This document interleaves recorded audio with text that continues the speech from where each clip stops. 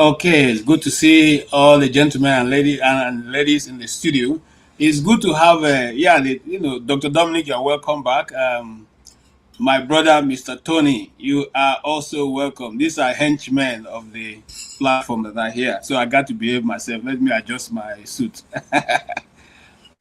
Great to be here. I know. Oh, Chris, and of course, Dr. Ngo. Dr. Ngo is also here. Wow.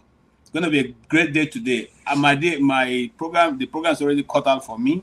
I'm only going to take feedbacks of what we have discussed earlier, which is we featured Evangelist Ezekiel, who is one of the leading voices. In fact, somebody describes him as the true man of God in Nigeria.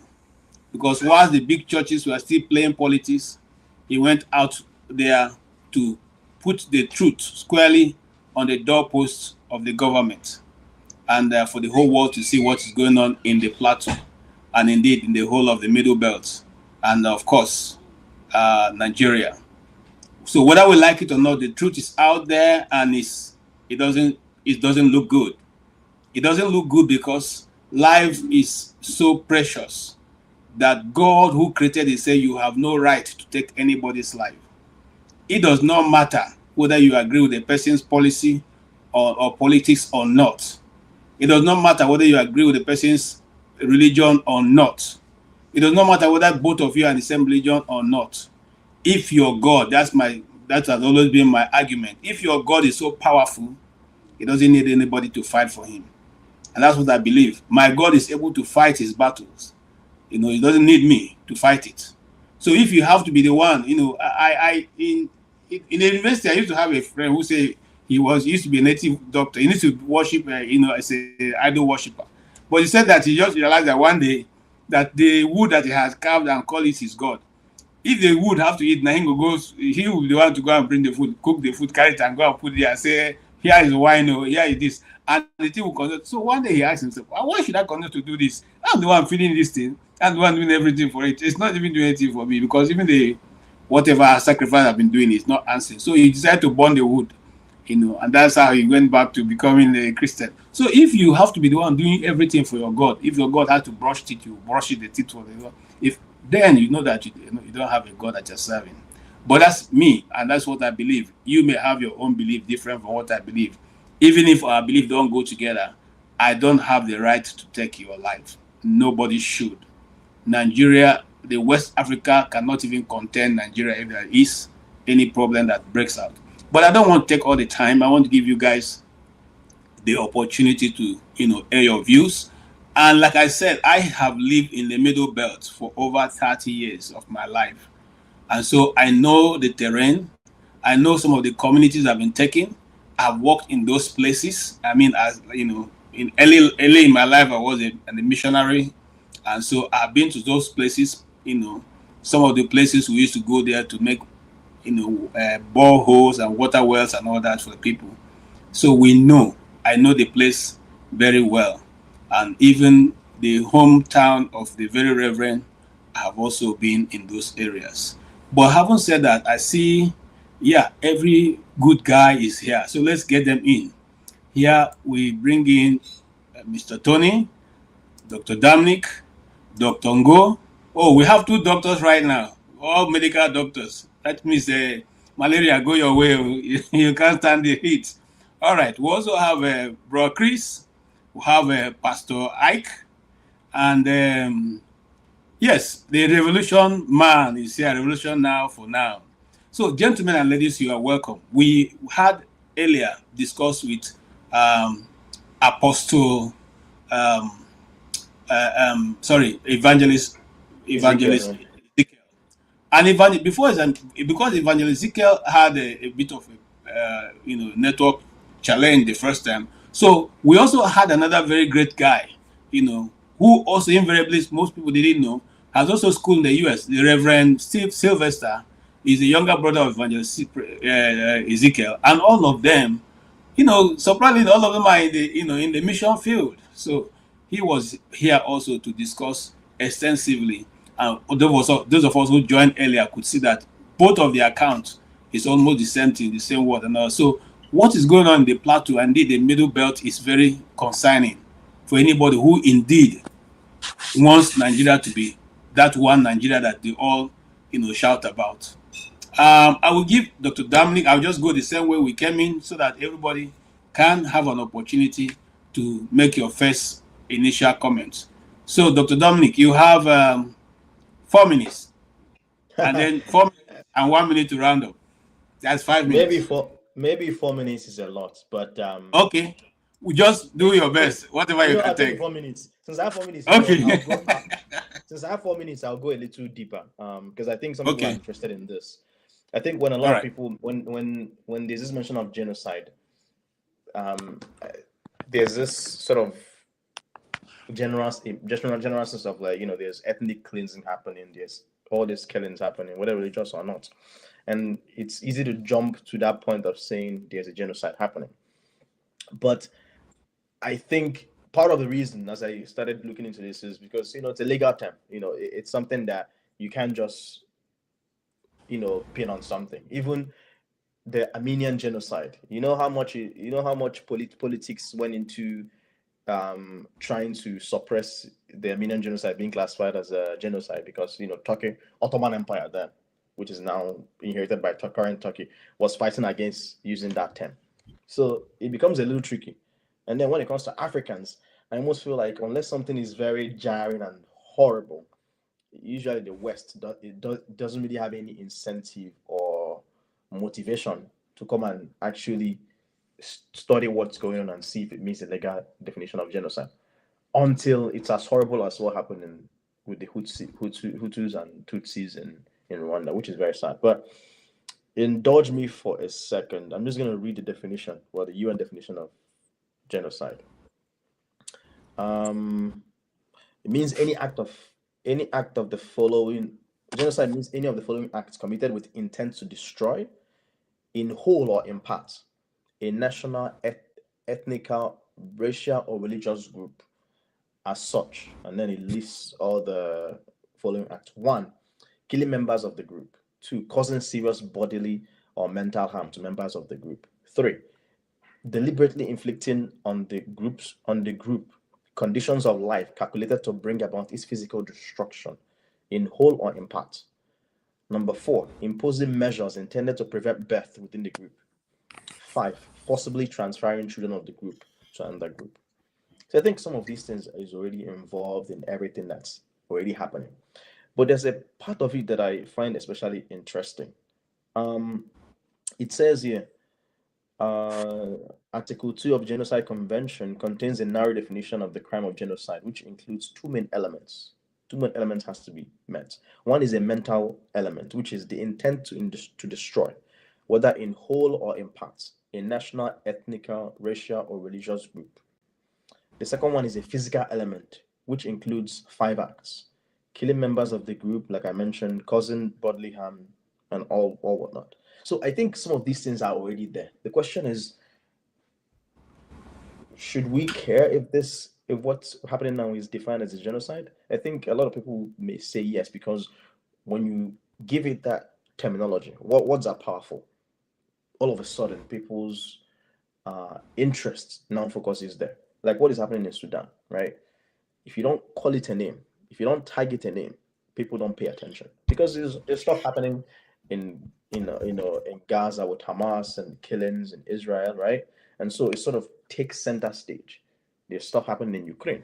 So what happens is all these things sort of take up the media space, and it doesn't allow other things that are happening in places like Africa to take center stage. But when you define what's happening as a genocide, or give it those jarring emotional terms, all of a sudden it comes to the forefront. So I just wanted just kind of dabble into that a little bit. So we kind of get a sense of why some people are wanting to tag this as genocide. Now, whether it would actually be tagged as genocide, I don't think it's going to happen. Just because it's a legal definition, someone needs to come and it needs to be really. They're very, very particular when they tag genocide because it has like very serious implications. So, I mean, I'm not saying this assertively, but I suspect that the Nigerian government doesn't want anyone to tag what is happening within their borders as a genocide because it reflects on their lack of capacity to be able to protect their sovereignty. I have a question for you, Go ahead. Dr. Dominic. So the killings going on in Nigeria right now, Yes. if the people that have been killed are over 50,000 people, just in the last less than 7 years ago, from Yes. Are you that doesn't qualify as genocide? This is So I'm talking about. Remember talking to Pastor Ezekiel today.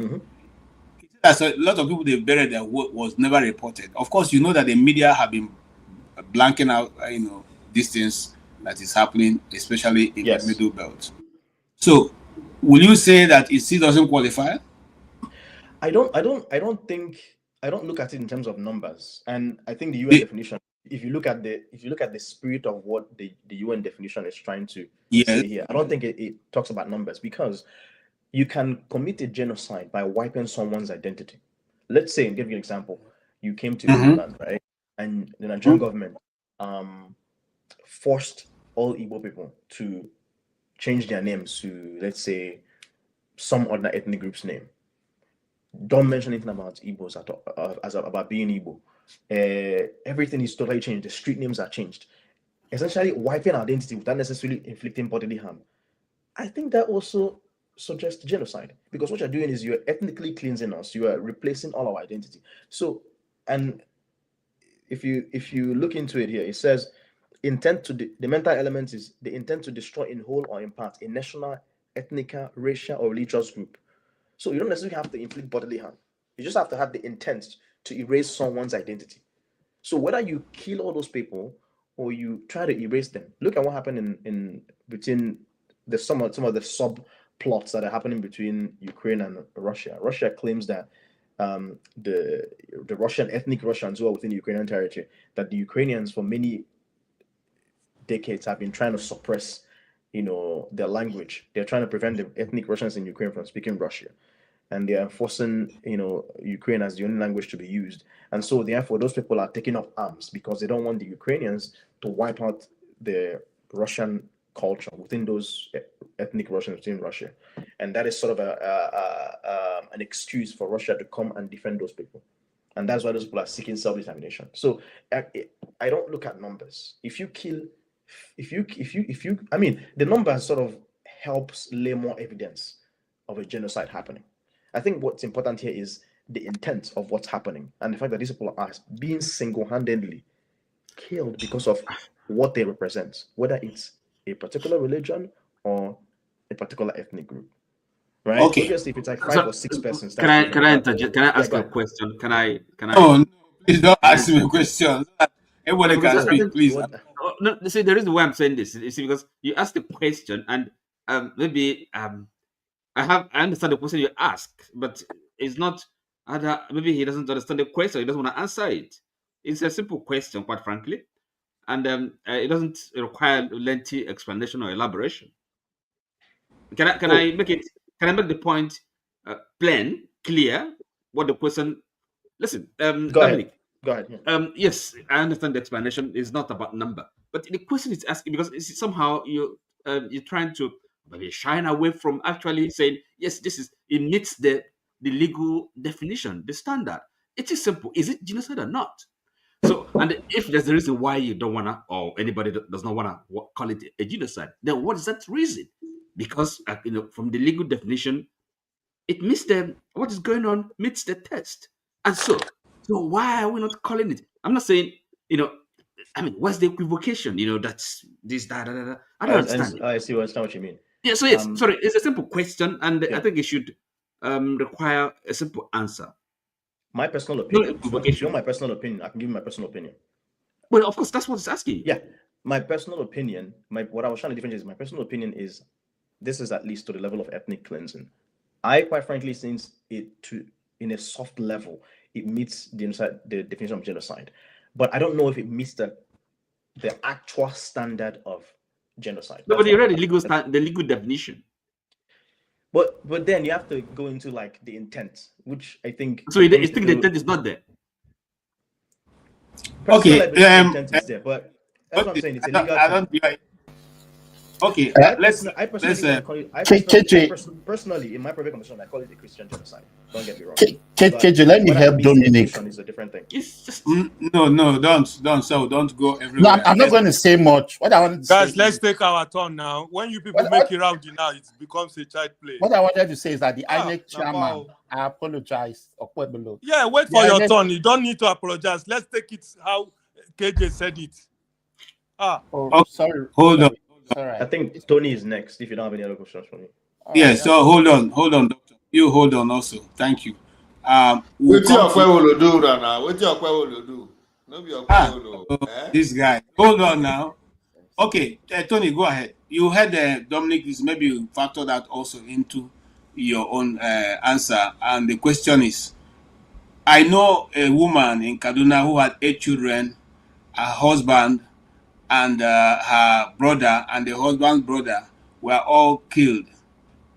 If that let's just even take this one single family alone, that everybody died and the woman is beyond the age of giving birth, can we call that an ethnic cleansing or genocide? Does that qualify for that? We're not even talking about the whole people now. We're talking about just a single family that we will never be able to recover their DNA again on Earth because they've been wiped off.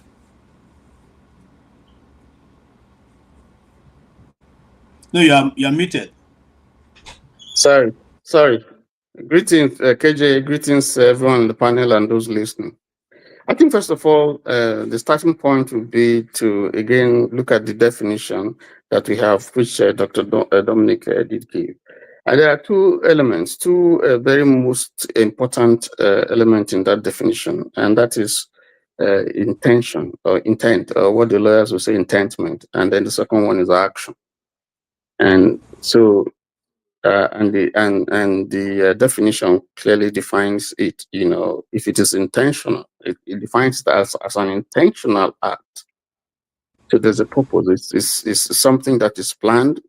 It's something that is orchestrated. So that's one, and we see it in that definition.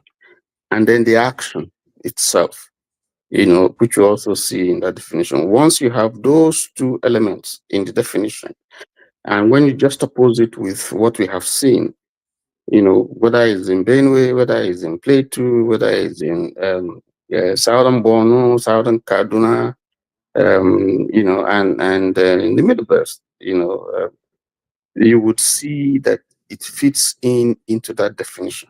And we have to be very careful to draw a line between the political aspect, because it has implication, and the reality that you see on the ground. So what people are trying to avoid is when you look at the political aspect, because there are implications, there will be sanctions. If you ask the people who are being killed, what their opinion is, they're very, very clear. For instance, like the Torchies, he told the president, it's genocide. When he had a meeting with Meti Allah, he said it. He said it was genocide. And it's clear. But let me, I think someone wanted to quote Professor Amupeton when he made a brief in 2020. He won. This is his legal brief. And I'm going to quote some aspects of what he said. And this is in quote. Crimes against humanity, war crimes and genocide are being perpetrated in Nigeria. This is quote and unquote. This is Amupeton, who is the son. So what other definitions are we looking for?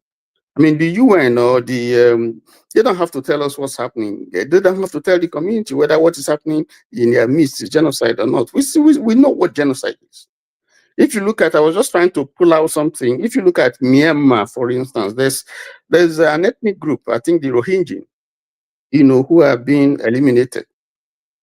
And because this is a poor community, they don't have anybody to speak for them.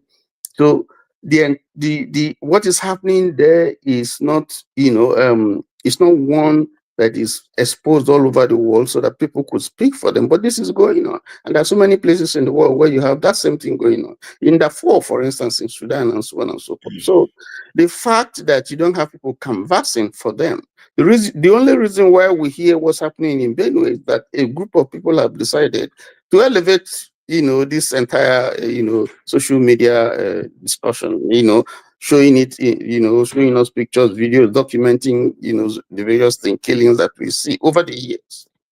And the Nigerian government is fighting because they know if this is internationally accepted by, the UN, the relevant organization in the UN, that what is happening meets that definition, they're going to be sanctioned. So that's what they're fighting. That's the political aspect. But it doesn't remove from the fact that what we see is genocide. I have seen genocide. I'm a victim of genocide, and I know it's genocide. Like, program is genocide. I don't have to wait for the United Nations to tell me that it's genocide before I know that it's genocide. Families were wiped out, towns destroyed, women taken away, people killed, Tony, massacred. are you a lawyer? I was going to ask you a question. Are you a lawyer? I'm not a lawyer. Okay. Is there any lawyer on the panel? Yes, I'm one. You're one, right? Yes. Okay. Guys, just give me like a minute. Just indulge me for a second, and I'll step down on the stage and allow everyone to talk. Personally, I think it's a genocide. But the reason why I was a little hesitant in terms of whether it meets the standard, because even the UN, there's a sentence here in that definition, which is a little confusing to me, right? It says here, there needs to be a special intent, and it defines special intent as dolus specialis. It is a special intent of dolus specialis that makes the crime of genocide so unique.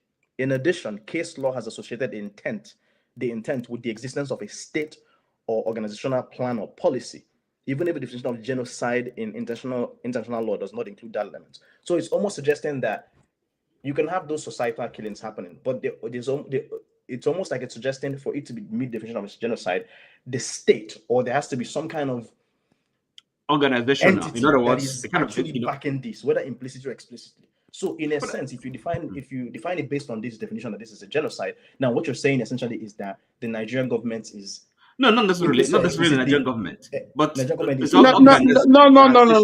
No. That's the definition. What you're doing is to extrapolate, what has been defined as genocide. So it doesn't. The existence of a state is what I'm trying to understand. No. It doesn't have to. The state doesn't have to be. But it's organized. That's it's such a word orchestrated. But even then, it's not something. It's not happening randomly. Without some kind of premeditation, without planning, without So all those elements are there.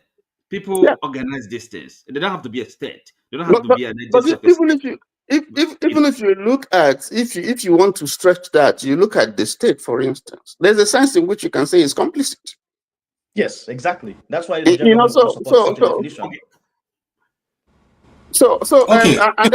I mean, this is another definition. This is from Senator Adamu Garba. This was in 2025, and he was speaking on Trust TV. That's an APC stalwart, and I'm going to just take part of what he said. So when you look at the number of people killed in villages, sleeping, defenseless, what can you call it? It's pure genocide. This is quote and unquote. This is an APC stalwart saying that. Now, you will see that in all the things they've said, they specifically use the word genocide. I don't want to quote what is associated with the president at the time he spoke. When he was in opposition, because he didn't use the word genocide, or what Lai Mohammed said when he was the Minister for Information and Culture. They didn't use the word genocide. But if you paraphrase what they said, I mean, it's very, very clear. So, but the point, and I agree with Dr. Dominic when he said, listen, it doesn't even matter whether you're using the term genocide or some have said pogrom. The fact is that when we look at what is happening, the optics is very bad. I mean, we shouldn't be debating whether it's genocide or no genocide. The Nigerian government doesn't want to come clean and say, even the president has not even addressed the nation concerning this whole thing, even to visit those areas.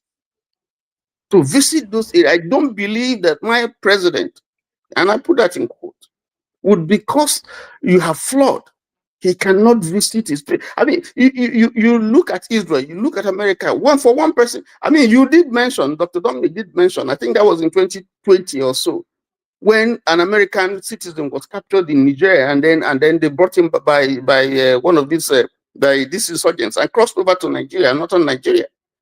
The SEALs had to come, and they conducted even a very smart, operation into Nigeria, and then rescued them and killed 6 or 7 of them.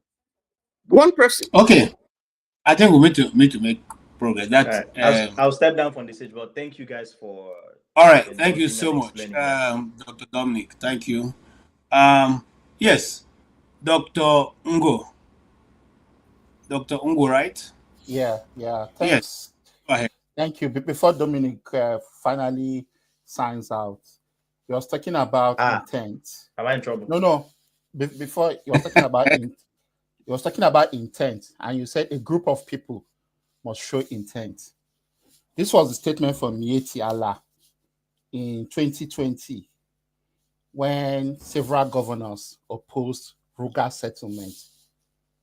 They said anybody opposing Ruga settlement wants the crisis to continue and is responsible for any further bloodshed. Does that qualify enough for an intent? No, it's a question. Yeah, I don't even think that Dominic. I don't disagree with you. The intent is there. It's just even the governor of Benue State had said that they met Allah called a conference and told the governor Otom that yes, as long as he doesn't repeal that law of Ruga in Benue will never know peace. And they carried that threat. They carried out that threat until Otom left office. So this is well known. It's not hidden. It's out there in the media. Anybody wants to. So I think we should move past the semantics of the definition and whether it meets it or not. I mean, more prominent legal scholars like Amopitan SAN has already made a clear statement that this is a genocide. And multiple people across political divides have also come out clearly and say it's a genocide. So I think we should just move past that. My general feeling about the whole thing and the way I see it is I think we've hit on this issue a lot. And of course, there are some things that cannot be said on social media or on YouTube in terms of what I think should happen. But I personally agree that people should fight back. If it's my community that has been sacked and I have youth that are ready to fight back to collect that community back, I will support them by any means possible. And I mean any means possible. So because that village where I come from, it's my identity. It's where my 10 forefathers is on the panel, died and were buried. We've got the graves of all my forefathers that have been buried. So I cannot leave that community. That's my village. If you take that village away from me, you've taken away my identity as a person. And I think that's genocide. Now, moving on from should America intervene or not, I also think it's another redundant issue here because we've provided clear evidence that the Nigerian government is either unwilling or complicit in the commitment of these crimes. We've made multiple statements from people that are very high-ranking in the society, from Theophilus Danjuma to Kawu Baraje, the former APC chieftain, and to other multiple people, including the former military intelligence officer, Kunle, was his name? And they've all come out to state clearly that our government is infiltrated with terrorists.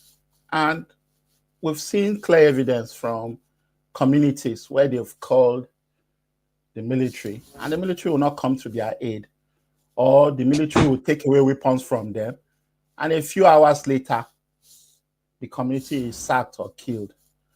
All this evidence shows clear complicity. So, in my opinion, I do not trust the government to be able to stop this. It's impossible. So, anybody that is hoping that the Nigerian government will be able to stop this, it's not going to happen. And if they try to even stem it, it's going to be brief. And after a few years, this will continue because this is an issue that will not end. The only way to end it is to have a foreign intervention that will ultimately lead to the negotiation of our union. Some people will not stop. I think that, for me, that's a permanent solution.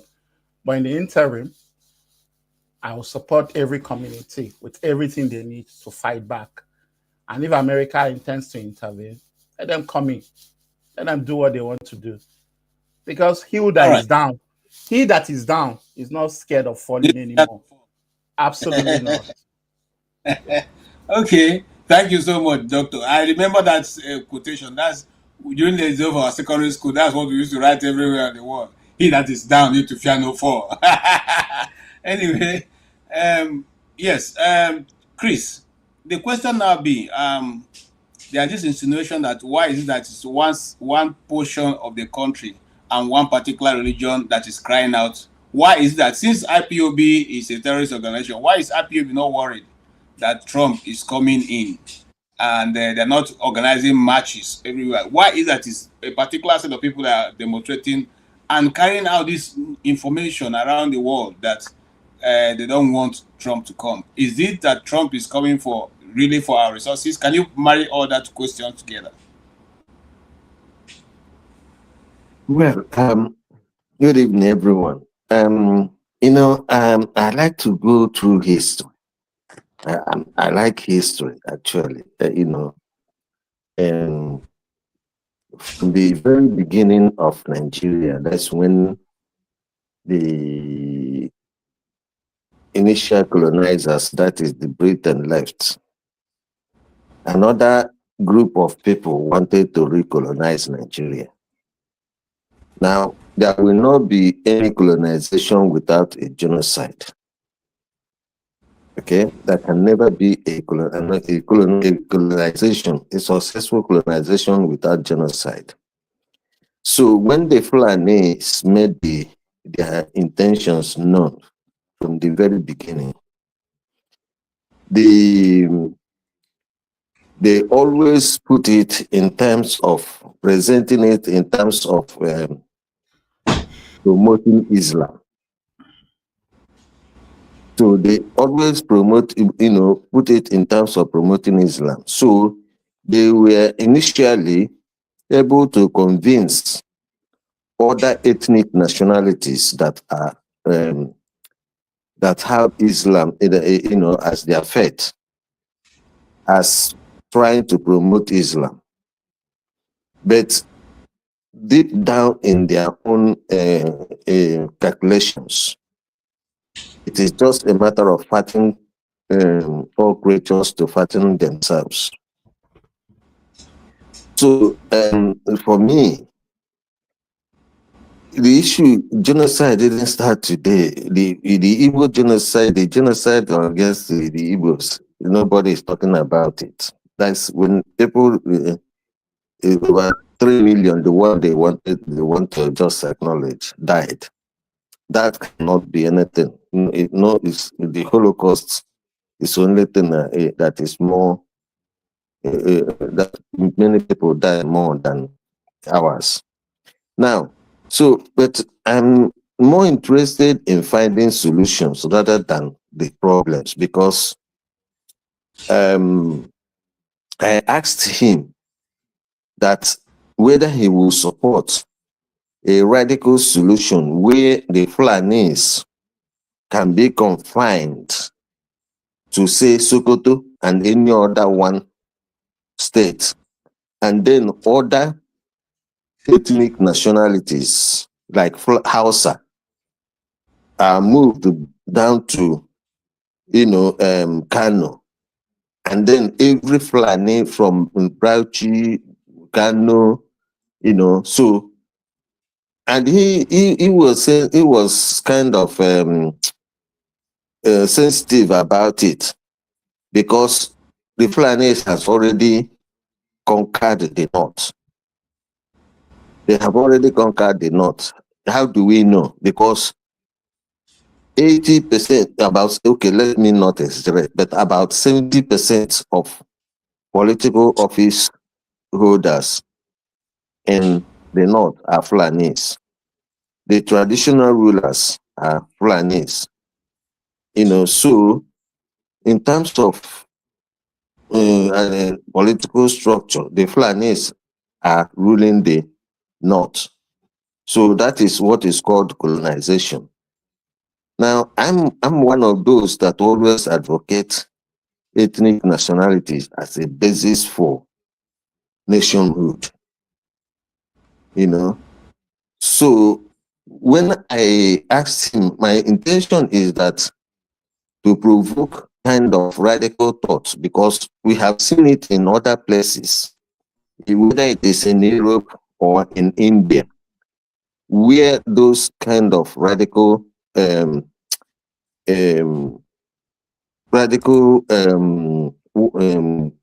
solutions have been applied. For instance, in India, when India got their independence, millions moved from India to Pakistan, and others moved from Pakistan to India. And when it wasn't enough, people from Bangladesh moved. And when it wasn't enough, those from Sri Lanka, all the rest of them want to be, to be on their own. And even in India itself, every nationality, big ones are made states, and the smaller ones are encouraged to come together to form one state. So in other words, the basis of union is always based on the nationality and not on artificial creation. So when somebody mentioned about giving people, mentally, or trying to remove people's identity, actually that has been occurring in Nigeria. First, the creation of states is a way of removing the identity of people. Second, local government is also a way of removing the identity of the people. Now, so most of the time, we have continued to this genocide issue. This genocide has always been good, but gradually. So, in my own opinion, I want to start the kind of reaction,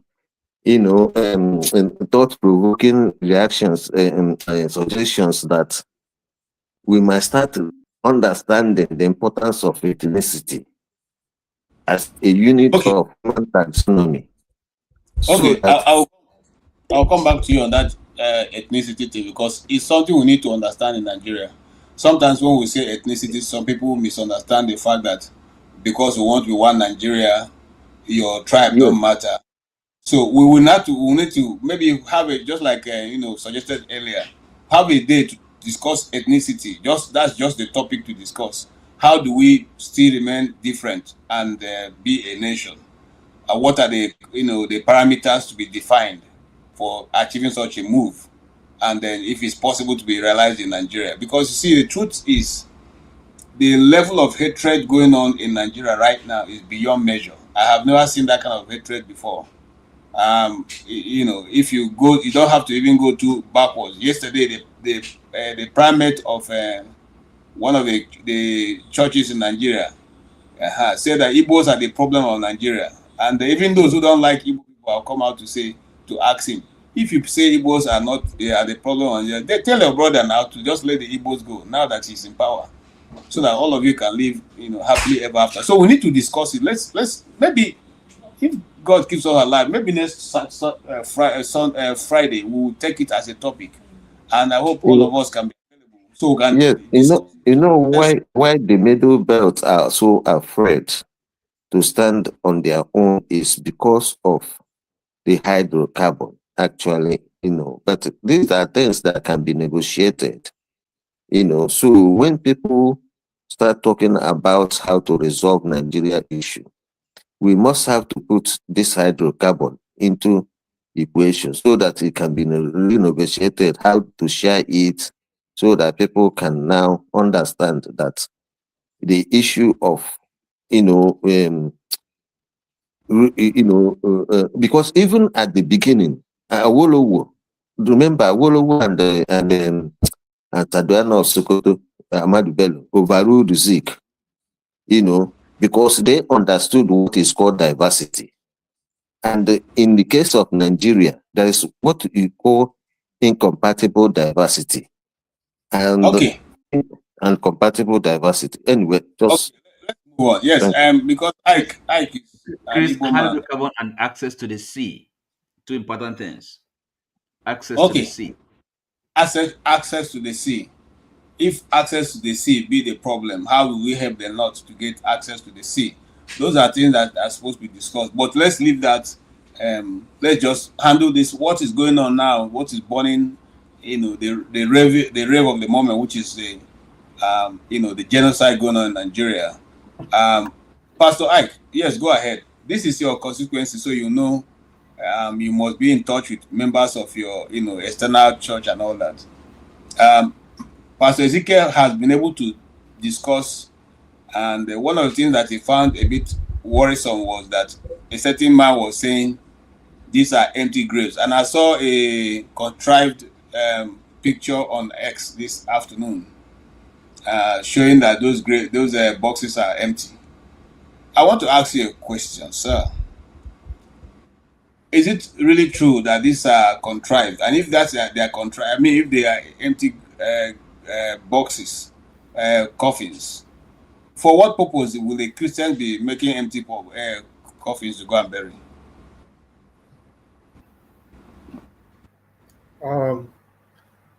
Thank you, Mr. KJ. First of all, and let me say first of all that we don't really have a government in Nigeria in the first place. If we have a government in Nigeria, as all of us are here by now, I don't think that Mr. Gumi is supposed to be walking free in Nigeria.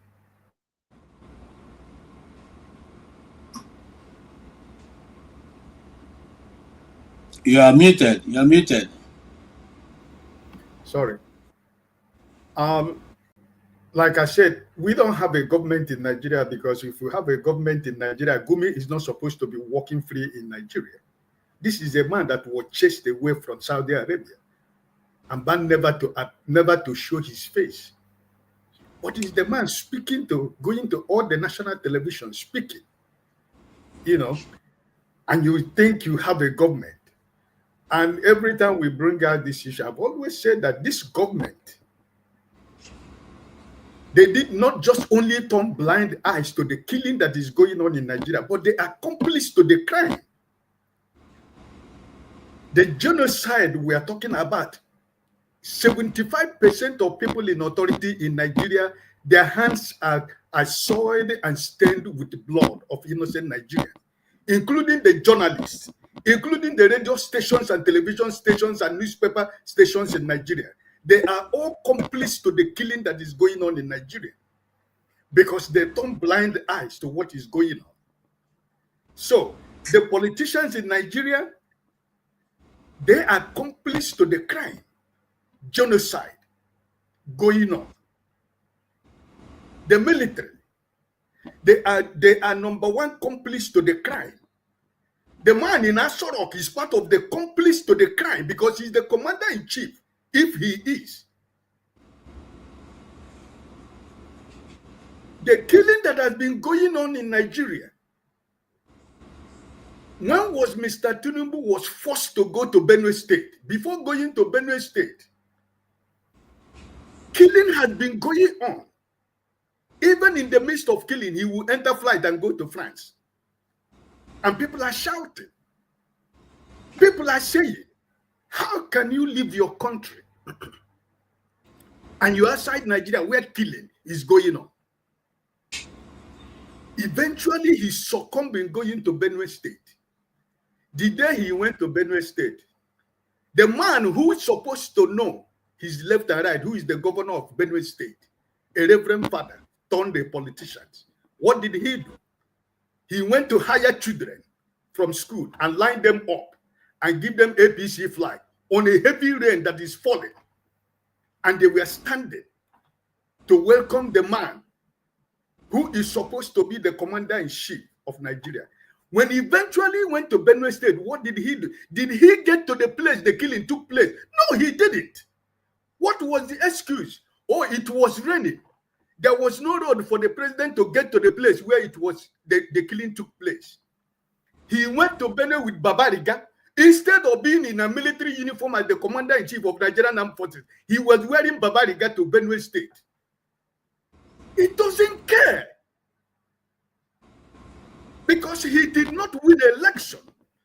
From the day he took office, that day that he stood in that podium and took office, that was the day the campaign of 2027 started. And that is where we are today. All the money this illegitimate government is spending, laundering their names all over the world, overseas, using people who are not supposed to be credible, speaking on behalf of Nigeria, Buwala and the Mokiri and the Ononog and the rest of them, that they are giving money to go to launder the name of image of Nigerian government outside. That money can be invested back into the security apparatus of Nigeria to secure the life and properties of Nigeria. No, but because they are after 2027. So, UN is not supposed to come and tell me that there is genocide in Nigeria. I don't need their document. I care less about what they wrote in that document because it doesn't serve the purpose. And let nobody tell me, oh, it is happening in Southern Sudan. It's happening in Syria. It's happening in Palestine. And so what? I'm talking about Nigeria. I don't care what happens over there. If the people in Southern Sudan and those countries, they don't want to call it genocide, this is what it is in Nigeria. It is genocide that is going on in Nigeria. And we should call it what it is. I don't care the language of UN. Somebody that is in New York is going to come and tell you what is happening in your village. Is it what they're trying to tell me? Somebody that is sitting in an air-conditioned room in United Nations office will come to tell me what is happening in my village in Umudike. That is an insult. He doesn't know what is going on in my village. I am supposed to be the UN. I am supposed to be the man who will speak to UN to tell them what is going on. Just like the evangelist is telling the world what is going on. Where are the men of God in Nigeria that are flying private jets all over the world? Where are they? Some of them are paying visit to the man in Asorok. They abandoned the people in Plateau State, in Benue State, in Nasarawa, in Gombe, in Adamawa, in Borno State. They abandoned their fellow Christians and they are flying private jet, going everywhere, organizing crusade where they gather money. What are they doing? Christian Association of Nigeria, what are they doing? What effort has they made to help the people that have been living in IDP camp for how many years? I don't know. I don't even know if Nigerians, if there is even a blood running in your vein for any Nigerian to come anywhere you go, they tell you there is no genocide going on in Nigeria. Do you really have a blood running in your vein? I lived in Kaduna for 5 years. From Zangon Kadav to Kwei to Kafanchan. I know what is happening in southern Kaduna. I know what the Igbos we suffer in Kaduna for 5 years that I lived in Kaduna. We don't sleep in the night. We are the security of the Igbo businesses and houses in Kaduna for 5 years. Because every Friday after the mosque, if they don't go and destroy businesses in the street, they come into the market and they kill people. And we decided for how long shall we continue to run? And we decided that enough is enough. So don't tell me what I know. Don't tell me what I have experienced. I am an Igbo man. We lost 3 million people. What is it? It was genocide. So you don't give me that shit of United Nations. What do I need United Nations for? You have an illegitimate government who is supposed to defend the life and properties of Nigerians that they are not doing. And you're saying unless We are trying to find a language that will make United Nations to define it as genocide. Who does that? Nigeria is a banana republic. It's a failed nation. If you don't want to believe it, I'm sorry for you. I saw somebody on the comment section. They call it eccentric or eccentric what? He said that if he said that you don't like Nigeria, why are you using Nigerian passport? To hell with your Nigerian. Who cares about your Nigerian passport? What has Nigerian passport given to anybody here?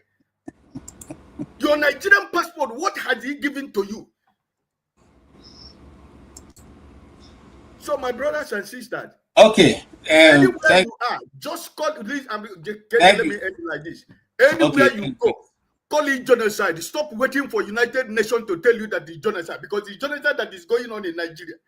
I've always said here, every time we come here, if you say Nigeria is working for you, may Nigeria happen to you and your generation. If you say Nigeria is working. Thank you so much. Thank you so much, Pastor Ike, Brother Ike. Now, listen, somebody's saying, what is the criteria? What is the data we're using to, to declare it a genocide? There are many data. That's the same thing that happened here. Before this pastor came, some people said that, the thing that happened in Dogona, how never happened. Until now, you start reading out the numbers, the names of people on the wall there. We have more than enough data. If you want us to show data, please come back next week, Friday. I will compile, I can assure you that in 1 hour, I will show you data until I will start showing you data from the year 2000 to the present date. So I think I have enough data to keep you busy for 1 hour, so let's not go there. Okpabolo, you have heard what, some panelists are asking, and now what, you listen also to the both reverends. What will be your own takeaway from it, and how do you think that this thing can be nipped into the bud before it gets out of hand? Because remember, he said up till now, government have done nothing, and they have intensified effort, because I know that one, I follow the news. They've intensified efforts to try and finish the job before Trump gets there. What will be your advice to those living in Nigeria right now? It's a nip in the butt. So you go ask, where is the butt? The butt in Nigeria now, bros. Where the butt start from? I don't know, you tell us. The butt represents the beginning now. For those educated people. That's what you mean. So that's why. Yeah, Before it gets out of hand. So my question, it's a rhetorical question. Where is the butt? Where is the beginning? Because if you want to nip it, but you gotta go nip it from the beginning. But I don't think we are far from the beginning. Because the question I asked him was very short. The people that they are killing, is it because of their faith or because of the land? And he said both, which fits into what I've been saying all along. Let's look at it from this angle. 50 years from now, right? Let's say 2075. Which kind of people going to live there? Thank you. Tell us. I'm not just from all the villages where they sack people, whether they kill. In fact, the whole of the village, including the southeast. Yeah. So 50 years from now, which people going to live there? I think people, they pay attention to the Nigerian conversation, will be very easy. Now, Muslim people go there largely by the Fulanis. Iloni is a very clear example, and the recent one with that. Now, because the Nigerian conversation, the Nigerian story, right, whether we like it or not, these two ideology is at the core of it. The Christian that is Muslim from the south, evolving to become a capitalist religion as it is, because it's all about money, and it's just to show it with huge cathedrals of 100,000 capacities, billionaires. So you can see how it's evolving. Why the Islamic State evolved by capturing power, their political structures, the military, and what have you. So, and that's what you are seeing. So everybody get ambition and mission, and it no start today. and it's not going to end today. So that's why I say, where be the beginning and look at the future, where we are going. Because it's obvious. The Muslim faith started from the north, from the beginning, while the Christian faith started from the south. All of them are the same way that they operate. You just have to understand their history. I think it's Tunaja that was asking yesterday why the Christian do their own with violence. It's because they have political power, they have economic power, they control the military, the overall scale of it now. So you don't need all that. So in Nigeria, the Muslim faith has the political power, control governance. The man self talk the Tinubu is tight. What does it mean? Because the institution that he can use are not under his control. That's pretty much what it means. So if it's not under his control, under his control. And I always ask, what is the Nigerian future? Is it going to be Islamic social states or Christian capitalists? That's what we are seeing, whether we like it or not. And they're talking from 2031 upward, they will be in power for almost 30 years. It will be ripe enough to declare Nigeria as an Islamic state. Not be saying about him, right? Because one has to lead, one ideology has to lead. We are not special. It's all over the world is like that.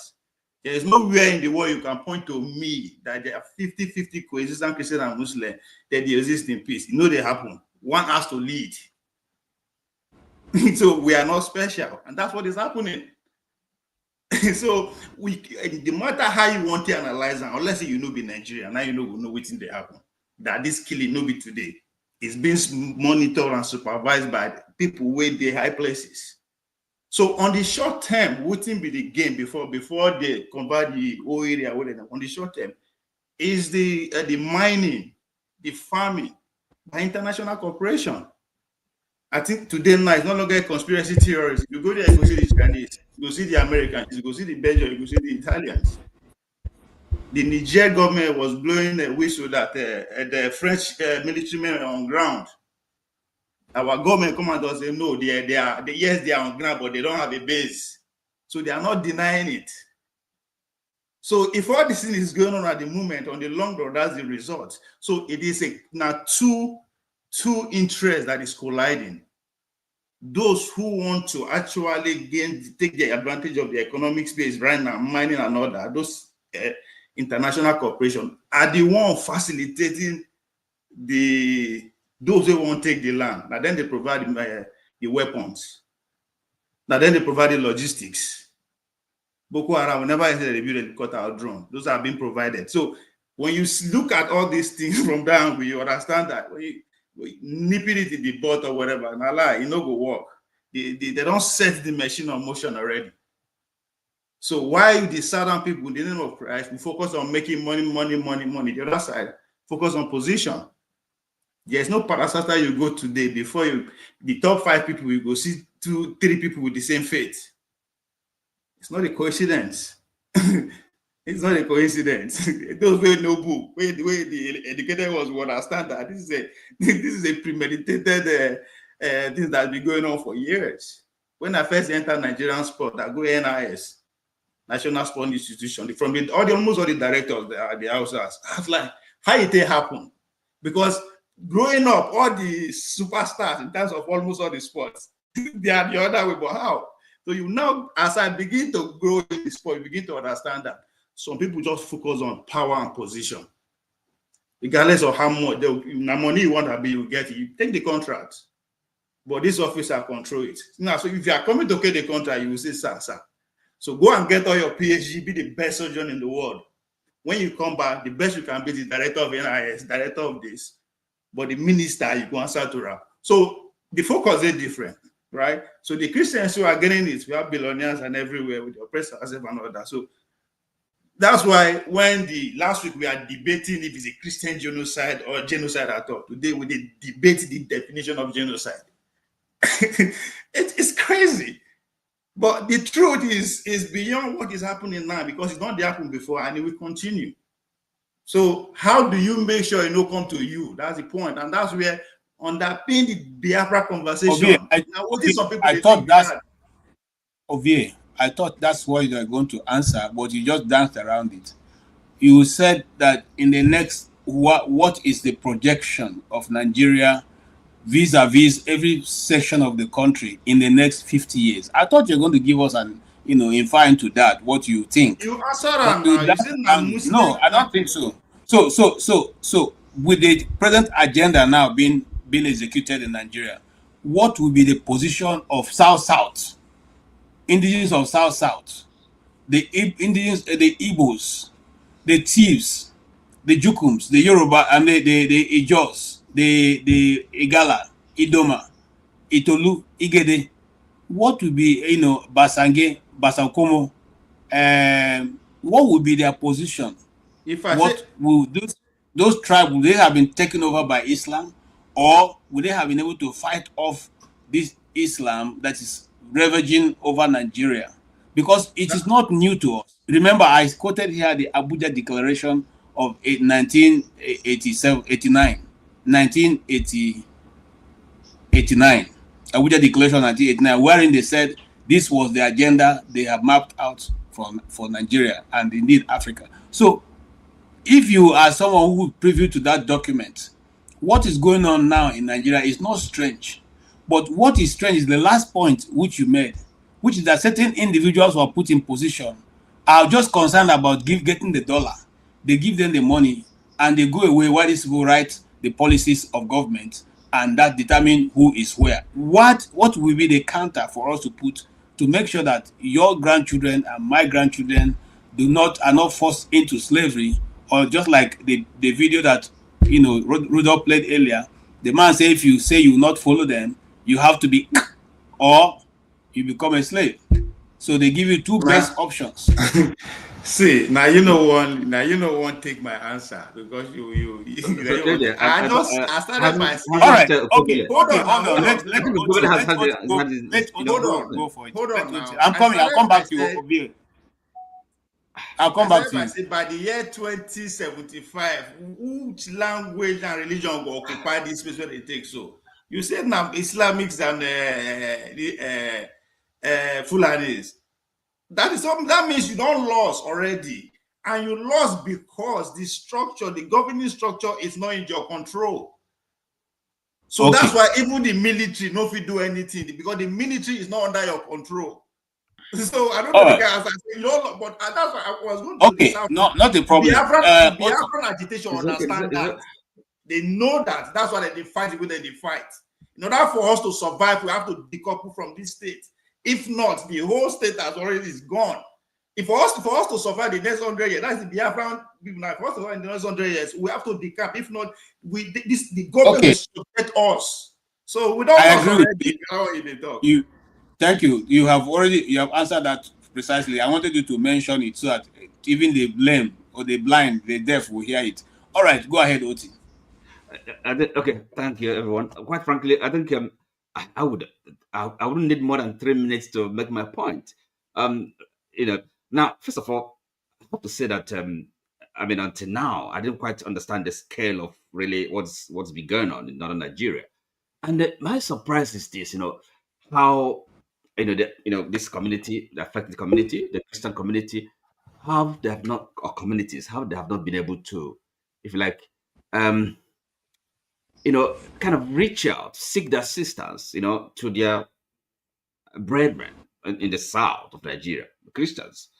So why that kind of like solidarity support is a bit, I don't know, if anybody can offer any explanation why that is, I can offer you an explanation, because like I said, it's a conspiracy I know very well. But you want to go ahead now, maybe I carry on. Yes, I'll finish and you go ahead. The southern Christians were rather not taking them serious. Okay, it was like it's, how can you say that? After all, we are Yorubas, and our kings, our brothers and sisters, we are Muslims. We are even going to sleep in each other's houses. So they couldn't imagine that this is going on. Mm-hmm. But those of us who lived in the Middle Belt have always seen these things go on. We know that it was going on. We know that much more was being done in the backyard. The villages and hinterland where you can't get information, easy access to information. We know it was going on.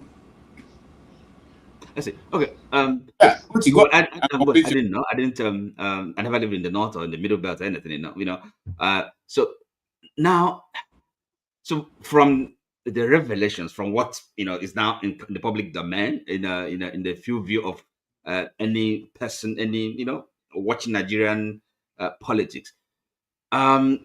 Well, Okpebelo, eventually got to the point, to the bottom of it, and really, putting it simply, I think those of us, the Christian South, or at least, Christian South, we have Muslims in the South, but the part of the South that is predominantly Christian, I think the options are quite clear, okay? Because this Nigeria is a kind of is a, shall I call it a game or something? So this is a kind of it's not a game that is being played on a level on a level ground. Okay, so what do we do? I think it will be quite suicidal for the South, the Christian South, our politicians, our leaders, not to at this point begin to seriously seek to have the only logical, only sensible, solution to this problem, which is a dissolution of Nigeria. Because if all this is everybody, if it's common knowledge, that we don't have equal citizenship. Some people seem to have more right, privileged, if like first class citizens. So what is all this thing about? We defending Nigeria, one country. It's why should we be lying to ourselves? So for how long will this go on? So really, time has come, and if any other peoples, be there in the middle belt, in the southern, what they call South, if they are not thinking seriously about their future, about their survival, well, I as an Igbo person from the southeast of Nigeria, I think we don't have a choice in the matter. We have to think about our survival. And first of all, the way we are kind of put together now, it's not a fact of nature. Okay, Okpebelo is talking about 50 years that having this. Well, must that be Nigeria? No. So it's what are we talking about? So we have come to that point. It's an example. I'm not saying it's a casting stone. It's an example. Well, yeah, yes, of course, but I mean, is not an option. Okay, so and okay, now that's brings me to the other thing. If, for example, now that at least what is really on the table is this thing that's going on, the killings, the genocide, and so what do you do? I mean, if you are the victim, what are you gonna do? So are you going to be kind of agonizing about, maybe the sovereignty of Nigeria, that somebody's going to come and take your resources or this or that? No, you have to survive first. And if it takes an external, actor to give you a chance, an opportunity to survive and to live, you're going to grasp it. You're not going to think about it twice. Okay? So, and this is not really kind of history, and then you trying to understand the how events historically pan out. You want to survive, okay? That's the first thing that comes to your mind, and then who is the if we are country, well, a place that calls okay, a country you belong to, a geographical entity you belong to, cannot protect you, cannot defend you. I mean, on what basis are you in allegiance to it? Okay, and then if an external power actor can come in, why should you be so worried about their intent, their motivation? You want to survive first, okay, and then think about the second order questions. So this is kind of I listened to Fofada's question to the evangelist, yes, I mean, no surprise there. It's all about okay, Nigeria and this that. No, come on. You see, what must we be pretending that we are one people, fighting each other? Who's the each other? No.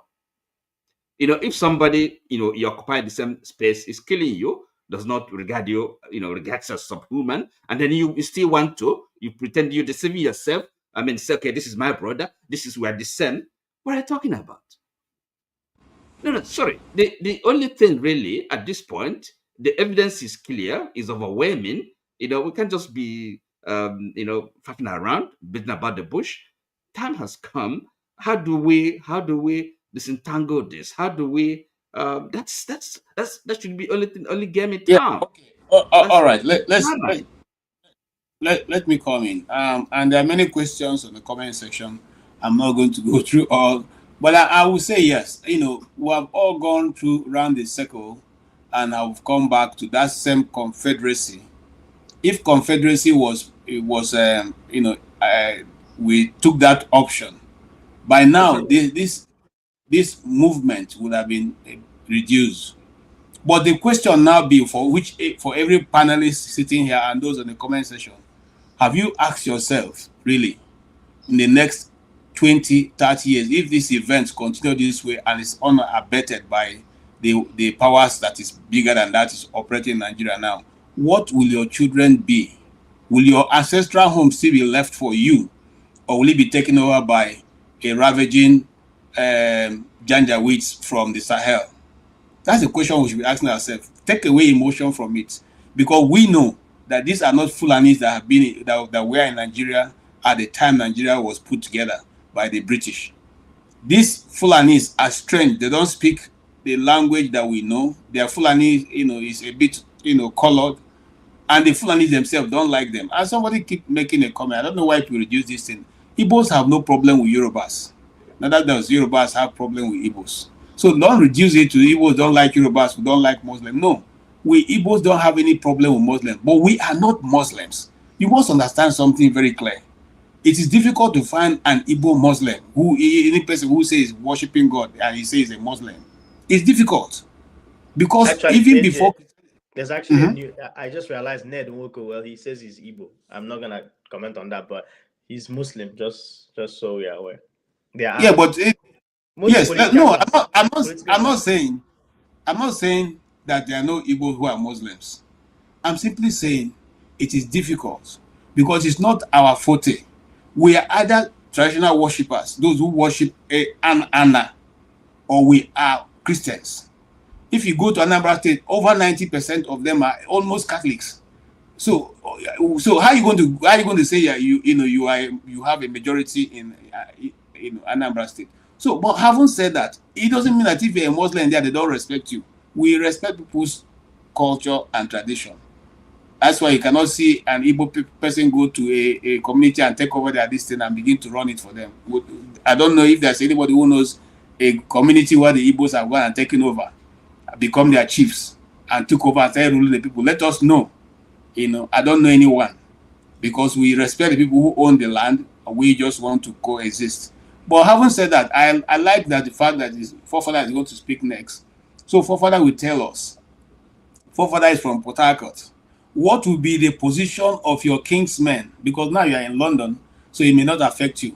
But your children in the next 10 years, 20 years, 30 years going down the sea, if this ravaging, this wildfire is catching now, continues to go on, do you see your grandchildren being affected by that Malam we saw today, who spoke in the first program saying, when they take over, if you refuse to join them, they will, or you continue to be a slave and pay them for it.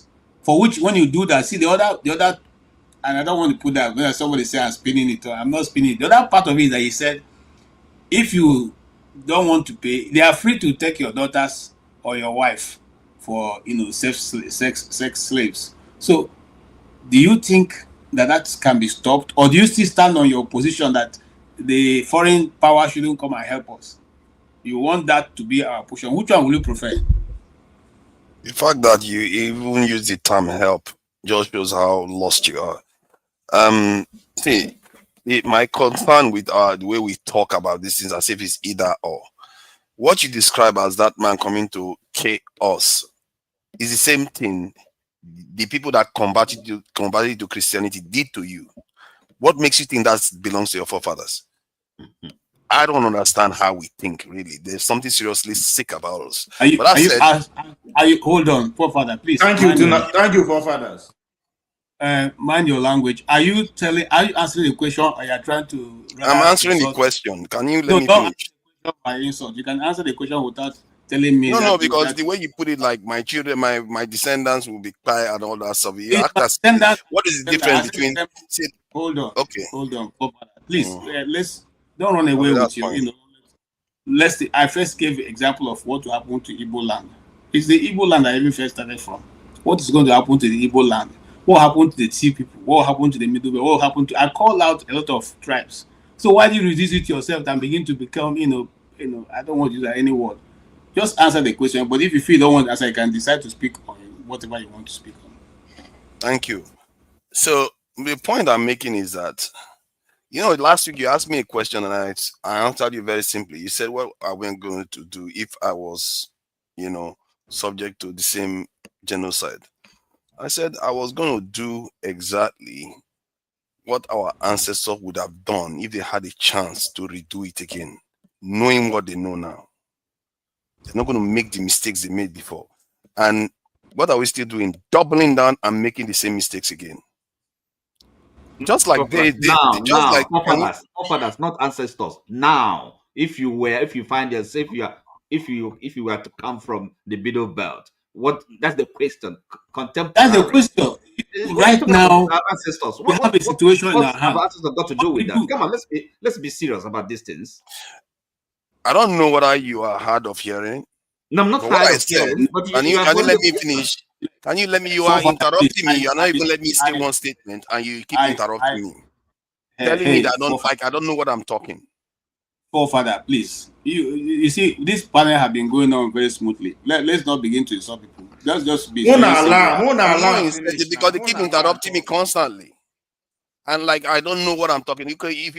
What I'm saying, how does that exempt the Middle Belt from what is happening in the Middle Belt now? Because in the end, what are they saying? The ultimate people that destroyed our kingdoms, destroyed our ancestors, buried them, are the ones we are asking to come and save us. The ones that are responsible for more than 2 million Christians that have already died in the Ukraine war in the last 2 to 3 years. The one that oversaw the genocide that just happened in Gaza.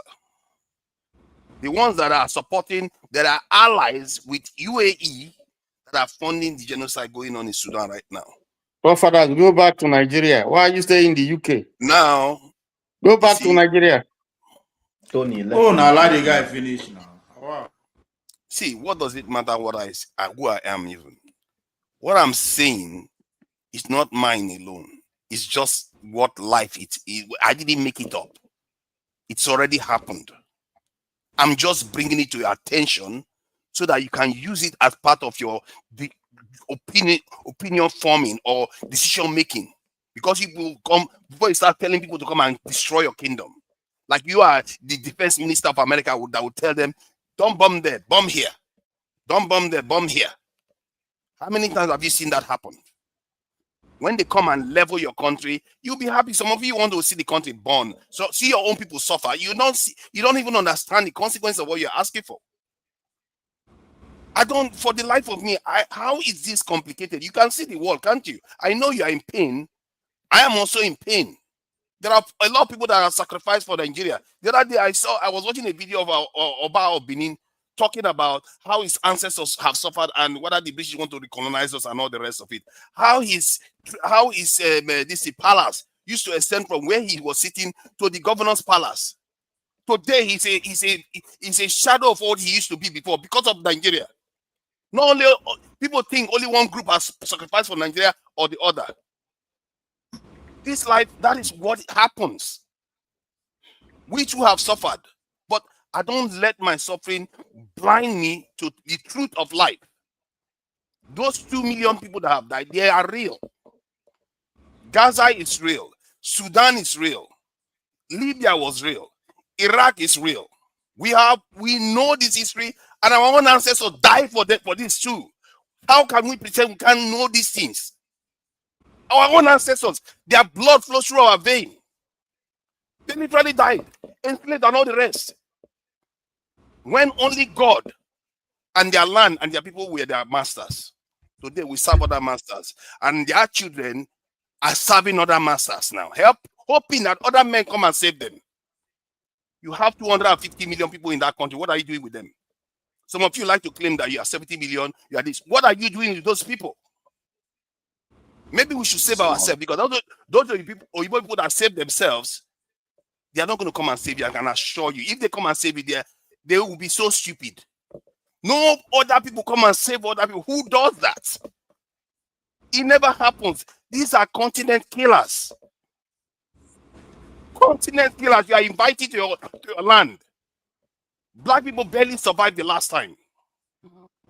But no, nobody wants to see it. We want to pretend as if it's not real. But let's pretend. Invite them. Then when it finishes, tomorrow you come and insult me again. Because I'm the one that sits here and says we should defend our people. We should recruit into our military. Many of you oppose me. Many of you pretend as if you care about those people dying now. You want to donate and all the rest. When I've been fighting for years that we should defend our people, how many people were siding with me here? How many? But like I said, all my strategies is not going to make any difference, because you are going to carry on and do the same thing and invite them to come and do the damage. Let's hope Trump is using it as a distraction because of some of the problems he's having at home. But if he decides to come and bomb, just watch how it's going to happen. Whether he's going to only bomb Sambisa Forest. Let's see whether that's only Sambisa Forest. That's what he wants to bomb. Let's hope that's the case. Something tells me that's not the case. Most of the nation America is attacking today, they are not Muslim. They are not Muslim. It is Christians that are dying. So he cares so much about you suddenly. The people that he called disgrace, and he sees us as like we are not even human beings. Shithole. He doesn't value us. And you somehow think because of you are Christian, he cares about you. To be fair to him, I like him. If I was his bloodline, I like him because he cares about his people more. But we don't care about our people. We really don't. He cares about his people. He takes care of his own people's interests. We don't care about our own interests. We want to fight each other just like we did before. We've done it before. All this game we are playing now, we've done it before. Many of us in the southeast, south, southwest, we joined the Igbo people to destroy our own kingdoms. We did. This is fact of history. We joined the Igbo people to destroy, even in the southeast, the same thing everywhere. Father, hold on. My question to you is simple. In the next 30 years, what is going on? This thing raving on. If it goes continue this way, what will be the position of our grandchildren and great-grandchildren? Will they still be Nigerian? Will they be Christians or will they be Islamists? That's what I'm asking you. Remember what I said a couple of years ago. I remember when I said, if the South doesn't take care of themselves, they don't plan for the future, they should better start practicing facing Mecca. When I said that, people thought it was a joke. That was years ago I said this. Because the demographics on the ground is changing. I did the prediction. I said in the next 50 years or so. How do we take care of ourselves? That's the question. How? Let me finish the point I'm making. In the next 50 years or so, you're going to have 60 to 65% Muslims in the country, based on the demographic shift that is going on, because they marry more wives, they have more children on average.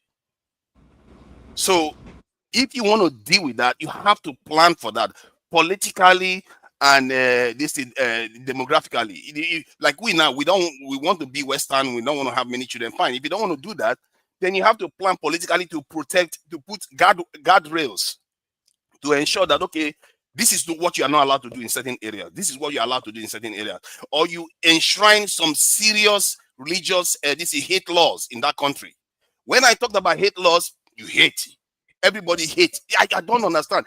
All this problem we are having is because of this you refuse to do. All these countries that you are begging to come and save it, they've done it. They put hate speech laws. They protect religious freedom very seriously. You have to do all these things if you want your nation to be stable. But All these things I've talked about it before already, but nobody pays attention, as if I don't know that, okay, there's a demographic shift going on, as if I don't know that there are people that have agenda to dominate the country with Islamization. Was that not the one that I said here that I've not seen any nation that converted to this in Christianity that were Muslims before, but I've seen almost all Christian nations often, when they convert to Islam, they don't revert back because it's strategically designed religion. You have to know what you are dealing with. And it's a problem for us as a nation. It's going to lead to instability. Now we are discussing something that I've been talking about for years. But nobody paid attention. If anything, they were telling, oh, you're telling not to have more children and all the rest of it. But it's okay. I've answered your question. Thank you. Thank you, Tunanja. I'm not sure. Maybe there's some network issue. I don't know where KJ went. Can you guys still see KJ? No. NEPA don't take light for any day. I guess I'll stick around till he shows up. Forefather sent him away. Forefather, can I ask you a question? Forefathers, is there any statistics to show that? If we don't go by turn, then it becomes chaotic. I think Femi is. Can I ask Forefather a question, please? Are you about to leave, Chris? Huh? Are you about to leave? No. Well, yes, I'm about to leave, but I also asked him just one simple question. You know, he anchors this thing as well. So I just want to ask him a question. All right, Femi, give him a second. Go ahead, Chris. Okay. Forefather, you know, is there any statistics that shows that Muslims are more in Nigeria today than than Christians? Okay, that's your question. Thanks. Yes, the last census indicates that they are generally growing faster in population and they have more numbers, not significantly more numbers. And just use anecdotal examples. If you ask, okay, how many Christians you know, ask how many children they have in Nigeria, and go to the north and ask any Muslims how many children they have. Just use your own, check it yourself. No, you see the answers yourself. No, because the reason why I'm asking is simple. The census in Nigeria are always doctored. That's one. Two, if you look at the places where they're killing Christians in Borno, in Kaduna, in Jos, in all those places, even in Adamawa, there are more Christians there than there are Muslims.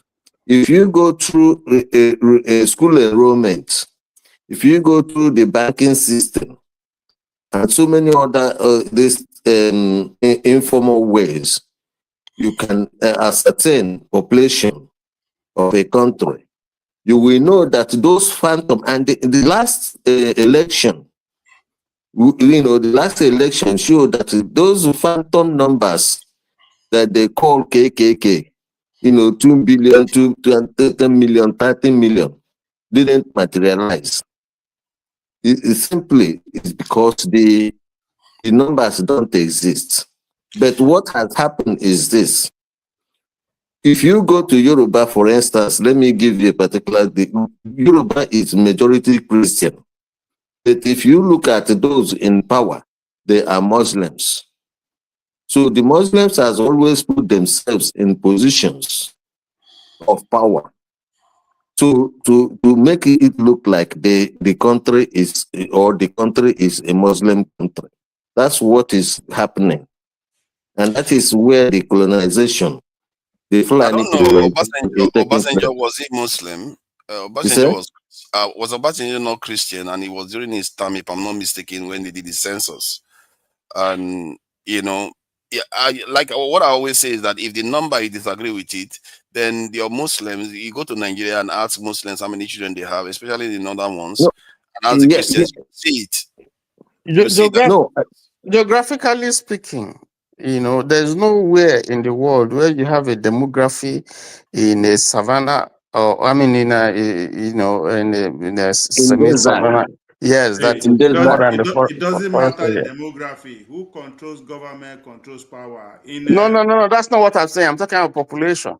You never find where the forest area Rwanda, who una is dey less praise, populated. na minority they run Mile for Rwanda. mile, you are correct, but remember they have more land mass. Okay. So mile for mile, you might be minority, correct, but our Exactly, land they mass, have land mass. our land mass Guys, is 1/3 let of Fafadas what finish. theirs is. So you can't. Okay. They have the go for numbers, the power, land. Sorry. go for They power have the and land. take So control of they are what you almost want. 50-50 population. Even if Okay. they have almost 2/3 of the land, they have 50-50 population. It means their land is less densely populated.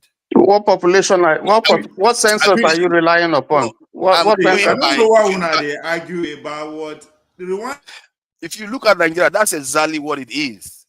What you are saying, it doesn't contradict it. It's showing that they have a less dense population, but they still are 50. They have more land mass. It should be if the population density was the same, they will have 50% land mass. But they have 2/3 of the land mass, All but right. half of the population. Fafadas, I'll step in now.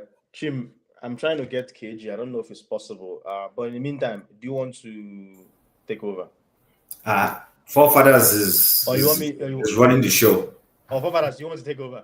No, but forefathers This is appear not to be my running the topic, show. not my Okay. topic. No, I'm answering questions. So No, I can run the show, not the problem. But it used to be like forefathers is in control. So no, go ahead, but Jim. I'm offering Fafadas as an option. Do you want to anchor the show while I'm trying to get KJ back? Okay, No I one is can hold. forcing I you. can hold the fort if as a moderator. So I'll But you just can't hold the cause fort. Let him wahala. get back. You know me now, eh? You know I will try to be KG. People are You know protesting already. I'm all for breaking up Nigeria. All No, right. KJ is back anyway. He's Dr. back. Okay, Dominic, I am think going it to is Femi- step I out think so it's somebody else Femi can turn. come in. And Femi, I apologize. I didn't mean for Chris's question to end up taking up the whole thing. But You have betrayed my trust in you, but it's okay. I am sorry about that. But I do want to say one thing before I head out. Let me put KJ here and then put Chim to replace me. One thing I want to say is I just want to make this very clear because I see a lot of people making comments. Personally, I think what's happening is a Christian genocide. But all I'm saying is whether it's going to make the definition of the West so that they can intervene, because when the West says certain things and makes certain terms, it has far-reaching implications. That's what I was referring to. It's not me being a coward. The second thing I want to mention, which my forefathers alluded to it, is I think there's a subset of us that are fine with outside influence pressuring the Nigerian government because that's the only language I understand. But I wouldn't go as far as saying that I want them to come and intervene. But there are also some who actually want intervention, which I disagree with because we all know what happened to Libya and a bunch of other places. KJ, Femi is next. All right. Unmute yourself. Thank you so much. I don't know what happened to my network. It just shut off. I refused to come. All right. Guys, thank you very much for the conversation. Thank you so much, and everybody else. And OT is still here. Thank you. Thank you for stepping in, and thank you in all the guys who stepped in. Yes. Yeah. So the question be that I will let Femi. Sorry, it's Femi's turn, please. I know. I'm moderating, sir. Okay. All right. Thank you. Well, so what I wanted to say is this: it's simple. It's very simple. We all need to think about what is going to happen. We are now in the mix. What are we going to do? And what is because the truth is, just like I said this afternoon, all of us go chop breakfast. Whether if you like defend it, don't accept the truth. The truth is that it's coming, and it's coming to everybody's table. Femi, go ahead. So and to the extent that you said what you said just now, I do agree. Because even when you take it from the angle of the political angle, in the prelude to the elections and even in the aftermath of it, I warned as many, because we can't disabuse the fact that with as many ethnicities and the major religions, that there's bound to be as much fragmentation. I warned a lot of people that were from my Yoruba ethnic group that the decisions we make when the consequences come, it's not going to matter whether you're Yoruba, Igbo, Fulani, Hausa, whatever. And that's not to say that if some other person was at the helm of Nigeria, it doesn't matter whether it's Peter Obi or it's always been my stance. Although I believe in fairness as things stand, you know. However, because of the various fragmentations or fractures that have been in existence since the famous plea by and again by Azikiwe, and he did it in good faith. That's a fact, you know. But little did they realize that we're going to come around back to discussing the same thing that we should have settled in the beginning, you know. And now I made allusions to a lot of what what's his name, Dr. Dominic has mentioned previously. I know in sometimes people like to pick and choose based on sentiments. I'm not oblivious of the fact that, in fact, I'll be stupid to act as if I do not see certain trends. Having grown up like quite a number of us in the north, I grew up at the time in born and bred in Southern Canada at the time when it was still part of Katsina was still part of it, the likes of Bakuri and what have you. So there were things we saw, and it's not like it's same things are necessarily limited to the north. The same things we complain about, and Yorubas in Lagos doing some things to Igbos. The same thing happens all over Nigeria in different forms and shapes. So we can't pretend like these things don't happen. Whether it happens to a certain degree or not is debatable, you know, because I'll be a hypocrite to act as if I do not know that same things happen from the point of view of my own ethnic. Quick information to everybody. I don't know if anybody has seen it, but there's a breaking news that Lieutenant Yorima has just escaped an assassination attempt. Assassination, yeah, I saw it. Yeah, it was bound to happen. Really? It was bound to happen.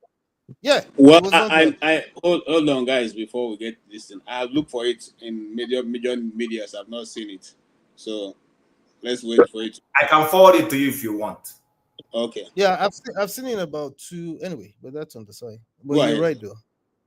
So something because I was being stopped when I asked the pastor earlier, because when one would be inhuman when you listen to certain things, especially first-hand accounts, and having experienced something similar living in Kaduna, because at the time we were just lucky that we're quite close to the Air Force base, which was not too far from the current location of Nigerian Defense Academy in Mando, Afaka village, on the way out of Kaduna going towards what's it called, Abuja. So we experienced it to the point that there were times when my uncle was an senior Air Force officer at the time, and some of my other uncles, they would have to send a battalion of soldiers and Air Force officers around that area, because Southern Kaduna, just as you have in Plateau, is dominated by Christians. You know, the likes of the Guam people. There's this local government, Jama, where 78% of them are Christians.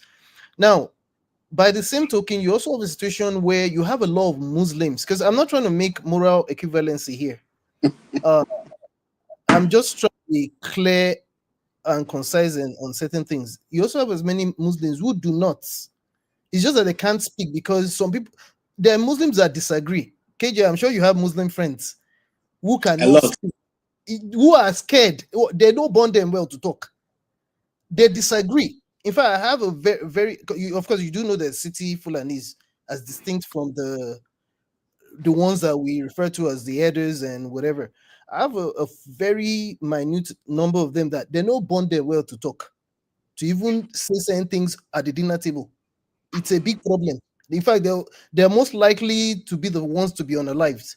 And that's why when I couched my question to the pastor, I wasn't aware of the fact that yes, there's Christian killings that's masked as some other things. Likewise, I pose the scenario of when you look at the picture of Al Jelani, visiting Donald Trump the other time. Keep in mind, because me, I look at things from global to local. We're not isolated, I insist.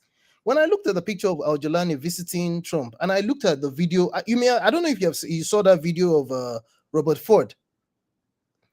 I don't know what came to your mind when you saw it, but I suspect that as much as we're discussing Nigeria, the first thing I thought of was, look, they're not even hiding it. This thing was determined a long time ago in terms of some of the things that caused destabilization, especially when you realize that even in Syria, the same Syria that this guy has now been dressed up to be one kind of suited guy, the same Syria has a lot of Christian genocides. Even Muslims that don't agree with this guy's Salafism ongoing. But the same West are the ones that are now trying to rearrange him. It must be clear to you. Sorry, America has more no, please don't interrupt interest me. with Don't interrupt. geopolitical. So, But don't interrupt me. Let me finish. there's nothing surprising there, really, quite frankly. Okay. Hold on. Femi, hold on. What's the big surprise?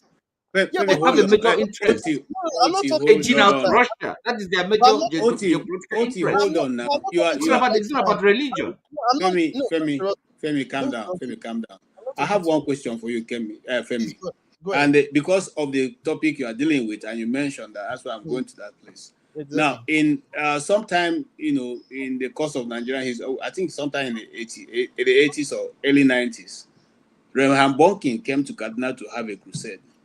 Right. And that led to a mass, of people.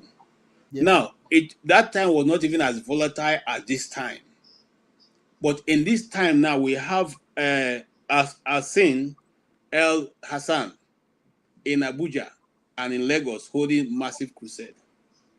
Do you think if it was a preacher of repute that came to the city now, in these major cities now to preach, that you'll be allowed to do that? So what I'm saying that let us weigh what we are doing as a people, because I was coming towards there. I was getting there. Go ahead. I want to hear you. Trust me, I was getting there. I had things written down. Because why I'm picking all of these things is that again, like I said, I'm not looking for moral equivalency. In fact, when I saw that news, I was like, why is it that we keep doing, or maybe our leaders or certain people in Nigeria keep doing, shooting themselves in the foot, getting into offside? It's almost like we don't realize that not only is it that we're adding to the problems that we already have, it's almost like the leaders and again certain other influential people, in some cases even our pastors too, because KJ, look at it now. Pastor Adeboye, I'm sorry, I'm going to mention names, whether anybody likes it or not. Because me, I don't, after all, it's Yoruba, so even if he's a Christian, at least nobody can tell me I'm anti. Don't touch the anointed, though. Don't touch the anointed. Me too, I'm anointed. Because as much as this thing can be painful to all of us, I know where I'm coming at this now. Pastor Adeboye, that other, what's the other one that has a private jet? All these are private jet pastors. That is very close friend. Now, as many of them are after are Yoruba pastors, so it's not like I've mentioned anybody that's not Yoruba, because me, I like to be ethnic too, in my own way, right? Now, when was the last time you saw some of these people talk? Is it because Tinubu is there? Now, coming to the case of this pastor that you mentioned, this sheikh or whatever he calls himself that you mentioned, it's obvious that I don't have a problem with if it was a case that I don't have my suspicions about the way. Again, don't get me wrong. I like the fact, on one hand, I like the fact that it's taking the US, whether Trump or no Trump, it's taking us to get to the point where the US has asked to threaten Nigeria, in quotes, for us to now discuss it. And even at that, you can still see, just like you mentioned now, that as if it's not bad enough already, we are still allowing someone as fairy as this guy to come into Nigeria. But that said, there are people in the north. Again, I just want to make sure that we understand, for those of us that live in at least, we should be able to propagate the fact that there are people in the north, there are Muslims that have this same sentiment of, look, you cannot force us to practice your kind of extreme Islam. After all, I have Muslim, you can say Yorubas Muslims are a bit this or that, but I also grew up with people that were Muslims, that were Northerners, that are nowhere like this, and we're also threatened. Again, that doesn't take away the fact that there's Christian genocide, if you will, but it also behoves us to accept because you can, two things can be right at the same time. It also behoves us the fact to understand that there are also people that are Muslims that are going through the same thing. I understand the sentiments. I understand, because again, I'm telling you, I saw things happening in Kaduna now. So it's not like I'm naive to these things. Ultimately, when it now comes to international politics, geopolitics, and America in this case, I align with what Dr. said, and I've said it before, that okay. Let me just round up. Okay, let me just round up. As much as you can condemn the Chinese, for example, and their dealings when it comes to the mineral resources and all that. The West is not any better, especially when you now look at what's even going on in with the killings in Venezuela. What's the justification for that? What makes you think that they actually love us like we love ourselves? Again, that's not to say that I do not align with what a lot of us are saying. I just don't want anybody to misquote me. I like how you took it. And Forefather, who is speaking now? Is it Chim, or is it who is speaking? The next person speaking. Chim, are you the one? Okay, Tony. All right. Now, Tony, it's supposed to be Chim. I think we have all gone the first round. If you want to, Chim hasn't spoken. Tony. Now, oh God, I've forgotten. I lost my train of. Okay, Tony, go ahead. When I remember the question I want to ask you, I will ask. Go ahead, sir. What do you want me to speak on? The same issue as, okay, when it comes to geopolitics, which we just remembered now, we like geopolitics, and I like geopolitics. So should we now, because of the fear of geopolitics and the presumed America coming over to take our land, should we allow this what is going on now to keep on going on, so that we don't lose our sovereignty?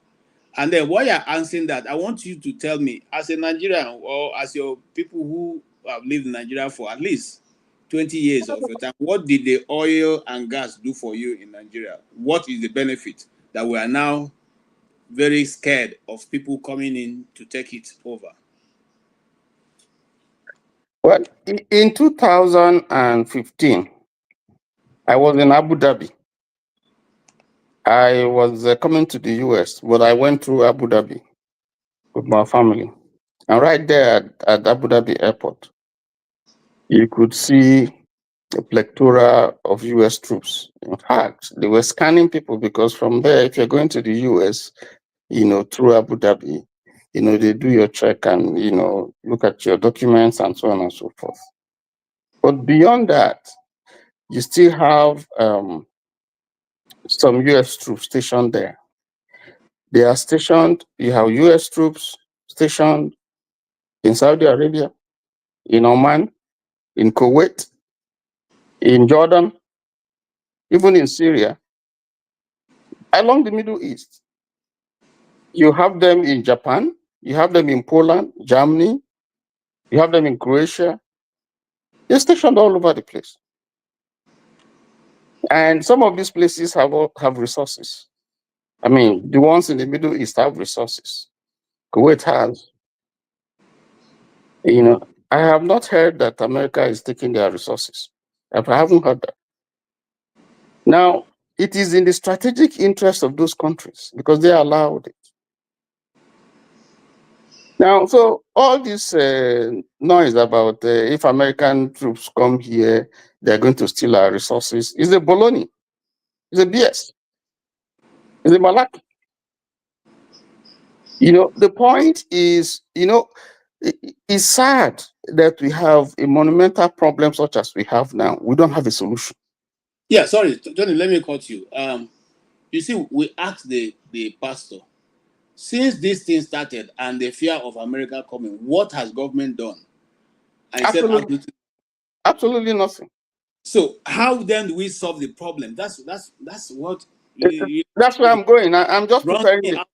I'm just preparing the ground. I saw a video somewhere in the north where a community was addressing an army commander to say, "Your people are here. They're colluding. We send them. We told them. We gave them intel that these people are coming. They didn't come. They told him to his face. Your people are colluding. If you don't, I think may God not let some of us go through the kind of experience that these people are going through. May God not let us go through it.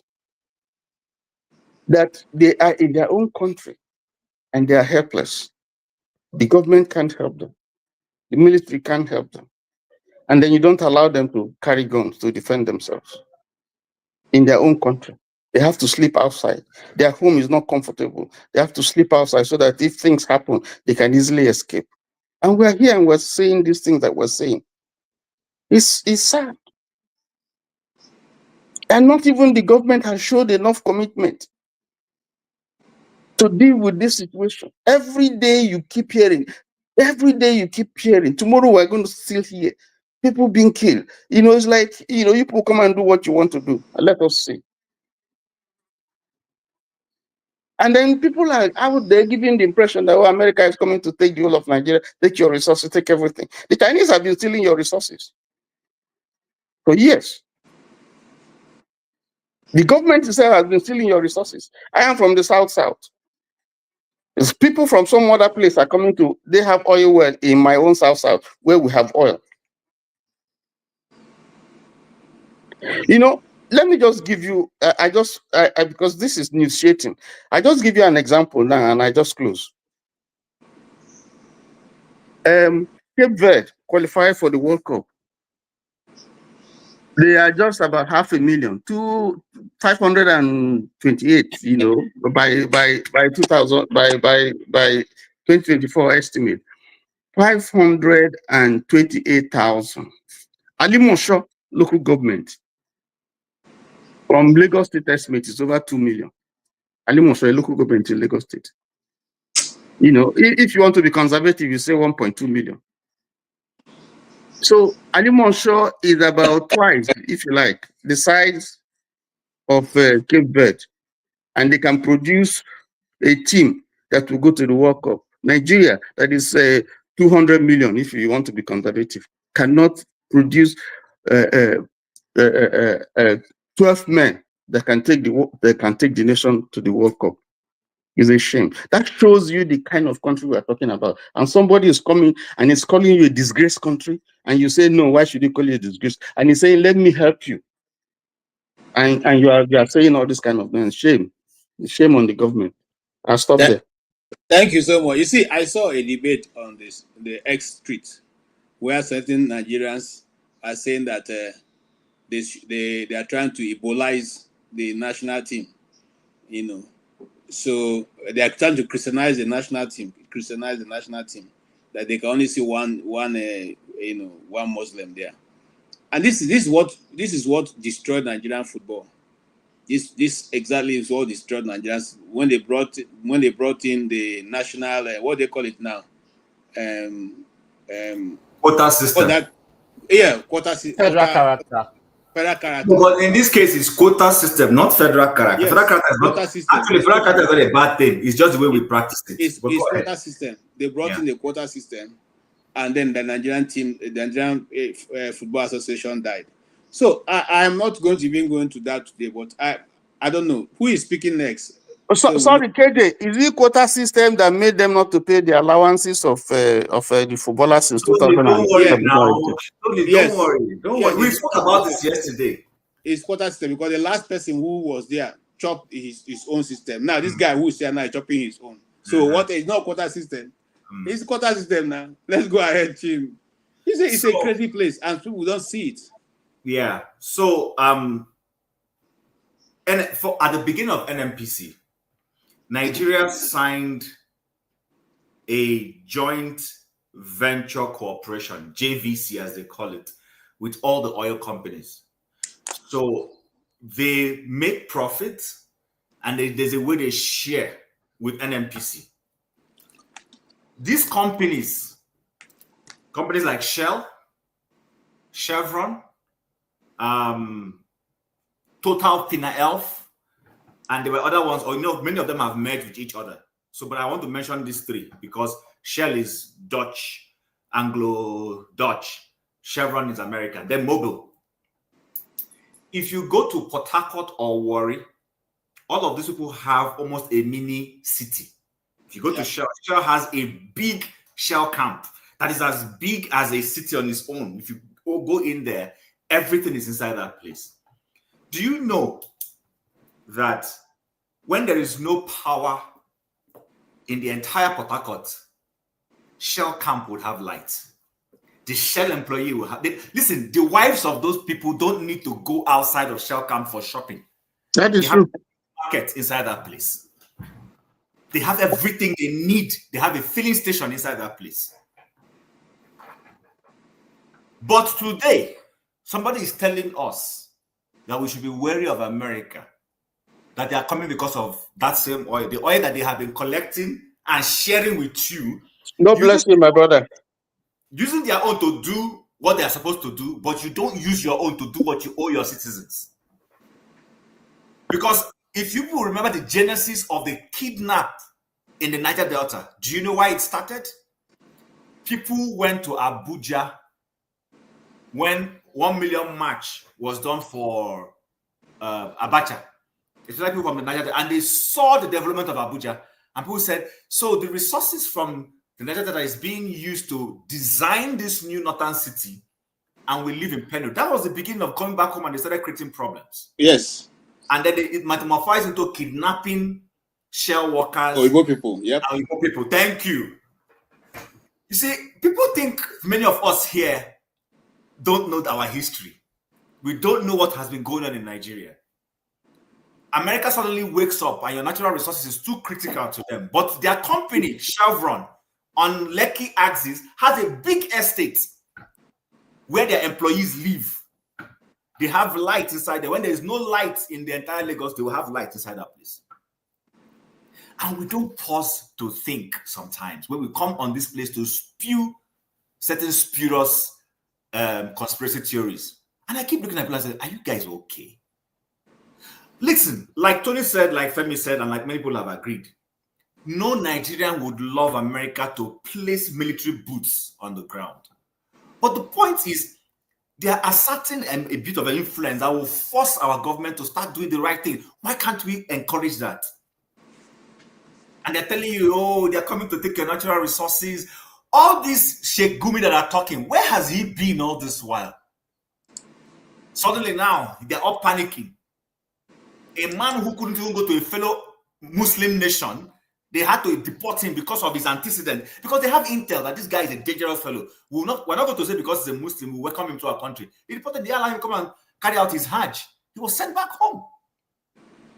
But people will come here and be, romancing and talking about... Listen, a lot of Nigerians have what I refer to as emergency patriotism. It's an emergency patriotism. It's not a patriotism that is rooted in truth. It's not rooted in reality. It's not rooted in anything altruistic. It's just based on some emergency. Like the national team. Let me give you an instance. I sparred with somebody on Facebook when Nigeria was clear Nigeria was not going to qualify automatically. And the guy said, we shouldn't say, I said, listen, why do you guys always do this? FIFA gives money to every nation equally. When you participate or play a number of FIFA games, they give money. Nigerian Federation used to be Nigerian Football Association, NFA, no future ambition, and it became NFF. And the ambition has not changed. The ambition remains to steal money. Money meant to be given to players, they won't pay them. Have you seen England or Germany or even US? And you hear their players went boycotted a game because their allowances have not been paid. Have you ever heard that? Why is it always Nigeria? They give you money, give to the players, Whatever one you're supposed to use, inject it into youth development or build stadiums or whatever. You won't do that. See, this 1 million, whatever we were discussing yesterday, whether Kenya added money to it and built a stadium or not, the point is everybody got equal amount. Go and see what Kenya used to do their own. Use their own to go and see the edifice called a stadium. Our people went and built one rickety thing that can have a glorified field. And people are here defending it. See, it beggars understanding sometimes. I wonder what kind of human beings we enable the kind of things that's going on in Nigeria. We enable it with all the things we excuse. We don't put enough pressure on these guys who lead us to do the right thing. I know they're not afraid of us. And that's why I am hoping that this Trump thing will happen, that they will release names of people behind it, that people's assets will be frozen. Because the moment your president can't go to France for healthcare, the Senate president cannot go to US to go and cure his leg, the speaker cannot go to Kennedy School of this to go and do whatever he wants to do. The moment they can't do it, they will fix Nigeria. Trust me. All of this is because they have access. When Abacha could not go abroad because Nigeria was sanctioned, that was when National Hospital Abuja was built. In case you guys don't remember, National Hospital Abuja was built in 1998.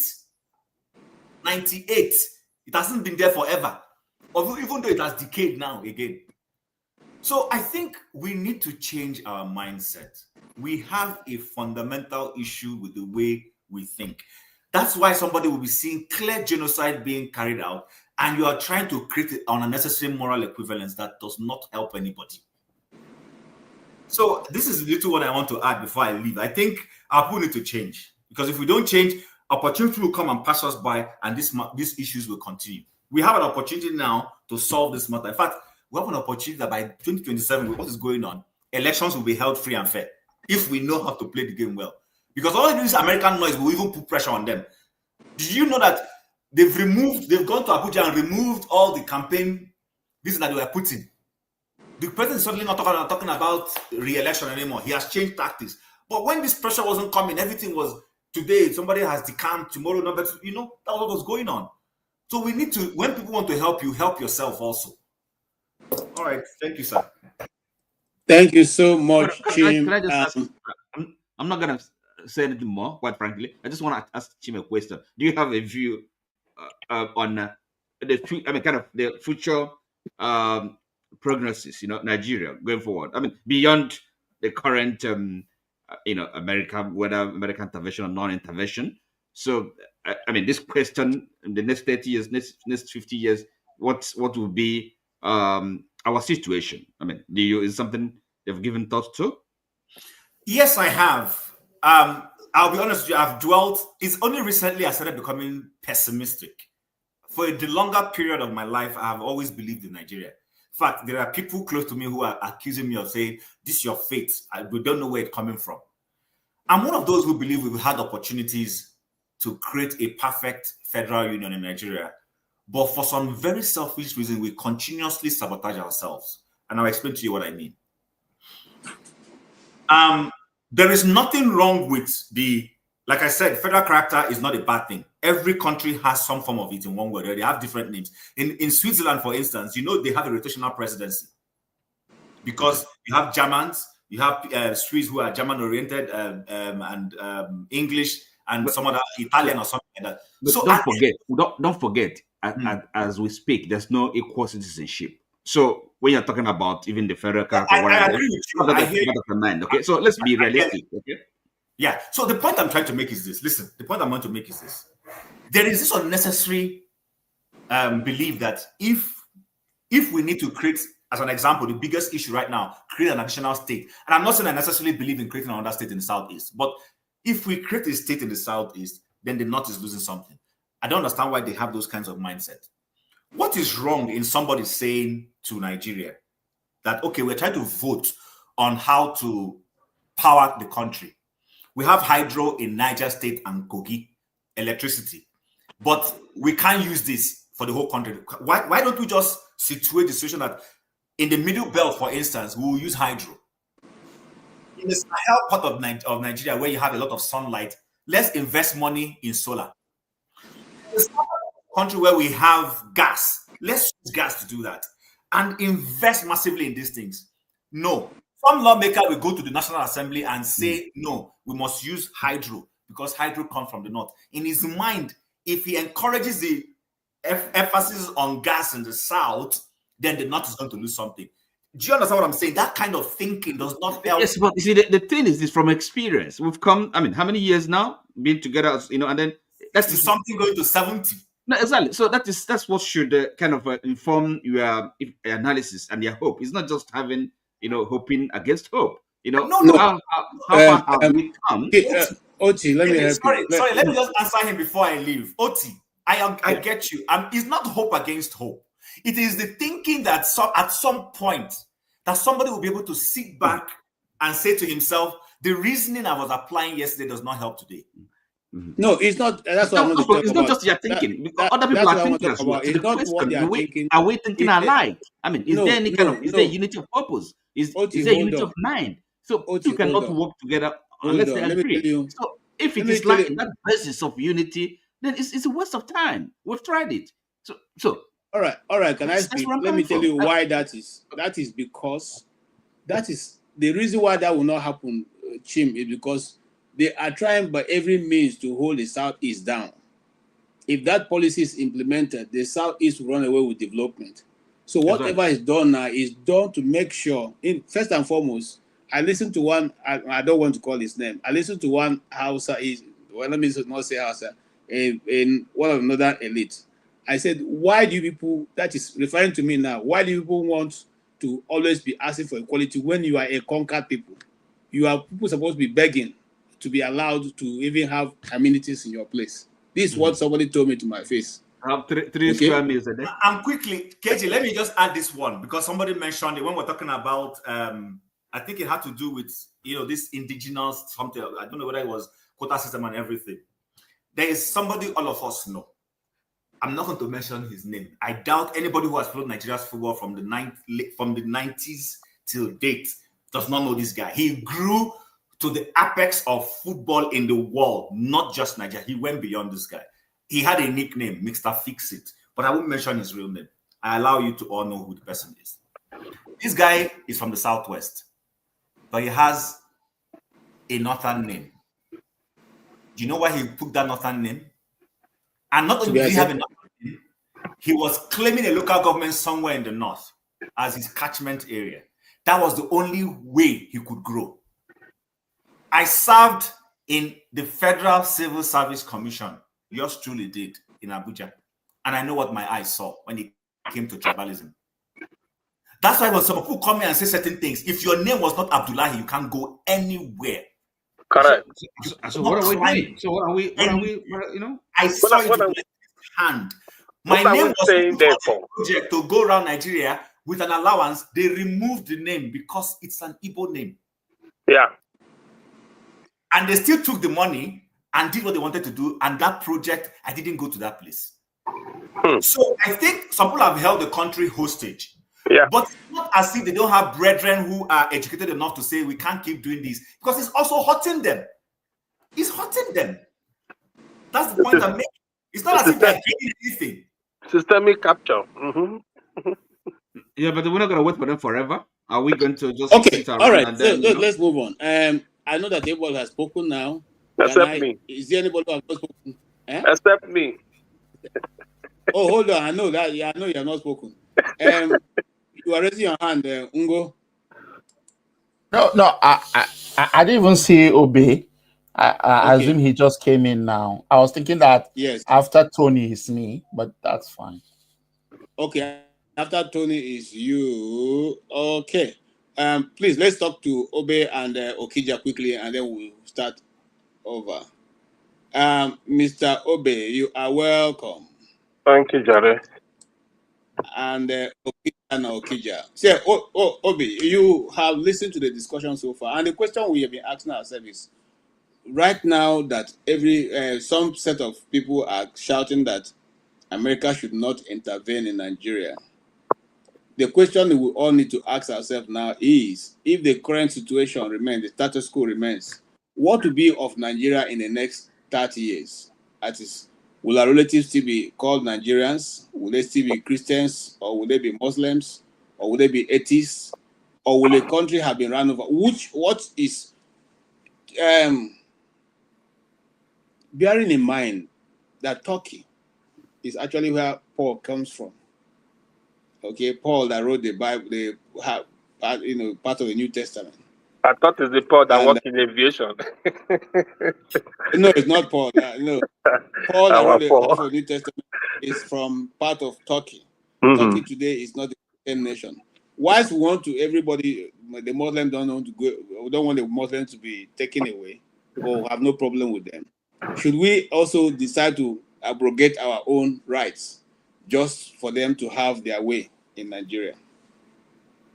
Thank you very much, Mr. KJ and the panelists. Jim, you did a very perfect job to have with that narrative and that clarification about our situation. It's very unfortunate anyway. I touched down JFK yesterday from Lagos, and it wasn't funny. I think we don't have a country, my people. It's just a shame. Anyways, flight. I was supposed to fly Benin to Lagos. It was cancelled. I had to go Abuja before I went to Lagos to catch my flight to JFK. Is that bad? I couldn't even take the road to go to Lagos. I had to fly Abuja from Abuja to Lagos just to make my trip back. When I got to Abuja airport, that's supposed to be federal capital, where they use the data money to come and construct. Airport was Edo line was more organized before, the old Edo line, than an airport. They couldn't even call people to go on board. People were dragging as if the plane is a motor park. People were jumping up and down. Oyibo were all there. Because people that went for MOA, I flew with them to Abuja. So I was with many of them that did the MOA thing in Benin. So everybody was carrying the artifact in their hand. Oh, don't break it. Oh, it's fragile. This, that, and all that. Getting there, we went down. We don't have a country, my brother. It's rather unfortunate, But the main issue is that I did a Europe trip, and I noticed that I went Italy. From Italy, I did Switzerland to France, then France to Madrid. And I noticed that I used the train purposely. I used the train till I got to France before I flew to Madrid. I noticed that these people are just small catchment country. I could do a cross country within 7 hours. Nobody stamp your visa or passport across countries. They are different countries because I now noticed that these people are actually different lineage. It's a German, a Dutch.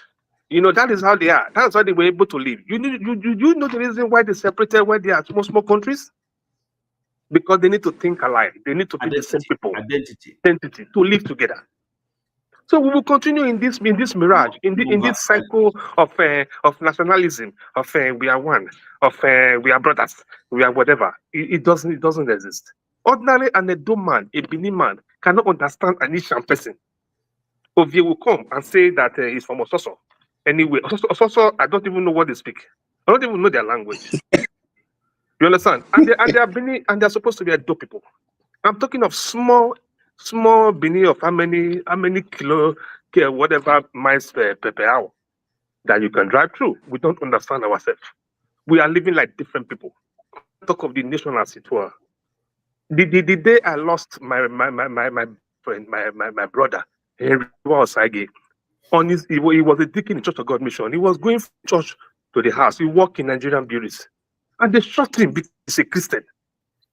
He was killed right in his vehicle. The kids, we have to fly to America here to with the wife so that the trauma can leave them. You understand? As soon as after losing that guy, and I said, if you are my brother, you are living in the north, I will delete you. I will not talk to you again. If you don't come back home. Because it was too much of a loss. After I buried that guy, I just started planning to leave the country. Because it was just too much for me to bear. What I told him, bros, can you come back home? He goes soon come. He's trying to fix things. I was his investment manager. I was managing his portfolio when I was in Cashcraft. And he died in my hand. Because they shot him right in this car. He was coming back from Church of God Mission Deacon. So that is the country that we find ourselves. We are believing that these things will work. And we are trying to make it. We are trying to be one. we are trying to do this and that. Man, my guys, if we don't have a country, when I go to Benin, look at this Mowa thing they're talking about. I just forwarded something to Rudolph during the day to see what they explain about what the Mowa is all about. I heard the narrative yesterday that one thing use the those state money, they were supposed to give it to Oba. I don't understand what they were talking about. I was at the event. I went there myself. I drove around it. I saw everything round. My brother, it's too much to bear that we are thinking that this thing is going to work out from what angle? 65 years, and we are not still convinced that this is not a workable idea. It's not. 65 years. 65 years of nothing. Old man, 65 years old is ready for retirement. And we are believing God. Even the so-called pastors, the so-called, in fact, I don't even know. I just look at Nigeria. I laugh. And you just have to be like them so that you could get over it, because the cycling is just out of it. Man, look at it from KJ, from my recent observation and you know that this thing is also ripping off that a child that I gave birth to, that is supposed to be a citizen child born outside the country. They are stressing me because I'm a Nigerian, inside Nigerian embassy, in Abuja embassy, in America embassy. You know, when you give birth to a child up country, you just fill one form, pay $100. They issue passport for the child. Now they're asking me questions as if maybe I want to come and thief a child and take him away from the country. That is how bad it is. That is how much they have damaged that country for us. A birth of a citizen outside America, they are taking me as if I'm applying for immigrant visa. That is how bad it is. We are talking about Trump. Let Trump go and clear everywhere. Even if you bomb all of themselves, it's even better. There's no need. There's no need, because all those things we are talking about does not actually exist. People have captured this country too much. They've captured it. They've enveloped us. That we can't even talk. We just do a infinitesimal part of the system, and you cannot even have an input in the situation. The president will tell you that he bought the office, he paid for it. What are you going to do? What are you going to do? My brother, I don't know. Yeah, I don't give up, sir. So much. Yes, I'm coming to Okija and Okija. Somebody was saying we don't have data to even the pastor was just calling out numbers. He doesn't have data. I want to read out the data that is open to anybody who really cares to know. Between 2009, between 2000 and now, we have lost over 100,000 Christians. In fact, around the world right now, Nigeria is the most dangerous place for Christians to live in, because we lose almost 3 to 1. Out of every 3 Christians. So now, if that be the statistics that we have, okay, I'm coming to you. Shouldn't a serious government find a way to negate this thing before a foreign body begin to tell them to take care of their business or will take care of it? And why are answering that? Why are we so concerned about looking for how to cover the loopholes? Continue to lie to ourselves. There's no Christian genocide. Everybody is being killed. Is that the important thing? I thought the important thing would be how a government, which is your first primary responsibility according to the Constitution, is to protect life and property. Why will a government go out of its way to? In fact, I hear they hired a lobbyist in DC to start lobbying to change the narrative. And according to Ted Cruz, these people don't even know that it doesn't work that way in this place. That if that's what you do for yourself, it doesn't work like that here. So the mere fact that you're going to pay money to hire a lobbyist doesn't mean the policy will change. When they are seeing that damage is continuously being done. So Okija, what's your own take on that? My own take on what? Sorry. I just finished asking the question now. Sorry. Sorry, I multitasking is not a good thing. You are distracted. Okay, Obe, please. Obe had the question. You can take on the question. So that KJ don't weak. Yeah, I tell you, because it took me a long time to lay it out. I didn't know you were asking. I thought you were making your own point, yeah. But No, I first call Summarize it. You are a journalist. Summarize the question in. Okay, no, let Obe. Obe has more to say, and yes, Obe, go ahead. No, let him summarize it for him, please. It's okay. It's okay. Let him go Okay. ahead. All right. I was saying that. VIP. I was saying that. Okija. I was saying that. You see, we have lost over 100,000 people between 2009 to today. Over 100,000 people. In fact, between Benue and Plateau alone, they've lost over 50,000. Yeah, over 52,000 people. Oh no, sorry, 9,000 people between 2023 and 2025. They've lost over 10,000 people have been killed. The question now be, some of us do not want foreign intervention, yet there is no plan on ground to take care of business. Rather, what they've done is to pay for a lobbyist in DC to go and lobby American government to change its standard, not to come to Nigeria. What will be your take? What will be your advice to the government, or what way to go about doing this? Because the pastor told us that there's not been improvement. Rather, it is getting worse with the number of people that are being lost every day. Yeah, I mean, you even ask yourself, since this thing has been happening, since people, been talking, Trump, has tweeted 2 times or 3 times. He has spoken. I think he spoke once. Nigerian president, has he said anything to Nigerians? Nothing. Nothing. Has never said anything to Nigeria. He's waiting for Boala. Yeah. So we see him, talking to I don't know who's talking. I don't know if he's. I'm not sure even if he's alive. Talking to Nigerians through Boala. We never elected Boala. Boala wasn't even his spokesperson before the campaign. Before the election. And all of a sudden, it just to understand, what is happening in Nigeria. Like I've said it, I am.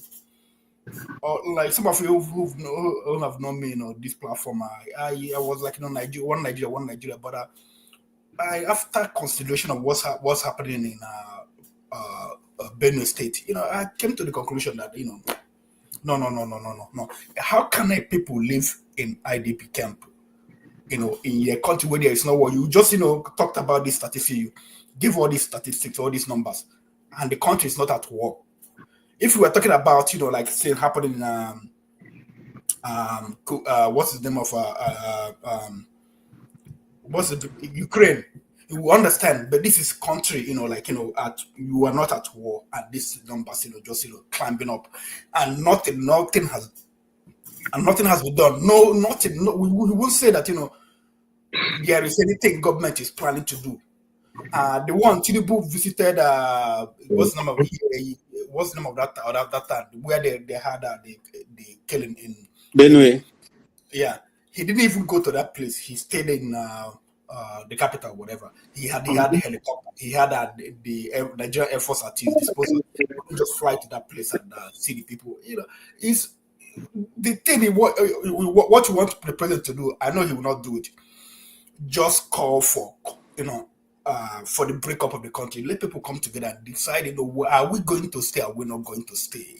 Because just like Obe have said, and people, many other people have said, this country with Nigeria will never work. I mean, if you understand, if you have listened to people, all this, throughout this issue, and other people, but things you've heard, from maybe when you're growing up in Nigeria. Like I have a family and friends who lived in the north. You hear them talk. And then you come to add to what these people are saying. You understand that it's unworkable. Even if you what's her name? Deborah was killed. The people that killed her, no one has been brought to justice. Atiku tweeted, and they came against Atiku. Atiku removed, brought down his tweet in a country, and then you see Gumi saying that these people are very empty coffin. I mean, you see, these things happening. You don't see any Muslim, any Fulani person, criticizing, saying that this is wrong. This is wrong. No, they don't say anything. And you think that this country will work. That's the mentality. When that part, I've forgotten, I don't know how to say the last name. The guy that grew up in Kaduna, the Yoruba guy that grew up in Kaduna, was a Muslim that became a Christian. You listen to him, you find that, when things are happening in the other country, Muslims in Nigeria, we are attacking their fellow Nigerians, and and they're rejoicing. When all Christians are killed somewhere else, they're rejoicing in Nigeria. How are you going to live in one country with people? Some people, they have Sharia. I mean, like, what's that? That's basically, if Nigeria has to survive, it's gonna be like all those states. Identify, remove them from Nigeria. They need to go. We don't need in one country with these people. There is no way it's going to work. It's gonna be the same thing. Even if you bring a government, it will take a bloodshed, and then even if you force them to stay together in Nigeria, they'll be killing people. Except if the Christians will run down out of those places and come down to live in other places. Because even if you force them, that they stand down now. Something will happen somewhere else, and they will go on rampage, killing Christians again. And this is not anybody that is not them. That's basically what they're doing. So this one is clothed in this one. The people are saying, they're killing Muslims. This one is just something else that has to do with Fulani and Hausa issue. That has to do with people these guys imported. But the fundamental thing is that these people, they don't want to live with anybody. They just want them. They just want to, and then that's their Islam, and to take over, to conquer. That's basically what they want. So anybody thinking that they don't go to school, even if they go to school, you see what they talk about. You see the Fulani boy that came here. You heard him.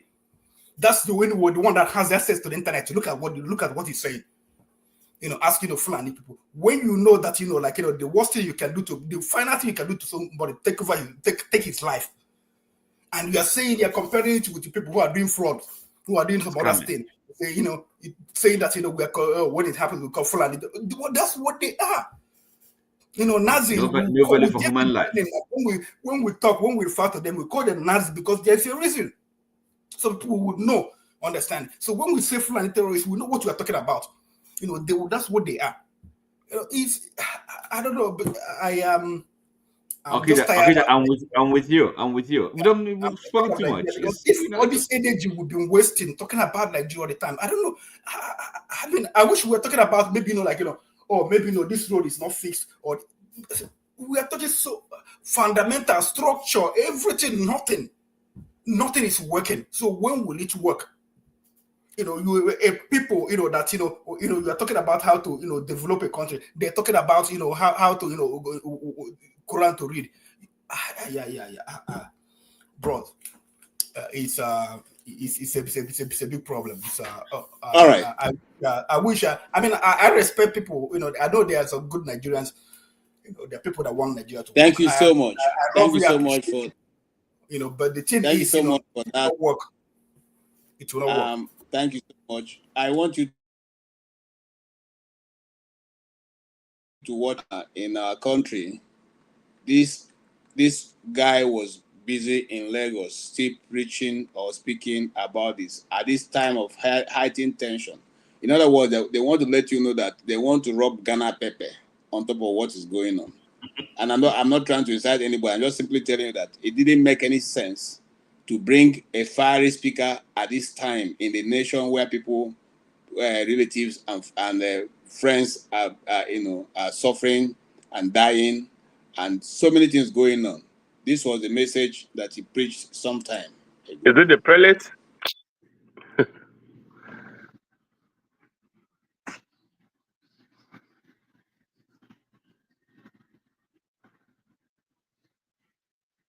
You're frozen. What's going on? Is KJ freeze? He's gone off. Oh, okay. KJ, are you there? Okay, is he there? He should go and change his network. If I had a sick doctor, I would give it to him. And by doctor, I would give it to him. Would find someone as trustworthy, as great as the Prophet and would reject him. Wallahi, if I had a 6-month-old daughter, I would give it to him. And by the way, I have 13 daughters with the grace of Allah, no boys. So I know what a father feels about his daughters. Not only that, it was a divine order. The Prophet said, I was given a revelation from Jibreel, this is your wife, twice. What do you want him to do? Oh, what do people would say? This is crazy.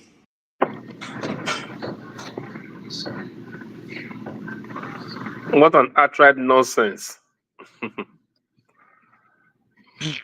Hello, I played that because I've asked the question here. I asked the question, I said, what is going to happen to us in the next 30 years, 40 years going forward? Because we are speaking about this now, people are playing politics with it. If the middle belt that have been holding, and I want to paint the picture clearly before anybody wants to speak will start speaking. If the middle belt that have been holding the jihadists from coming down have been now segregated or segmented to different sections. For instance, the T people have been totally divided. They've been weakened. Some T people are in Gombe. Some T people are in Nasarawa. Some are in Taraba. Some are in Benue. Some are in fact, some are even in Kogi. If that force has been weakened now, the next people that we to fall into, it will be the Igbos, and then eventually it will get to the sea, which is the original intent, that they from the land to the sea, they will dip the Quran at the Atlantic in Port Harcourt or Lagos. So, in other words, Lagos is been taken. It is Port Harcourt that we're heading to now. So, if we are playing politics with it, everybody will collect. I keep saying it. It's not about whether we are politically correct or not.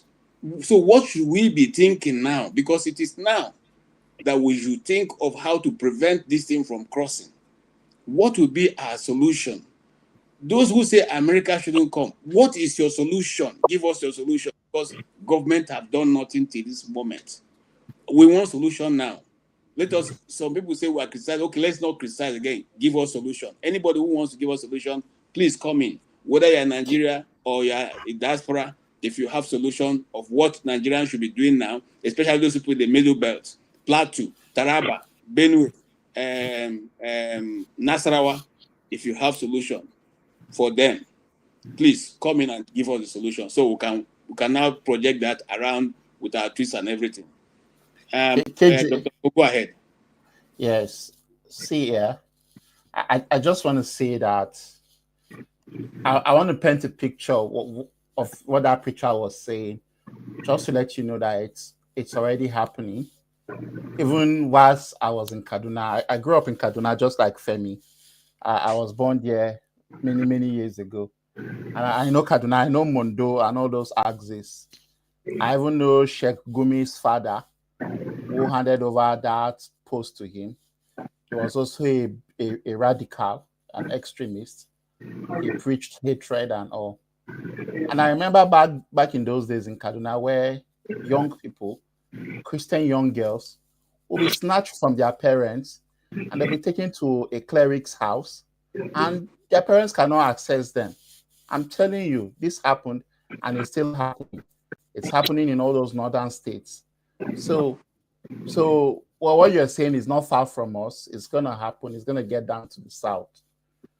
For those people that say they don't want Trump to come, should remember that our government is complicit. I mean, I can't say that enough. When forefathers come up and say we should fight our own battle, what battle are you going to fight when you don't have the same caliber of weapons as the terrorists or the military?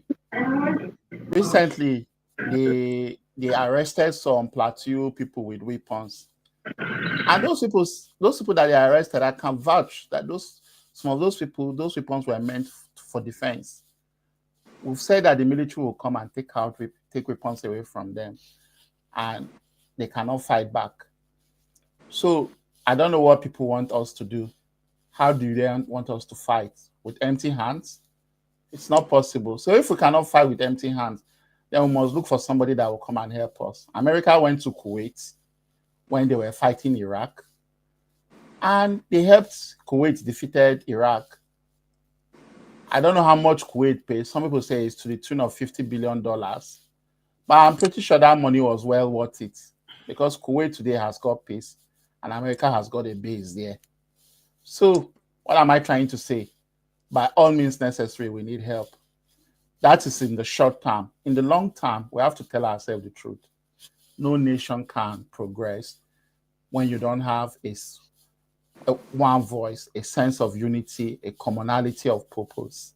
It's impossible. So all this talk that we're trying to pamper around and trying to say that if we fix road, we fix rail, we fix education, then Nigeria will be better and things will improve, is just a lie. It's not going to happen. It will not work. And the thing is that the Hausa Fulani people, that's the core North Muslim people, they know this for a fact. They are aware. And that's why they've taken the initiative and went ahead of the people in the South. And they're already trying their best to get as close to the South as quickly as possible, because they know that this country is not heading anywhere. That is the grand plan. And that's where I think it is. So how do we fight this from this point? I think there needs to be unity. All the politicians in the South are bots. Some of them have got dirty leaning, so they cannot speak out. So the only way to fight this in the interim is to form militias and to make that voice for dissolution of this union to be louder, as loud as it can be. I think Jagun recently said in one of these discussions that it's a country of stupid people. America has given us an opportunity. We need to seize this opportunity and discuss this union and see how we move forward. Aren't you surprised anytime they talk about Nigeria breaking up to manageable units, the first opposition comes from the North? It's strictly because it favors them and they are not done with their agenda. But when they are done with their agenda, maybe Nigeria will break up and there will not be any land for the rest of us to have. So, okay, I think the situation is urgent. We need to take. Thank you so much. I want volunteers. I have 3 people who have been waiting for a while. So if you want to speak, I'm good. I'm good actually. I think Good night. Good night. All right, Doc. Thank you. Thank you. For me, I don't. It's not a matter of.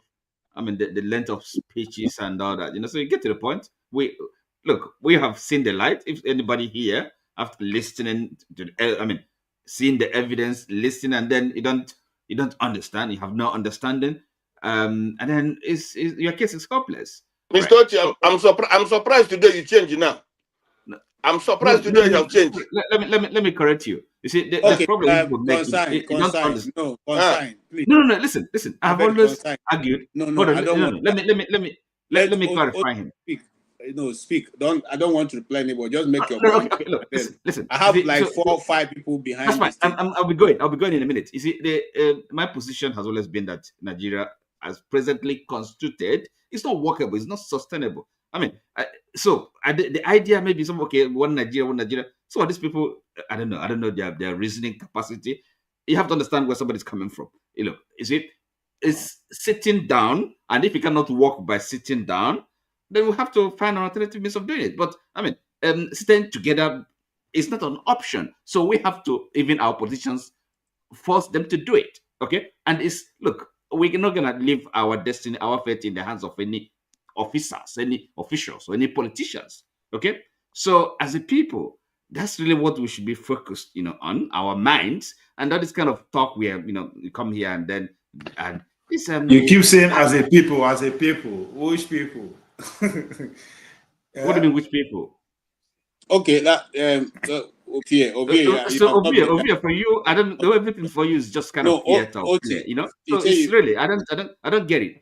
So listen, just as don't a people, mind Ovia, just answer your question. Just speak, make your point, and then okay. My point is this. Okay, look, I think I'm with what Christian You've never guessed what. I endorse that fully. That should be the thinking. That should be really in the direction we are heading.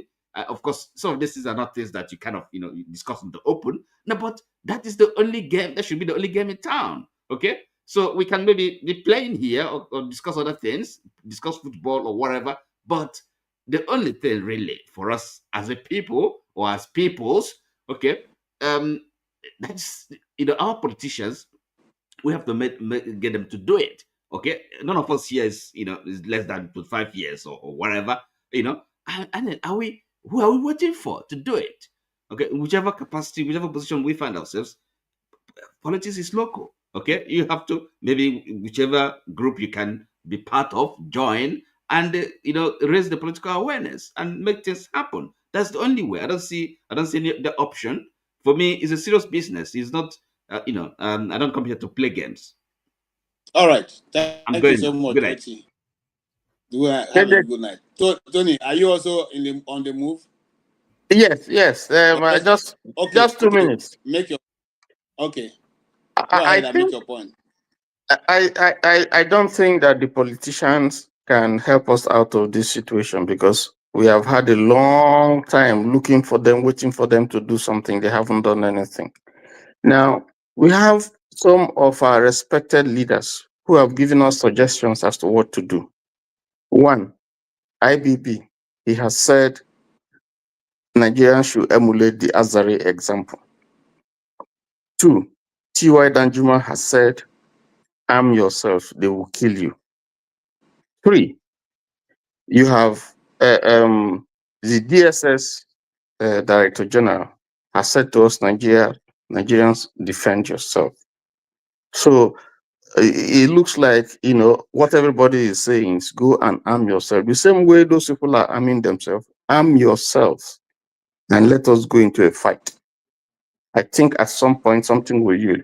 I was surprised when John Abba, someone who is not radical, he said something here the last time he appeared. And one thing he said is that Nigerians should arm themselves and fight. I was surprised because I wasn't expecting that kind of thing from John Abba. But I think as someone from Benue, if he is saying, arm yourselves, I think that is the way to go now. You should look for those guns the same way those other guys look for the gun. And then let us see, where we go from there. That's my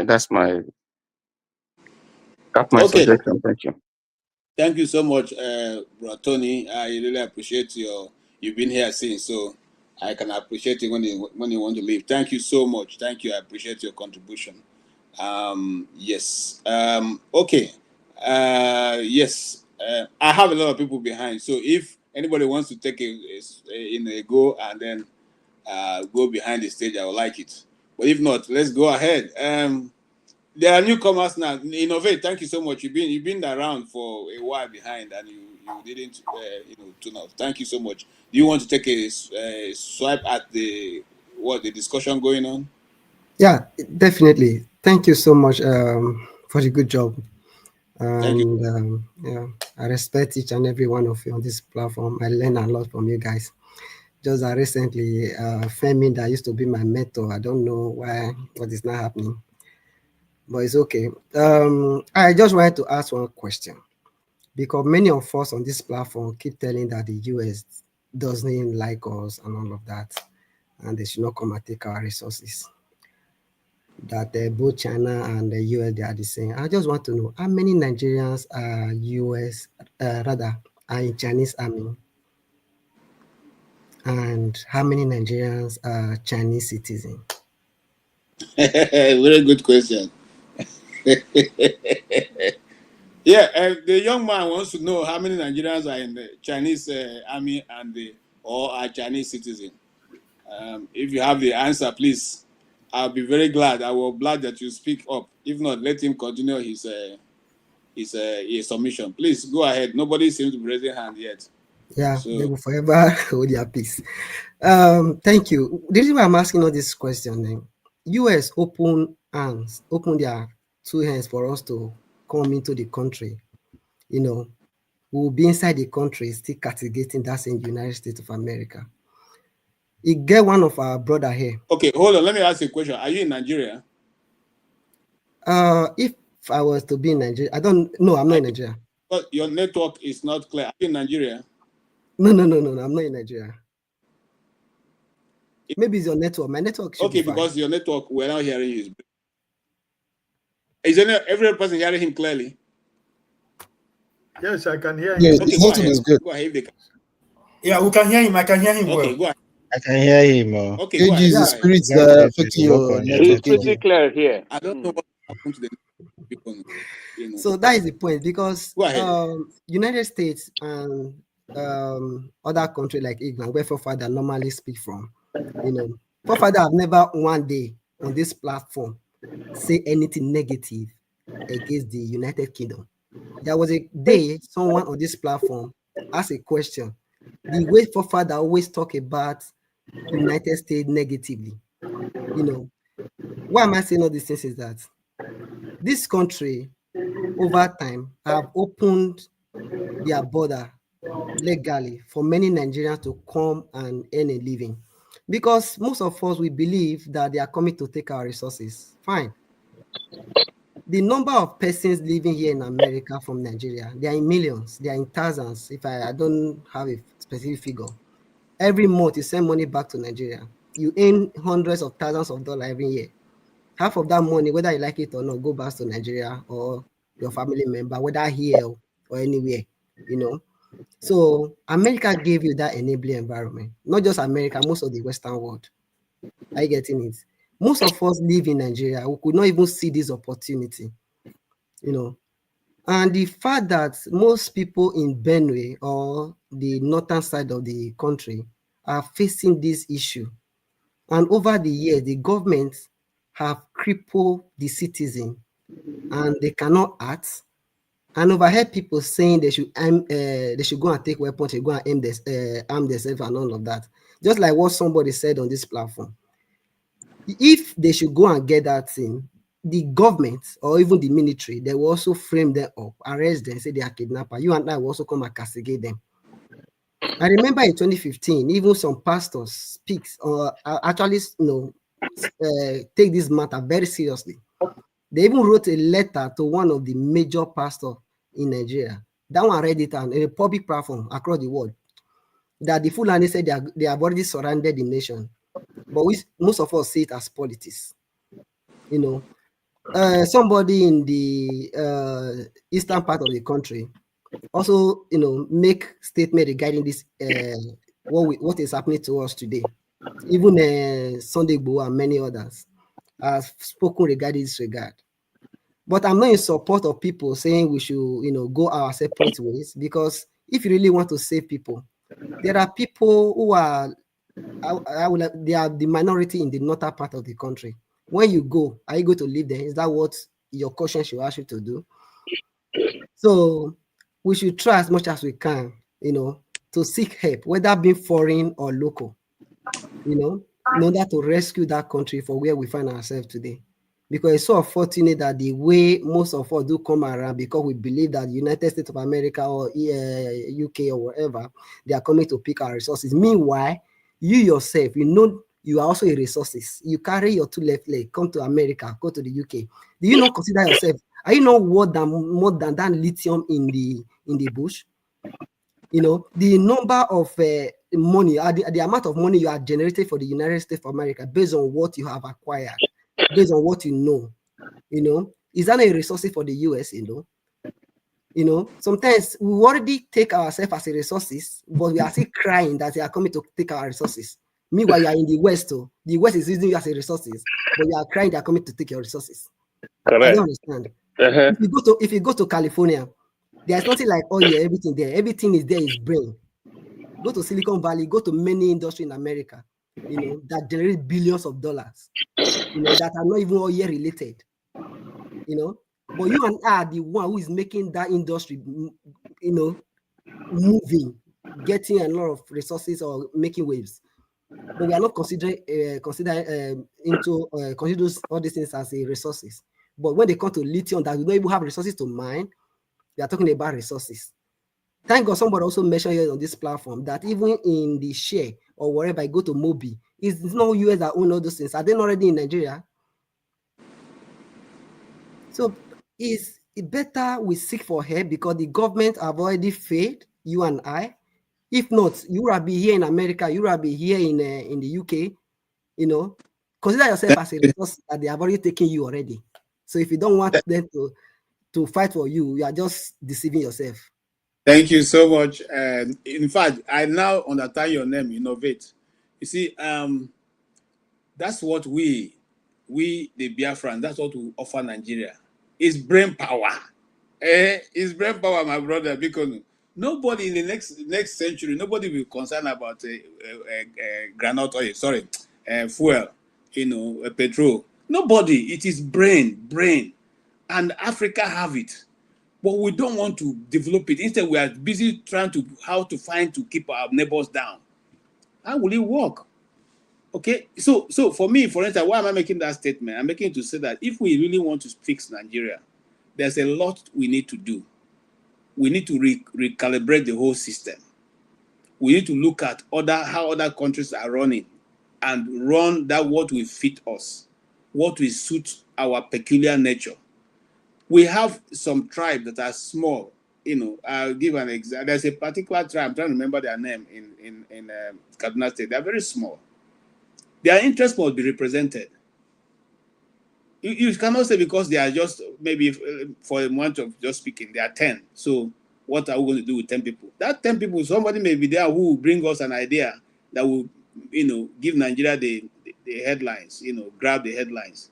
For instance, that somebody from there can develop the cure for cancer, and Nigeria, boom, becomes a destination in the world. So we must find a way that every aspect of the country can contribute. What we are doing right now is cut and join. Cut and join don't take anybody anywhere. I won't say that. Let me move to my brother who has been staying very humble since he came in. I'm sure that he will have something very humble to give us also.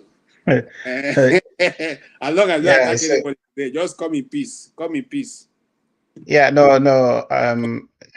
I think the troublemakers are gone. Some Okay. of them have gone to bed, so we will spare them now.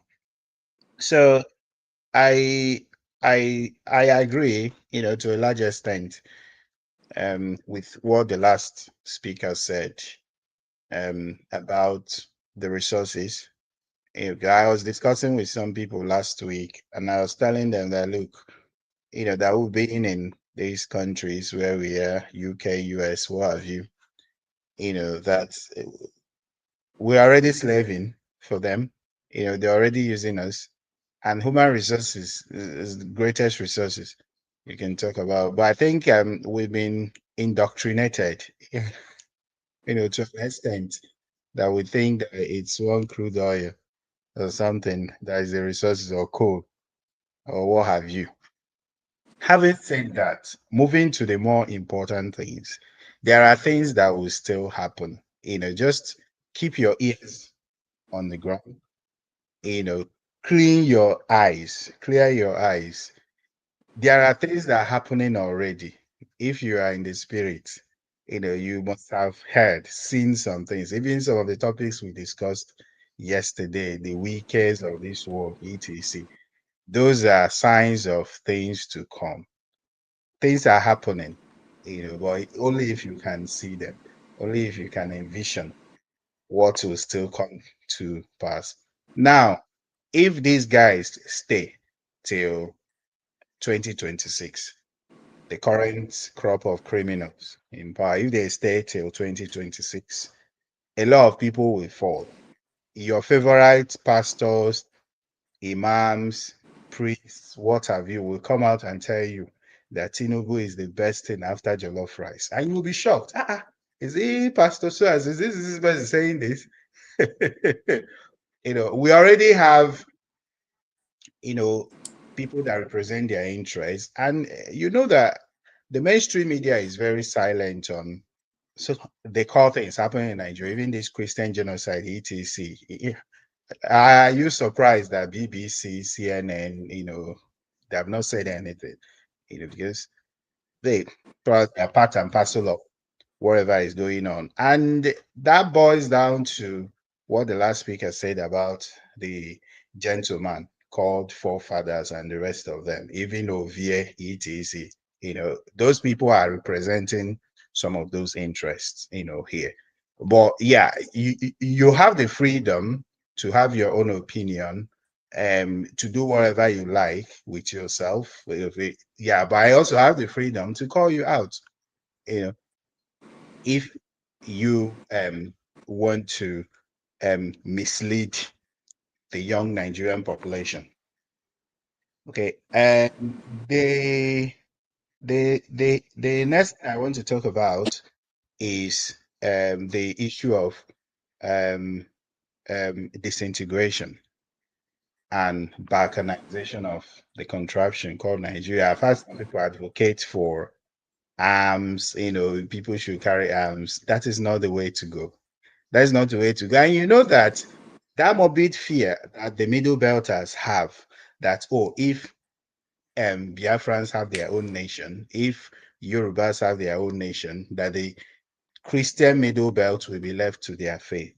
So that has made them not to even realize the most important factors, the most important ways of even solving this problem. Because the Reverend Dachoma was asked by a panelist here, how did he think the problem will be solved? And he was beating about the bush, talking about the only way the problem will be solved is people coming through a referendum. The only way the problem will be solved is through a referendum. That's the only way the problem will be solved. And we will, if we have our own nation, we will push these radicals back up to Algeria.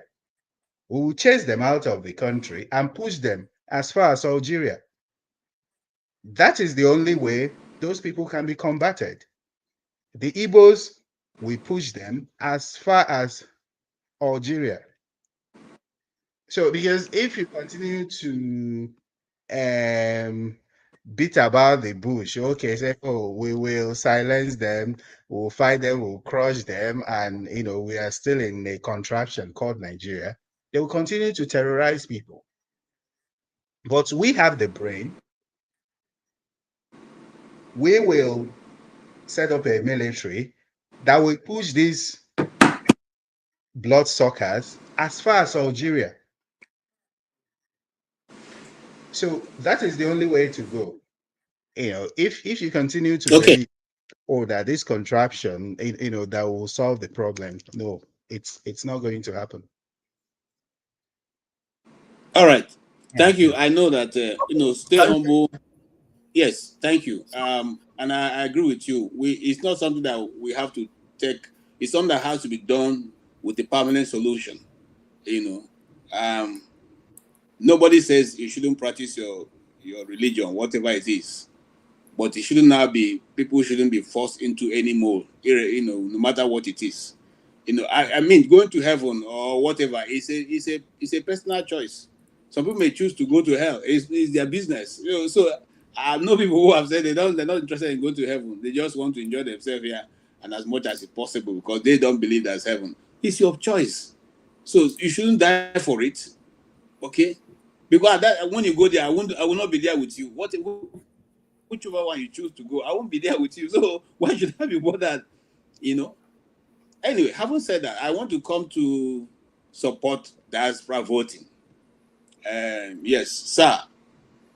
Okay, sorry, KJ, I wanted to respond to Innovate, before, because, he was saying, he said something about, people who are calling for breakup. I want you to understand that, what's his name? Danjuma, Major General Danjuma. So I'm not from the Middle Belt. Probably, I don't think Innovate is from Middle Belt. But, Danjuma, he has intelligence, I believe, because he has boys in the army. So he knows what is going on. So, and what's other, there was, like a retired military guy, military intelligence guy. All of them, they keep calling, arm yourself. So if these people who have intelligence, telling you that arm yourself, and then you go to your country, from what's happening, you see, what's his name? Gumi, who went to Saudi Arabia. Saudi Arabia, you know, look at him. This guy is radicalized. They don't want him. They send him back to Nigeria. They don't want somebody like him. You have a country where this, you know, the Emir of Kano, he led guys. They killed an Igbo guy and they put his head on a pole and they paraded all over the place. And you go back to the history of Nigeria, you see all these killings. You know, anything happen, they attack Christians. You know, they attack Igbo. You know, when they attack their fellow people from north, you know, it end up also attacking Igbo. You know, you see these people, they don't go to school. There's nothing. You see 100 years, you know, just think 100 years from now, the same thing will be happening again. It's not about that, you know, it's going to change. It's not going to change. If you are thinking it's going to change, it's not going to change. Look at them. Look at the ideology. Listen to people who know them, who have lived with them. Listen to them talk. It's not going to work. You know, you can't have a country where you have a Sharia law, you know, people practicing Sharia law. You see people practicing another kind of law in a country. It's not going to work. So if it's not going to work, let us break that. Let us just go. Okay? Thank you so much. I don't like all these, you know, all in save Nigeria, save Nigeria. Why would he say want to save Nigeria? Nigeria has consumed so much life over the years. Thank you so much. And I seem to agree with you, because Nigeria, the name itself, Nigeria, was given by a girlfriend of Lolugat. So why should we even allow a girlfriend to give our Peking name? You see, and we are defending whatever we're defending. And you see, because I did a documentary on this lady and the boyfriend, you know, I went to where they used to stay. If you go there, it's on top of a hill in Lokoja. Okay, the white marbles are still there, where their bedroom used to be. Okay, while they sit in the evening, according to the storyteller who I was using, and be looking over the confederation, where the two rivers join, and they be drinking and getting themselves drunk. And after that, the lady just said to say, "Hey, what do we call these black monkeys? So let's call them niggers." Oh yeah, nigger. Yeah, you're talking about people are defending it. Yes, people are defending it. People are defending it. You're not even thinking of what were you called before one lady came and said your name is nigger area. What were you called before? And then if we go back to that and we start tracing our steps, we'll probably be able to arrive at a place where all of us will live in harmony in the same country, but with different ideology for every section. For every section. Somebody said the Switzerland, what's the name now? Will not work. Model will not work for us. How do you know? Have you tried it before? How do you know? Okay, if it's not going to work, let's go back to the original plan which we had, which was every region will mine their resources and deal with their issues. And then we have one, you know, a loose central government, which was the real thing that Ojukwu was asking Nabori. We have all gone around. 50 years later, we are going back to it, and even at this moment, we are still thinking of something. So, what am I trying to say in essence? What he's saying makes a lot of sense. What Okija is saying makes a lot of sense. If we're not being able to get it right, and we're looking at what these people who we are with right now, their ideology is not changing, their methodology is not changing, the educational level is not changing, how on God's earth are we going to make them change in the next 20 or 30 years? That this is not the way to go. How?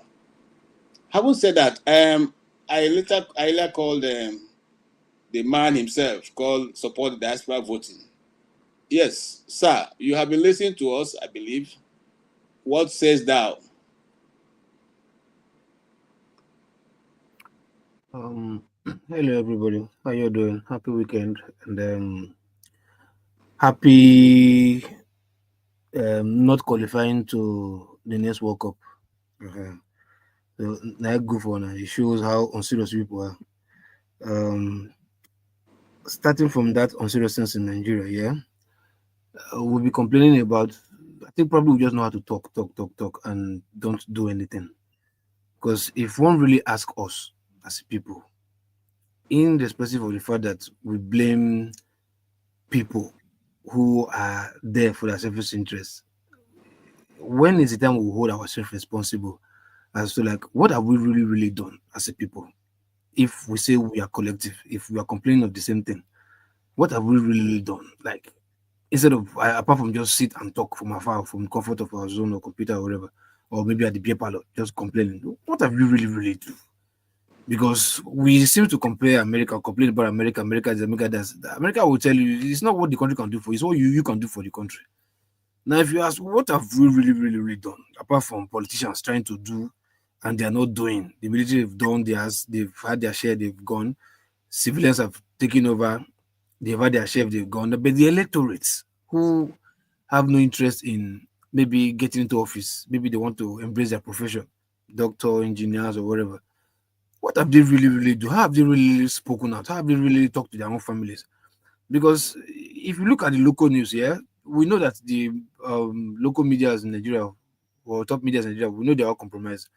But if you go to the streets and see videos of what's happening around, like people who goes around town and pick what's incidents, you see that the society is wrought to its core. That you see somebody that was in the news I saw today when they were doing a lady, and I think he's a lady, her husband's brother, her husband's wife, and her mother-in-law with her 4 children. They opened an office whereby this particular woman will put herself up as house girl, only to the fact that she will go to that family and kidnap their children to go and give to her husband, which is supported by her husband, her mother-in-law, and her brother-in-law's wife. Family business. Sorry? Family business. You can that's like, not that the woman is doing it, her mother-in-law is also participating in the business, kidnapping little infants. You understand? It happens here in Lagos. And these people, that how did they get there? Because they own this Lagos, they have this online where you can look for house help online.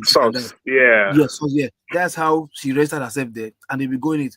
This very last one, I don't know what spirit entered the woman. She was so pathetic because she saw the woman crying on TV about her baby. She would die. Where's her baby? Because she has a newborn baby, a 11 months old baby, a 4 months old child, and 11 months old, 4 years and 6 years. 3 of them. This lady took them to go and give to her husband and her brother and her mother-in-law, who they be negotiating with this family. It was another girl, smaller girl, that they employed to go and be taking care of these children, while the woman is going to go and look for another home to enter and take again. And this you said, so you are saying the government. Look, my brother, witches and wizards, they don't do plenty for this society where we like. If we don't do anything, that was as a people, because Nigeria they condemn, they go. I always tell people, look, we sit here abroad, just be talking, sending money. The people, look at what Palestinians did. People are dying in Gaza. There are people over here abroad in the Western countries. They spoke out. They went on the street marching. That even people were calling them terrorists before. But it got to a time, after over and over the years, people now started having sympathy for them and started supporting them. Because they came out. But Nigeria will just sit in our place, just be talking. Nobody wants to talk for any reform. Nobody wants to even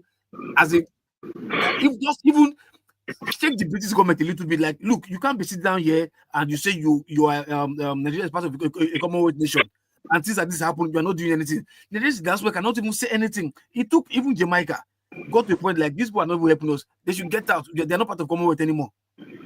People, countries take stand, citizens take stand. They push our government.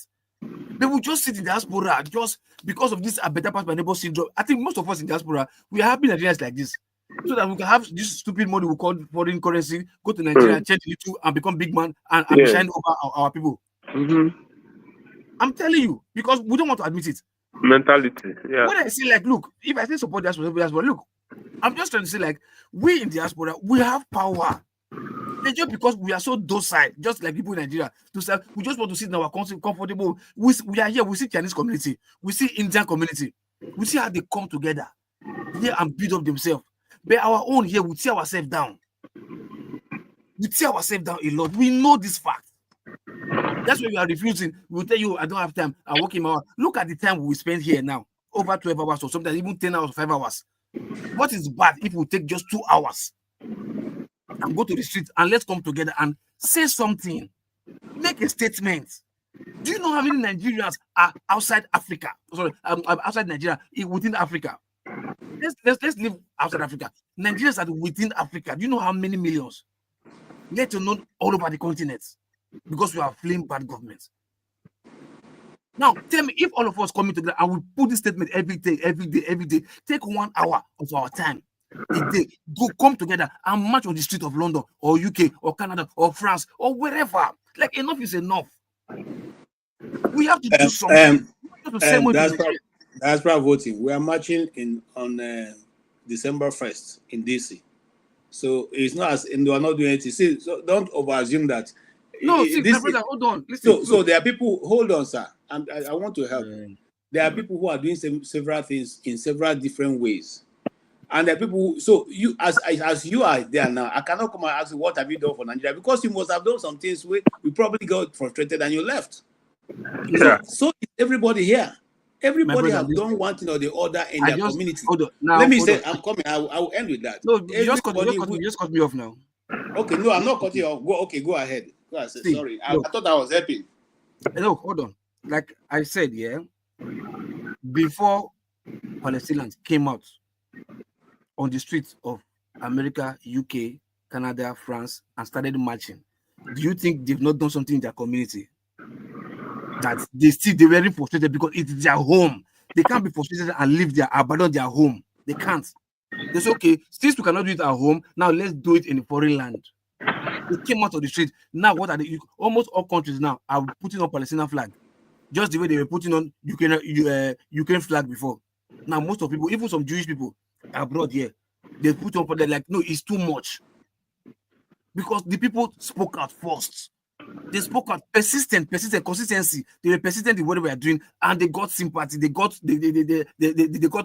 help sorted out. That other government, even United Nations, had to listen and said, what's it called, Israel, what you are doing is genocide. UN has to even work against the Israel IDF forces. So what have we done in Africa? We just compare sometimes. If we put out something first, let's do something. Not to say that if we come and say persistence, but none of us want to just come out. But we can go to a meeting where we can talking about tribe. This country is bad. My tribe is this. My tribe. And the country says, even this tribe battle, we are even holding a meeting abroad. We not even see the outcome, because all we just know how to do is my belly first, my own, my family, my tribe. But you can't even say, none of us can even go beyond my tribe to my country. We do my family. It's not your business. It's my business. It's not your business. It's my business. And what happened to you is my business. Now it's like, because if the from the first day they beheaded a woman in Abuja some years ago, if from the first day people came out to speak against that woman, to speak for that woman, support her and fight for that woman, I don't think we'll be where we are today. But because it happened to her, and many of us, it's not our business now, it's their own business. And it happened to a Delta man, it's not an Edo man's business. It happened to a Yoruba man, it's not an Igbo man's business. If we were speaking for each other, because we were one, that's why I said collect diaspora voting. I didn't say tribal anybody. Everybody in diaspora come together. If we came to, if we try to become a single unit, my brother, you don't know what we can do. I just give you an instance of Palestinian that people call terrorist country.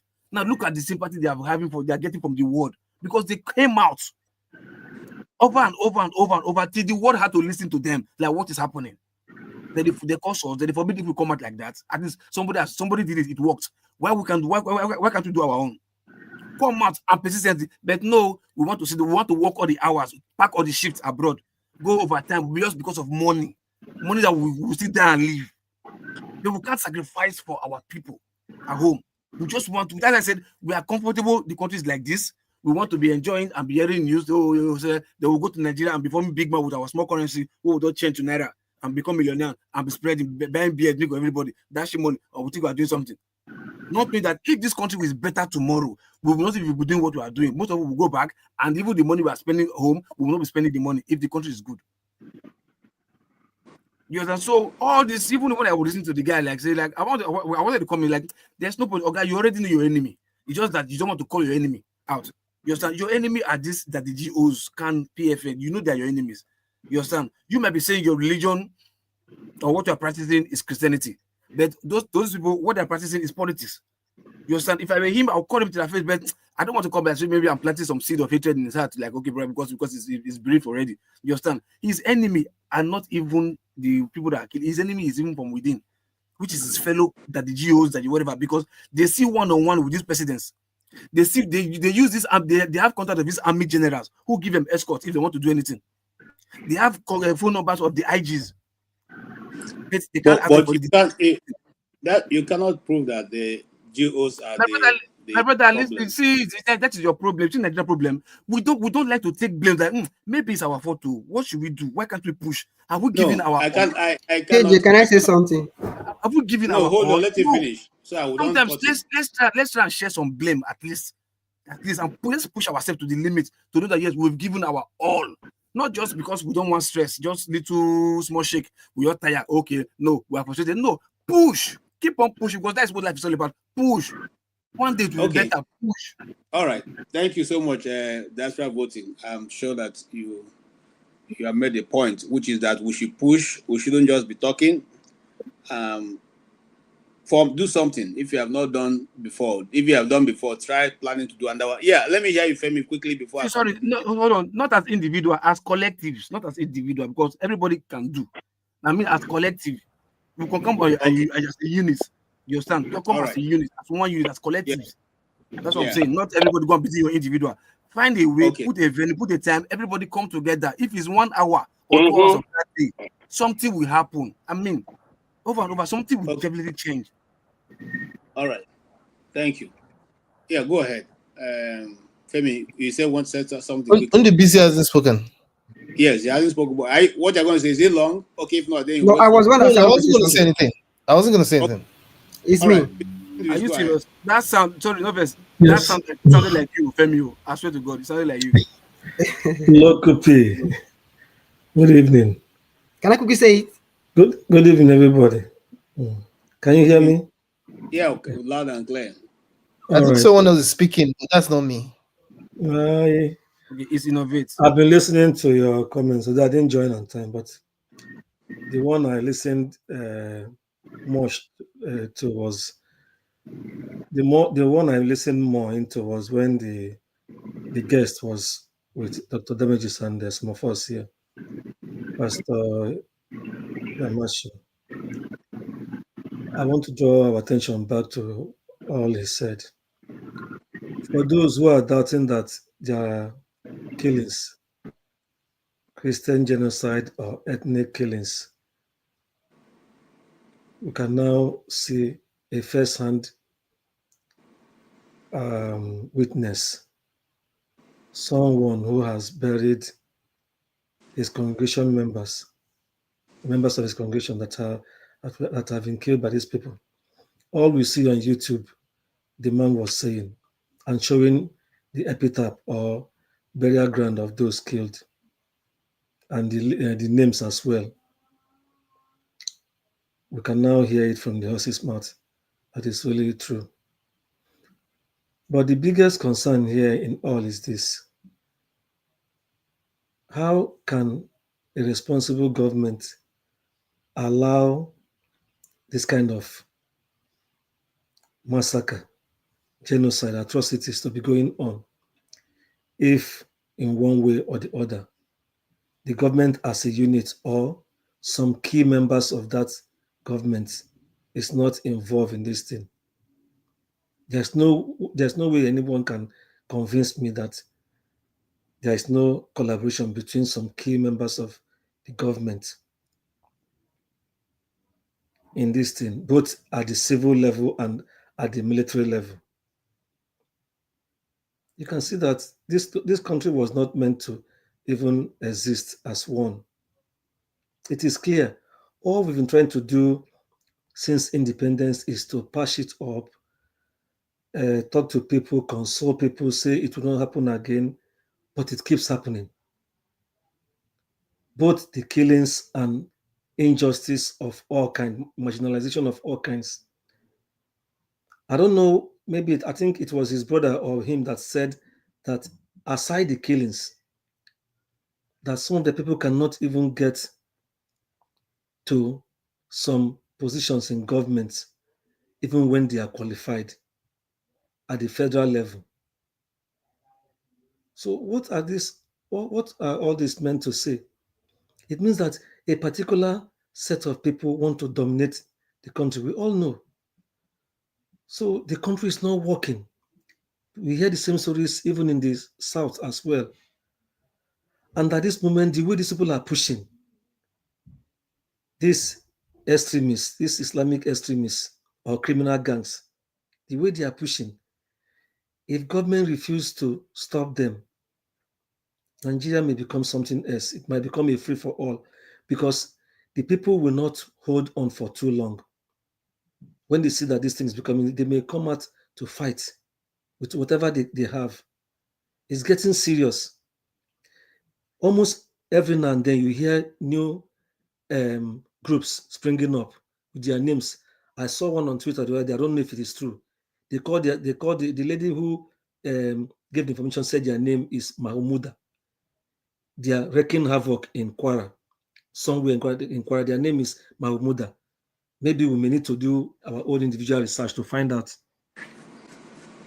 So if they're spreading this way, you wonder, how come these things are happening and the government can't send? I thought the military has military formations across the country, that they can't stop this thing, as if they're allowing some people to go and kill as they like.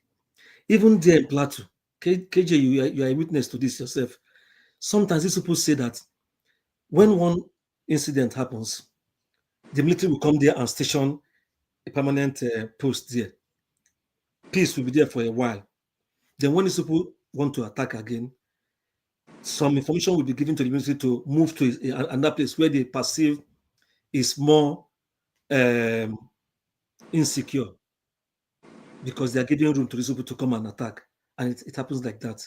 And they come and clear the much they can. See what the pastor and his brother were saying. I was in shock and shedding tears. I knew some of these things because I have people from that area before I left the computer, but I'm hearing more that is happening now. And yet we have a government. And when they say their governor's hands are tied, I wonder, why can't the governor of Plateau State make this his priority? He can forget any development. He can make this trying to keep his people safe and probably education and healthcare as his priority. He can forget about road construction and any other thing. But it appears all of them are all engrossed in this thing of playing politics at the expense of the lives of their people. You can't tell people are killing your people every now and then, and you can't go to the villa and tell the president, this is too much. My people and I will look for a way to defend ourselves. If you don't, the unity can't defend us. But they won't do that. It's sad. On the final analysis, I don't see any way this country will work, because this thing will keep happening. There is bigotry. Some clerics, when they speak, I hear one speaking, one that called himself Primate Ayodele, spewing rubbish in his church against the Igbos. Yeah. That one I know is politics, because his brother must have told them. They are spreading it now. The year is almost ending. Next year it will be full-blown election campaign as they used to do. They will be spewing, they will be using their prominent people now to be spewing all kinds of reasons. How can that man in this kind of sensitive situation raising that kind of issue, trying to cause tension? Then a cleric from Saudi Arabia, nobody knows whether the man is there in Saudi. I'm sure he wouldn't even say this, because that kingdom, they are trying their best to expel all kinds of extremists from their country. So the man, I don't know how the man got his way, how he was invited to our country at this very time when Nigeria is on the edge and saying something that we don't know where he got it from. I expect some responsible Muslim clerics to counter him and to even call the attention of the government that this man should be asked to leave. But they won't do that, because it appears they're trying to pacify some extremist Muslims. There are good Muslims who are very angry with what is going on, but this is becoming just too much. A country cannot grow like this. We are talking about just security when other countries are moving into high-level education and technology on how to make their country better for their citizens. Our own, we are still grappling with this kind of issue. What is the future for our children tomorrow who are in that country? It is a terrible thing, and some people are playing politics and ethnicity with all these things, bringing in unnecessary religious and other kind of sentiments. Instead of us sitting down to say and telling the government, tackle this problem. The citizens can try one day and say to the government, we can't participate in any election if these issues are not tackled. IDP camps spread everywhere. Conrad is not at war. In Abuja, I know some places in Abuja where they have IDP camps, people from all the far north. Borno is not safe. Forget what they are telling you about Borno State. There are some large expanse territory of Borno State that are in the hands of these people. Same with Niger State. I have a friend who lives in Mina. Okay. It's terrible.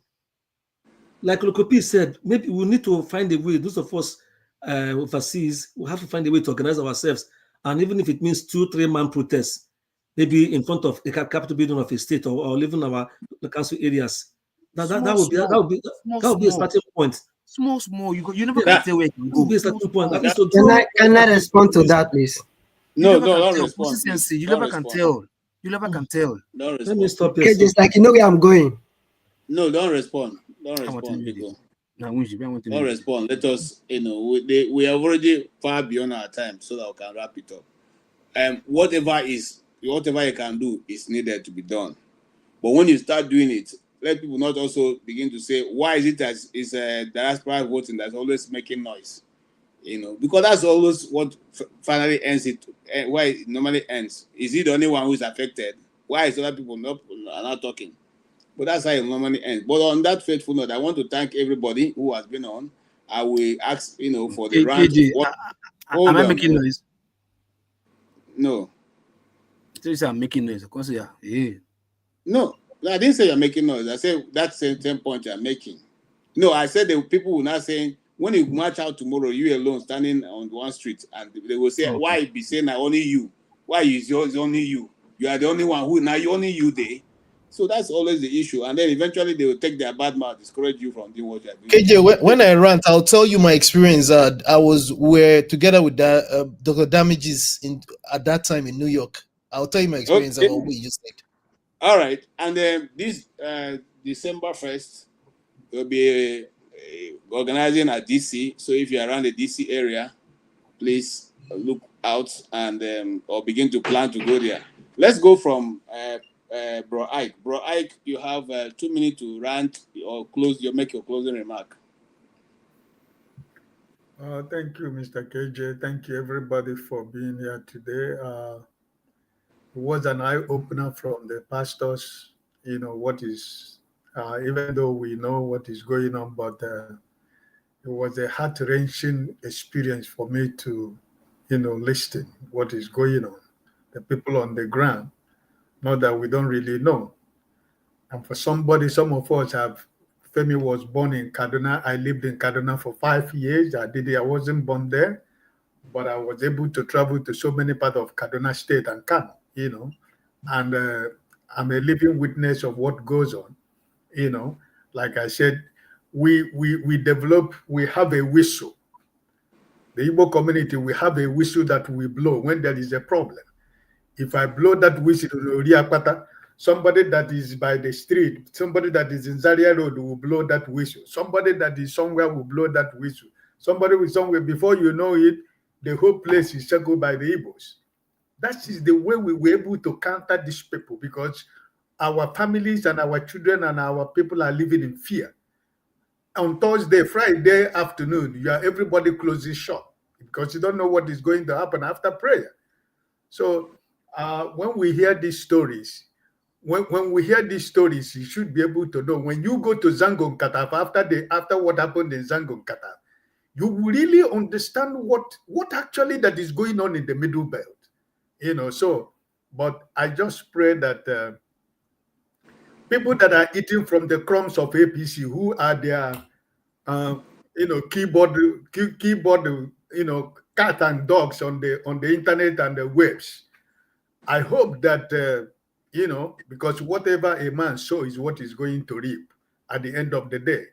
This is a country. Nigeria did not qualify for World Cup. In this present day generation, can you believe that? Nigeria did not qualify for World Cup. That is to tell you the level we have gone. When you speak the truth, they say you are trying to damage the image of the country. Giant of Africa. Yeah, truth is no more. Truth is no more acceptable in Nigeria. So they want you to lie all the time. They want you to go outside and begin to lie about what is going on in Nigeria. So it's funny. Tell me the story we are going to tell tomorrow about why Nigeria did not qualify for World Cup. What is it? What is it do we have? Those people who make us not to qualify the World Cup, they are members of FIFA. In the World Cup, they will go to watch World Cup. They will be eating on the platform of FIFA as Nigerians. The people that were supposed to make Nigeria go to World Cup, they don't care. They don't care. You know, this is the country we have. So sometimes when we are crying, we are not just crying because we are crying for just want to make noise on online every time. No, but it's reality. It's a fact. Can you imagine a family that the mother says granite or plantain in the street? How many families right now can be able to take their children to the university education in Nigeria? I remember those people, mothers who are selling plantain on the street, can train their children into the university. In the present day Nigeria, how many families can their children go to university in Nigeria today? This is what we are talking about. So I just pray that Nigerians will realize and recognize that we are not just crying for nothing, that Nigeria is gone. Is gone, So it's this country called Nigeria is gone. And the people who are going to rescue this country, some of them, they have been beaten down with poverty that they can't even make a choice of themselves. Look at the election in Anambra State that just gone. Sharing 1,000 naira with a bottle of Coke and Gala.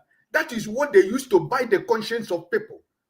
That is the country we are talking about. That is how low we have gone. That is how we have sink into the pit. So I just pray that God will help all of us, our children. Like somebody I have 2 grandsons. I'm not talking about myself anymore. Not that am I talking about my children. I'm talking about even my grandkids. Where is their future? Where would they go?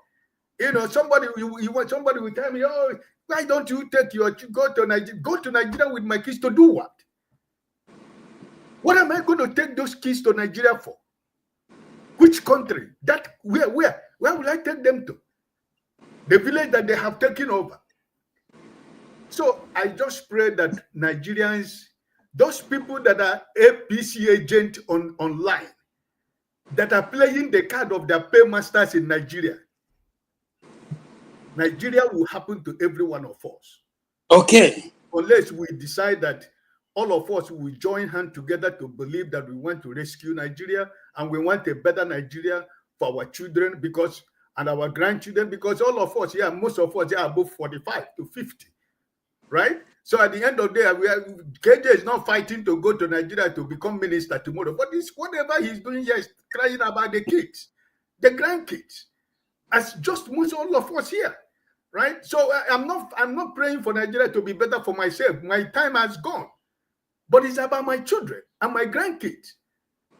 God bless you, and I wish everybody the best of the new week. Good night. Thank you so much. I appreciate your patience. You've been here since, even though you didn't have too much opportunity to speak, but you have been here to support us.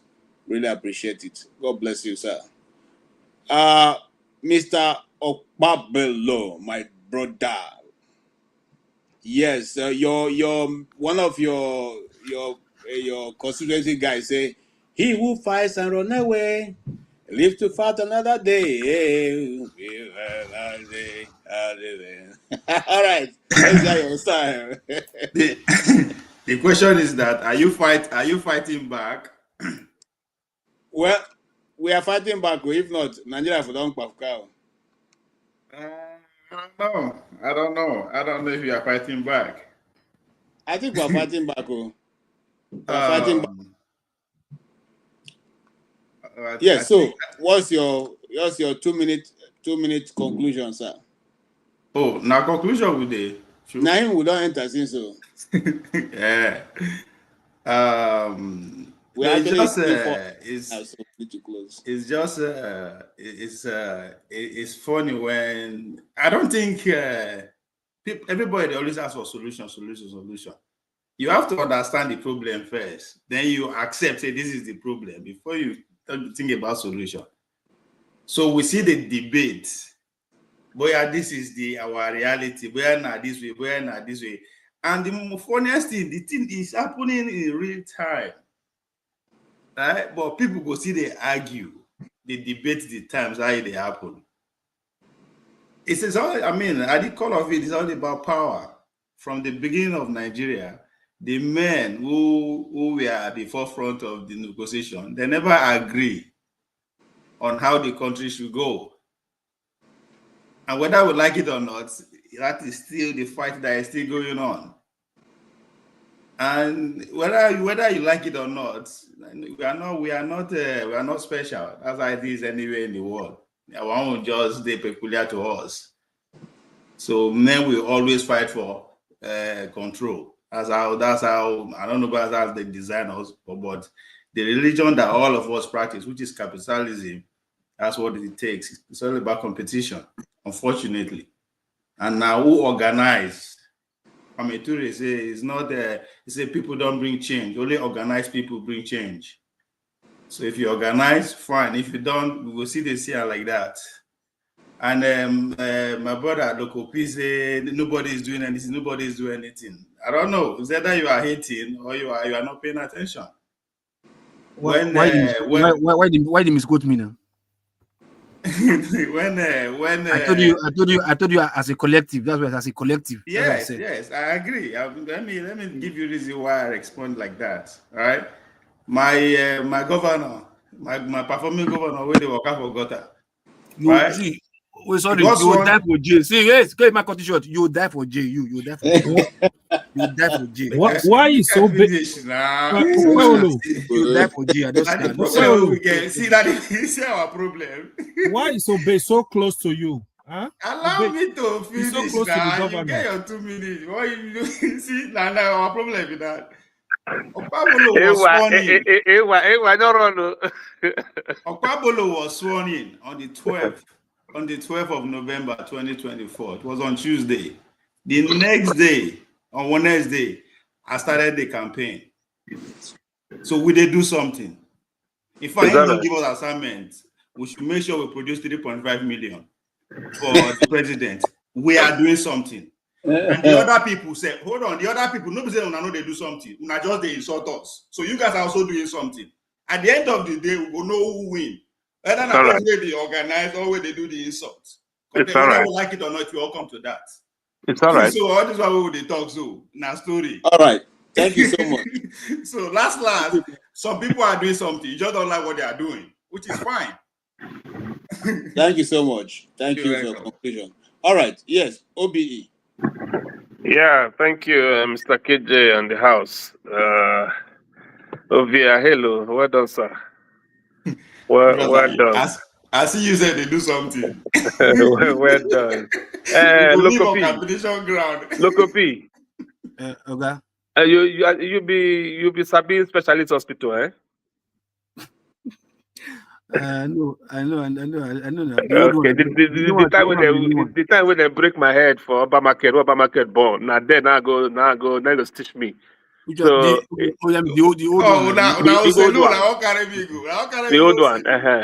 old one.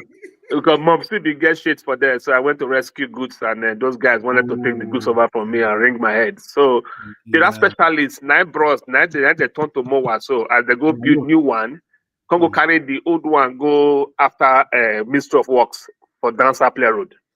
When they come create that place, make it close to Oba Palace, close to Cultural Center. They share the same fence now. The whole of that specialist compound, now they build waiting enough for that. It be like America for there. You know, it was a fantastic investment. At least I was there. I just came back yesterday.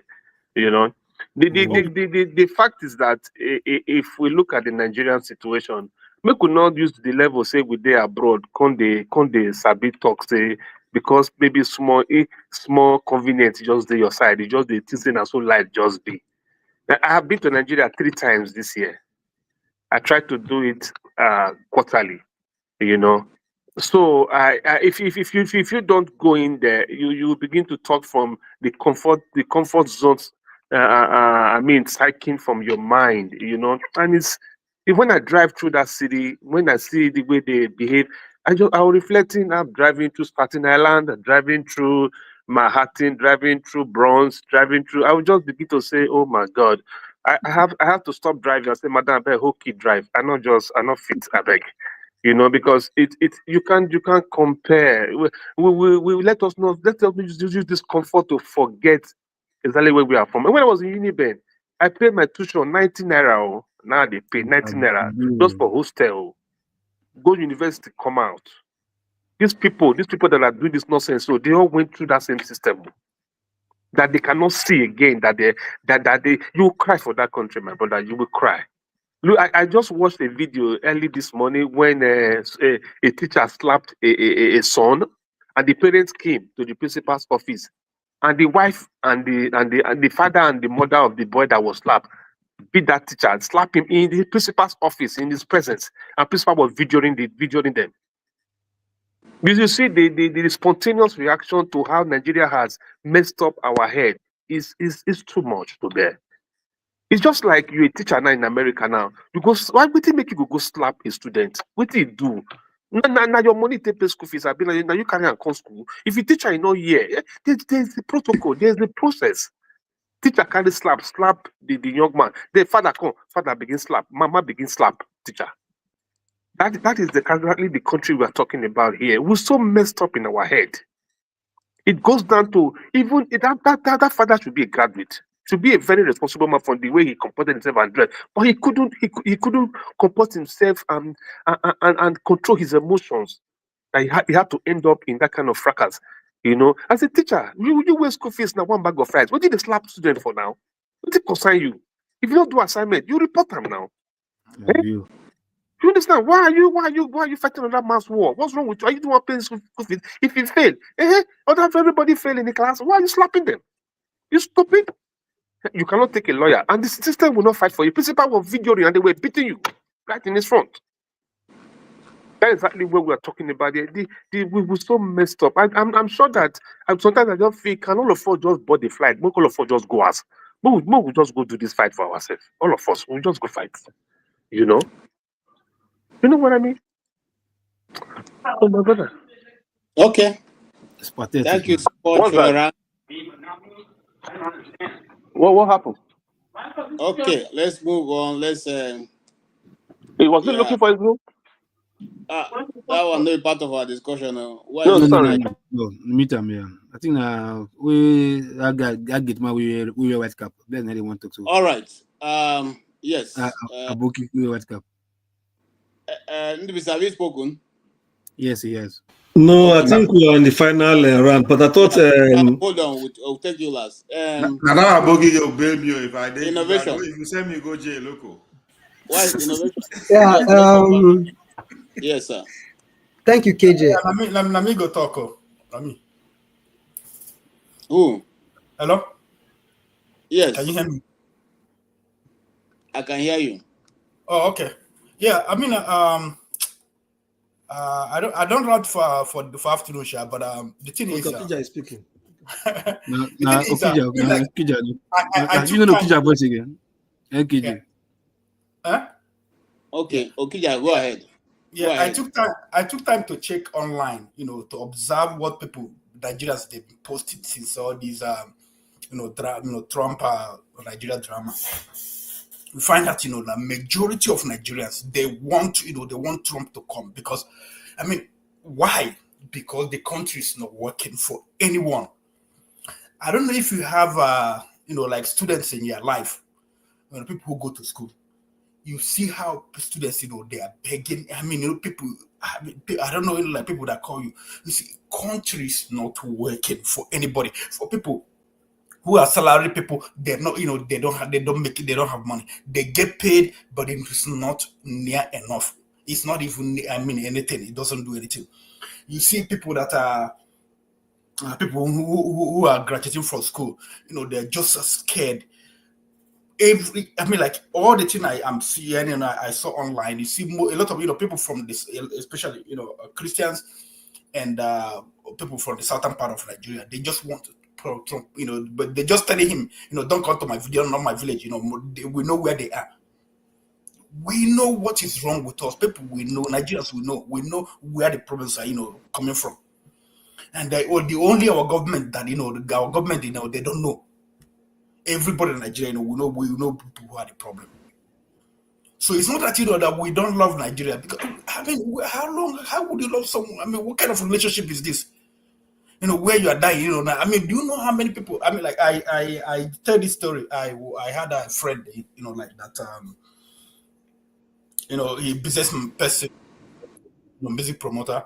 So he made he won music, and then he made it some money. He bought what's that their car, the Range Rover Sport.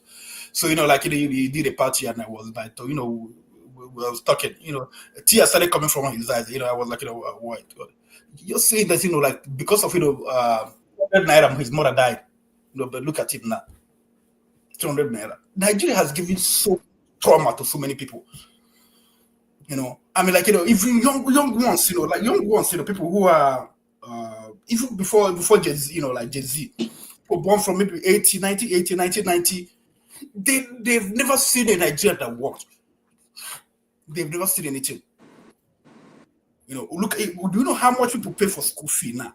Yeah. Do you know how much like private? I mean, not even private university. Public. Public, yeah. Public university, 400,000, 500,000. Tuition with handout, all those things. 500,000. Who makes? I mean, like how many parents will pay that in a public university? How much do they make a month? How much do they save? How much do they pay your students' school fee? That like have a country where, I mean, which country on earth whereby you have girls that go to school, pay their students, pay their parents' school fee. I mean, their parents' house rent. What kind of a country is that? Students going to school, girls going to school, pay their parents' house rent. They collect money from this guy, collect money from this guy just to pay their parents. Some of them, they pay for their younger ones, school fee. What kind of a country is that? Haven't we been tortured enough?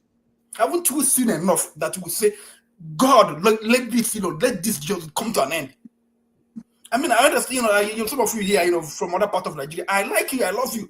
We can be friends, but let us just, like dissolve this thing. This is trauma. Look at every one of us. Look at me. Where? Probably, we are going to be the last person that will die, among us.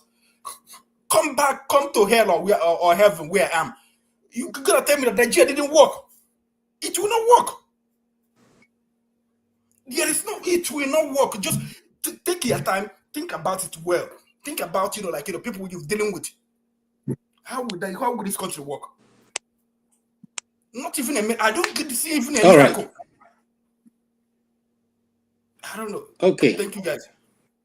Thank you. Thank you so much. Thank you so much. Innovate, go ahead, sir. Yeah, thank you, KJ and everyone. First of all, I want to maybe, because I overheard somebody, one of our big bros here, saying that Nigeria need to come out, we need to speak, we need to do protest and all of that. They need to hear us. Who is going to hear us? Like, what is the aim of the protest? Who do you want them to hear you? Like, who are you protesting? Like, we are also I heard you're also going to DC now, for instance. You know what I'm saying? They say Nigerians are not coming. I need to come out in a group, all the stuff, But it is a group of Nigerians that came together, that wrote petition to the US government, Senate, and many others. People signed that petition, regarding the genocide happening in Nigeria. Is it until they carry blackouts or till all Nigeria come together, you see them physically?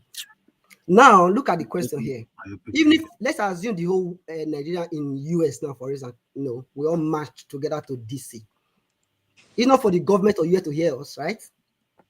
What will it make? What difference will it make based on what Trump said now? I think when they hear you, the Senate will speak, Abby. Trump will also make a statement. Then many people will also come out on this platform and say that we don't need America because they want to come and collect your oil, Abby.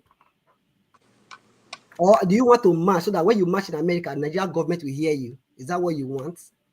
Sometimes when you see people have already done what they have done, the solution is clear on our face, but we are not appreciating that enough. Many Nigerians came out. They came out with letter, different means. They lobbied the Senate just for them to hear the cry of many Nigerians back home.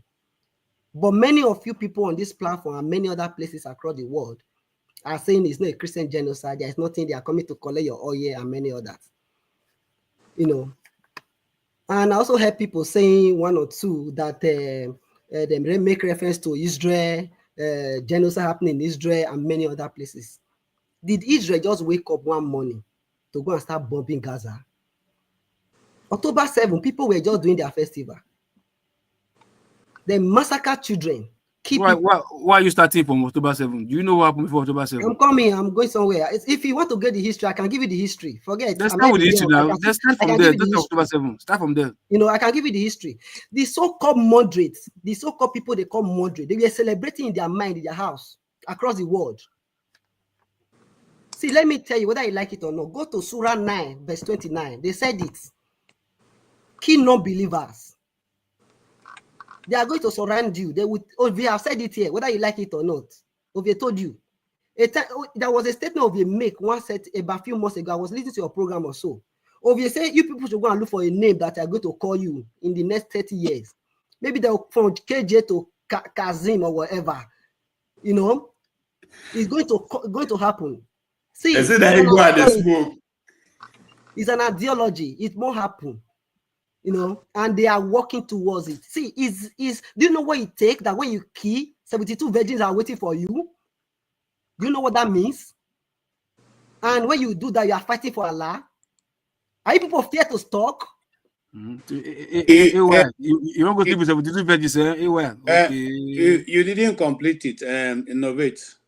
72 virgins with pointed breasts. Make sure you emphasize on the pointed breasts. Yes. You are finished. So that's your agenda. Now you all want right. to do. With all due respect to some of those good ones. See, let me end with this. The moderate one, the so-called moderate one, they are not even practicing what they're supposed to practice. They are not even practicing Islam. No, Innovate. Yes, just leave it there because have a good night. We cannot tell them whether they are practicing it well or not. It is however they choose to do it. That's their own. Yes. So but I want Ewa to understand that his future is very bright. His future is very bright. Because when he goes to that paradise, it will be why are you calling me out, KJ? Back to back. No stop. Back to back. Femi, go ahead, sir. Go ahead, Femi. Okay. So anyway, so first of all, I want to. I don't know. I'm sorry if I disappointed you. What's his name again? My guy. But that doesn't stop me from saying things the way I say it. We're not always gonna agree. Yes, it's your opinion, bro. Yeah, we're not always gonna agree, and I think I'll be hypocritical and I'll be doing the disservice to myself if I want to agree with someone all the time. You know, before I used to agree with AY, but now I don't agree any longer. Especially when I realized that he was 70 these things are waiting for him. Live experiences can be different, and your mindset could be skewed based on what you know. And me, I'm not averse to probably even changing or tweaking or editing my mind in the face of evidence that's presented before me. Saying, for example, that I know it's not the part of what I'm supposed to be talking about and trying to round up, but saying things like October 7, as though October 7 is the beginning of what happened. I'm very well informed about this. And again, like I often tell people, you might want to listen to actual Jewish Americans, for example, that are historians and are against a lot of things. That's not to say that certain things are happening on the other side do not count as well. So some of us are very, very well informed about this thing as well. Not be today. So let me just start with that. Then I told you I was going to talk about in rounding up, I was going to talk about protest, the issue of protest. You see, I remember during the Jonathan's time, doing that fuel scarcity thing that resulted in the likes of Dem Tinubu and Co. also joining us. I remember at the time, Dr. Damages did not know me, but we met up there. And I promise you, just as the protest was going on in the likes of Lagos, there were those of us, because I used to be part of the guys that used to organize that Independence Day, the very large one that happens in New York. This same organization, OAN, we had already agreed, my brother, attire when we read the inside code. I'm not sure. I could literally count how many of us were. See, it gets to a point you go tired now. To the point that it's only whenever we're trying to organize independence that you now see all of us. See, you'll be shocked that at that time nobody will remember say we be Igbo, Yoruba, Muslim, or whatever. So at least I my eyes is small. I can tell you that while I lived in New York. So I saw us for who we are. That the same thing that we think divides us. When certain things happen like this soccer thing, in a way, I even thank God that we didn't qualify because it looks like that one would. Because maybe if we had qualified, we would have forgotten. It would distract us again from the problem. You know, we would have forgotten our problem again for the duration of when the World Cup maybe we'll manage to play 4 games, and by the time we come back again, we now remember. You know the way we are. So all of us. That's why I agree with you. Support that. You know, all of us same. We are all culpable one way or the other. Yeah. Way. So I'll just end it that way. All right, thank you so much. I appreciate your ending it quickly and soon also. Is there anybody? AY, I know you have not spoken. Okija has spoken, right? It's 10 minutes now, so that's why I'm patient. Okay. I gotta give you. You don't give yourself 10 minutes. Okay. AY, yes, please go ahead. Yeah, good evening, everyone. from 1 to 72. Explain to you. Good discussion so far, you know, even though a lot of propaganda, a lot of ignorance that was moving around. It's also okay, to be honest. But what I'm going to say, right, is hold on, guys. It's actually good to try to know the details, listen to the other side of the story. Because what I see with Nigeria, if you are open-minded, you speak with different people from different parts of the country, people seem to hold their whole opinion, either in terms of tribe, in terms of religion, in terms of whatever. The man that came today, I really listened to him, but no matter what happened, he seems himself is full of a lot of hate. This is the honest truth. That does not say there is no killing going on in the north. Massive killing as that.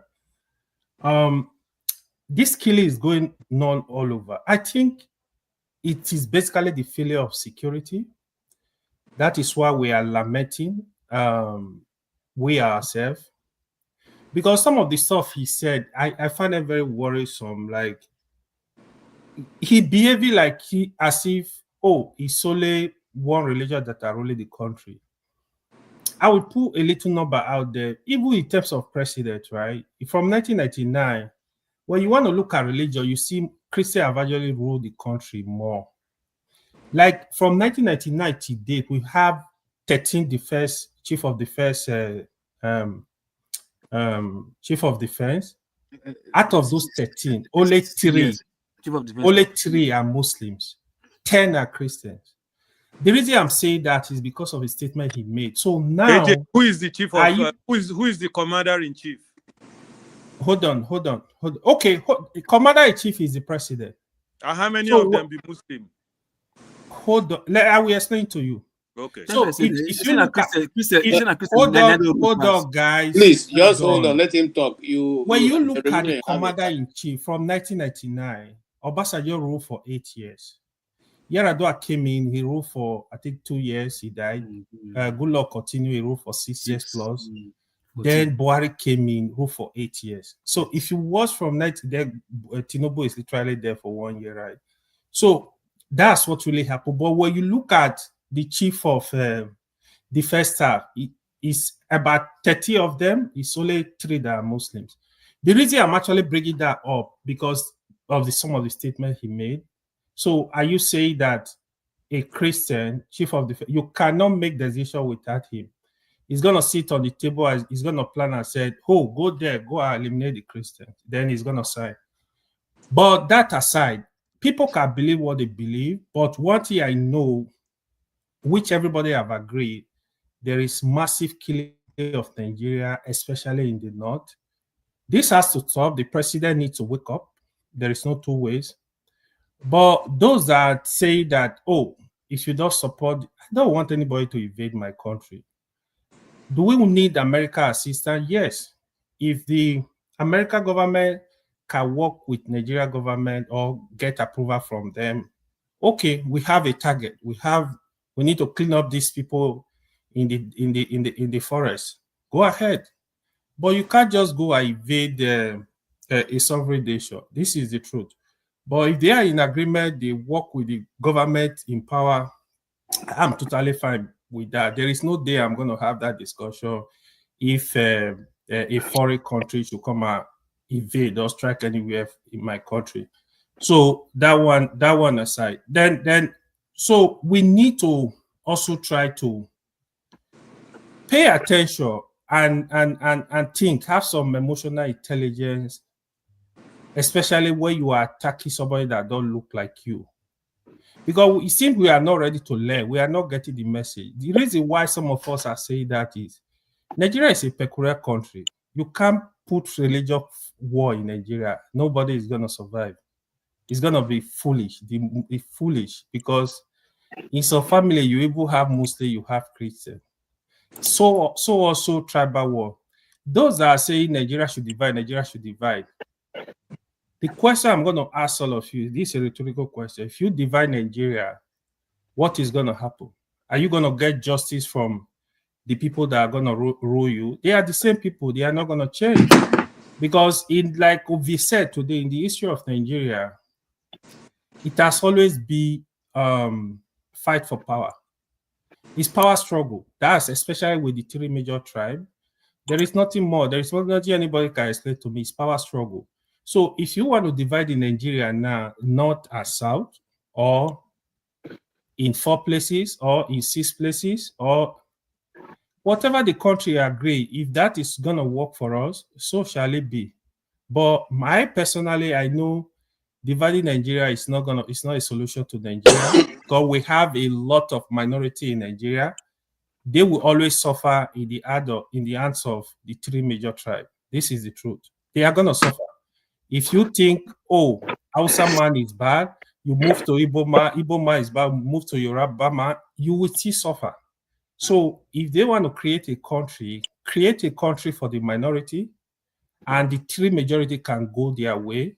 The minority in the north, let them have their own country. The minority in the south, let them have our own country, so that all of us can live in peace. So the minority can look for a way to manage themselves. Nobody will dominate the minority country. So there will be some kind of power sharing. People will respect each other. So there is no dominance. Thank you. Thank you so much, AY. And sorry, nothing about 72 pages. How for you? Why is this now? I agree. You need one. That was not ranting, though. It was not rant at all. You Obey. Sir? Said your governor is doing very well. You didn't tell us anything. Why? You go collect. Your governor is doing very well. I see you are shining now. Sorry. We need to go. Yeah, revolution. You Oh my God.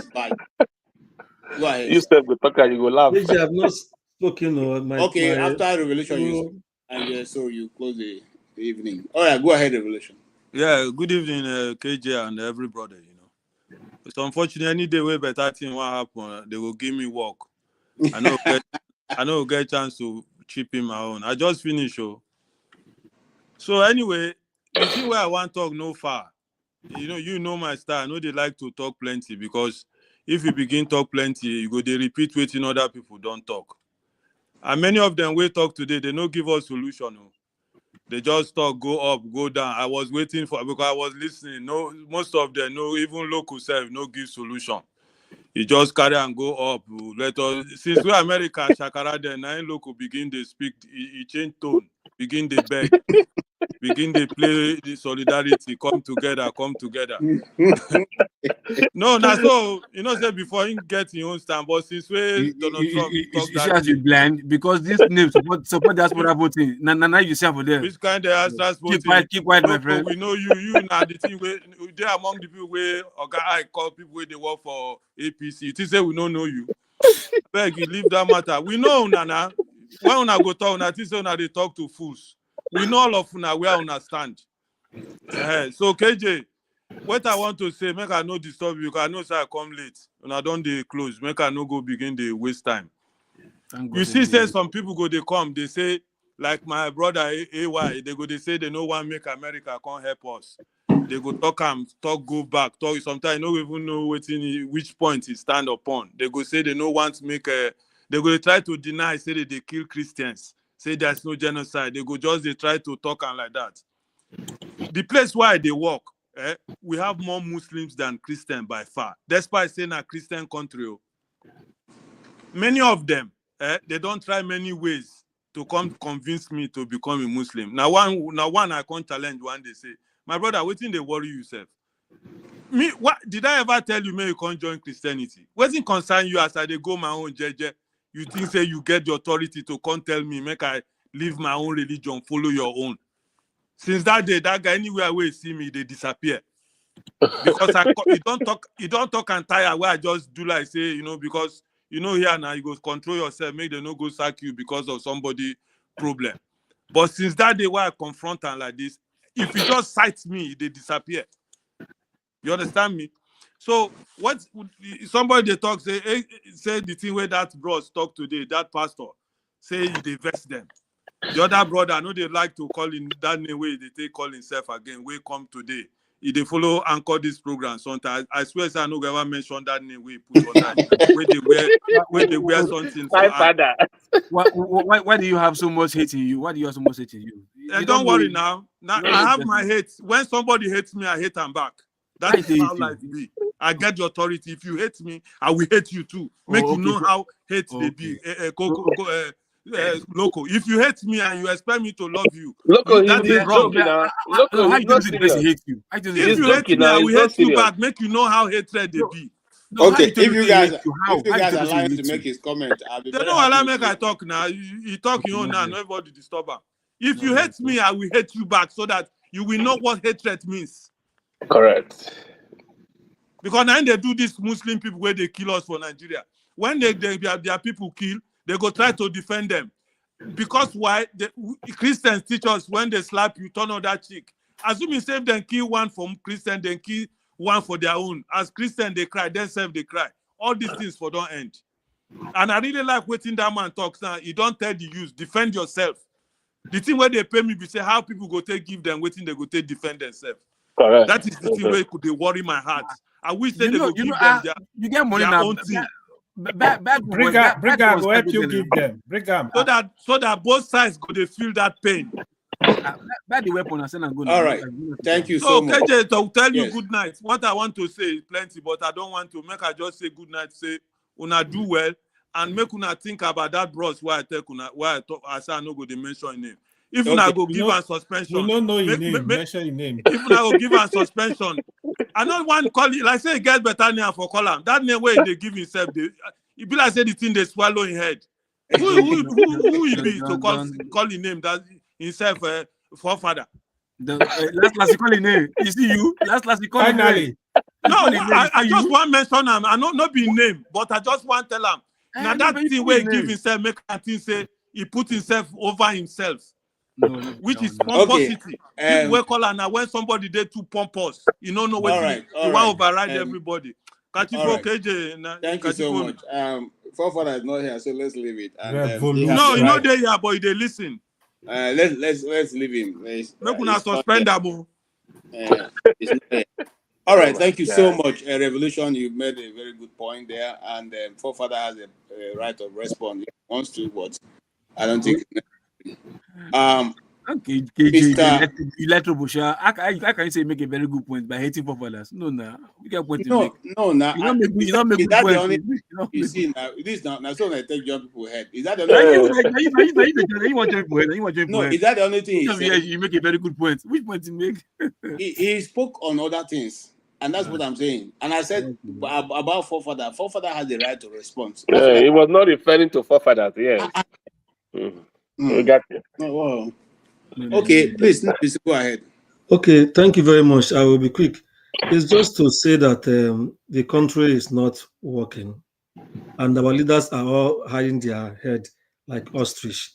They are all living in denial, and it's really getting out of hand. The people too should stand and say, no, this is no longer tenable. There can be killings all across the country just like that. We need to sit down. We need to sit down and decide how to handle our country. Thank you. Thank you so much, and thank every single one of you. It's been a great day. Okay, and I want to thank Oscar Blackstone. He's the only one who bought us coffee today. Thank you, Oscar. You're always there to to be part of this program. God really bless you and replenish your pockets. And for every one person who have been here on this panel, I want to thank you, AY, for coming in at the last minute just to add your voice. Thank you for allowing me coming today. Yes, you could sometimes do you not keep to your come in. backstage. Yes, not a problem. It's okay. And you love yes, and like today, I intended to close by after 3 hours, but people were too passionate, so I allowed to go to 4 hours. So I wasn't pressed for time. Thank you, Loco P, and all your contributions. The truth is, we should always understand something. When people have their views, we mustn't force them to take our own. But we can express our own. You can hold your view, I hold my view. It doesn't make anything, change the world. And that's how we are, because we all grew up in different environments and different circumstances and situations. So when people try to make you must take your view, my view must be no. We created a platform so that you all can bring your views and we all share and debate about it. We may agree, we may not agree. Let's always learn to, be disagreeable, not to carry it over. Thank you so much, Lokobi. Thank you, OBE. I really appreciate even you're giving us insight of what Obablo is doing in Edo State. If every governor do well, I think the level of poverty will reduce in Nigeria. So we pray that I was surprised Obe changed his mind about Kwewolo. That's good. What did I say about Okwewolo? What did Okwewolo do? He said he's doing a good job. Okay. They said he's doing a good job too. Gentlemen, the show have ended. You know Okwewolo problem. When you have a governor that had performed and you are now coming behind it, it's difficult to outperform that person. That's why he's always mentioning him to bring him down. That's actually the problem he has. All right. Anything Obaseki must show in his speech so that he will, Thank you. From a weak point. KJ, sorry. No backstage now. No backstage. No backstage, you. Is that to do backstage? What's the backstage? Don't no Dr. Damages allowed last week. No backstage. Okay. I'm not Dr. Damages. I'm only his boy. So make you send message to him now. Maybe next week. No, he didn't. He must be sleeping by now because. Send message to him against maybe for the future. Next week. What's that? His boys are demanding for backstage.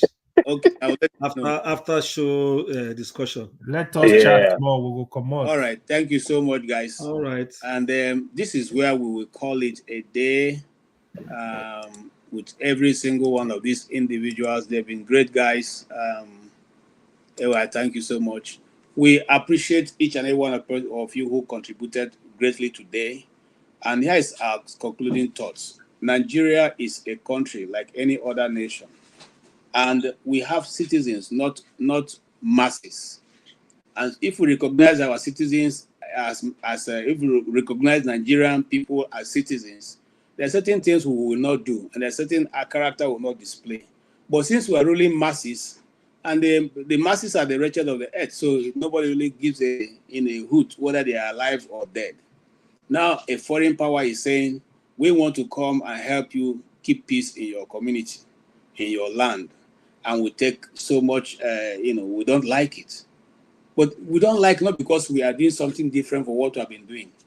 We've constantly and continuously done the same thing again and again, just the same thing they were complaining about. More and more people have been, been taken to their early graves because of the same thing, which the international community is talking about, which is what Christian genocide. In whichever side of the divide you are, we know that to lose over 50,000 people, within a short space of time, it is not an easy thing. It is not good for our nation. It is not good for the government. It's not good for the people of Nigeria. I like to recall one of the incidents in Plateau State where the whole family had been wiped off. So mother, father, and children. That means that DNA have been shot out of this world. Only God knows who they would have been, what they would have been able to do if they've been left to survive.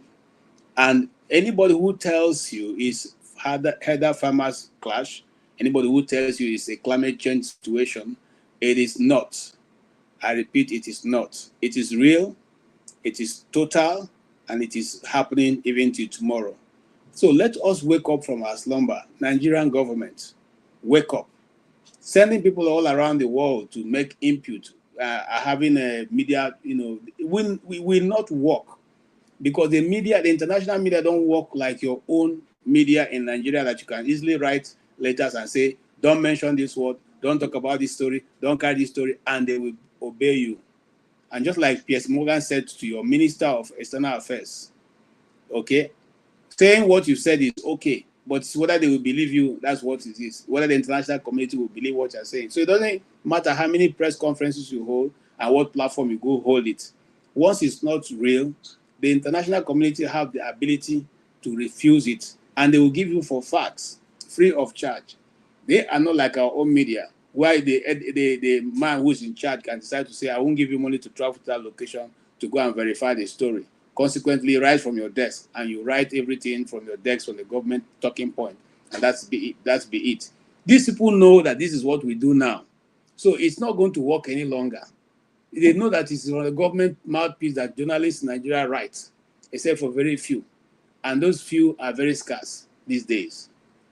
So if I were to advise government, I would say put things in place. Show the people that actually what you are saying is that you have put things in place. Trying to deny it doesn't make any sense, because pictures these days can be taken from the satellite.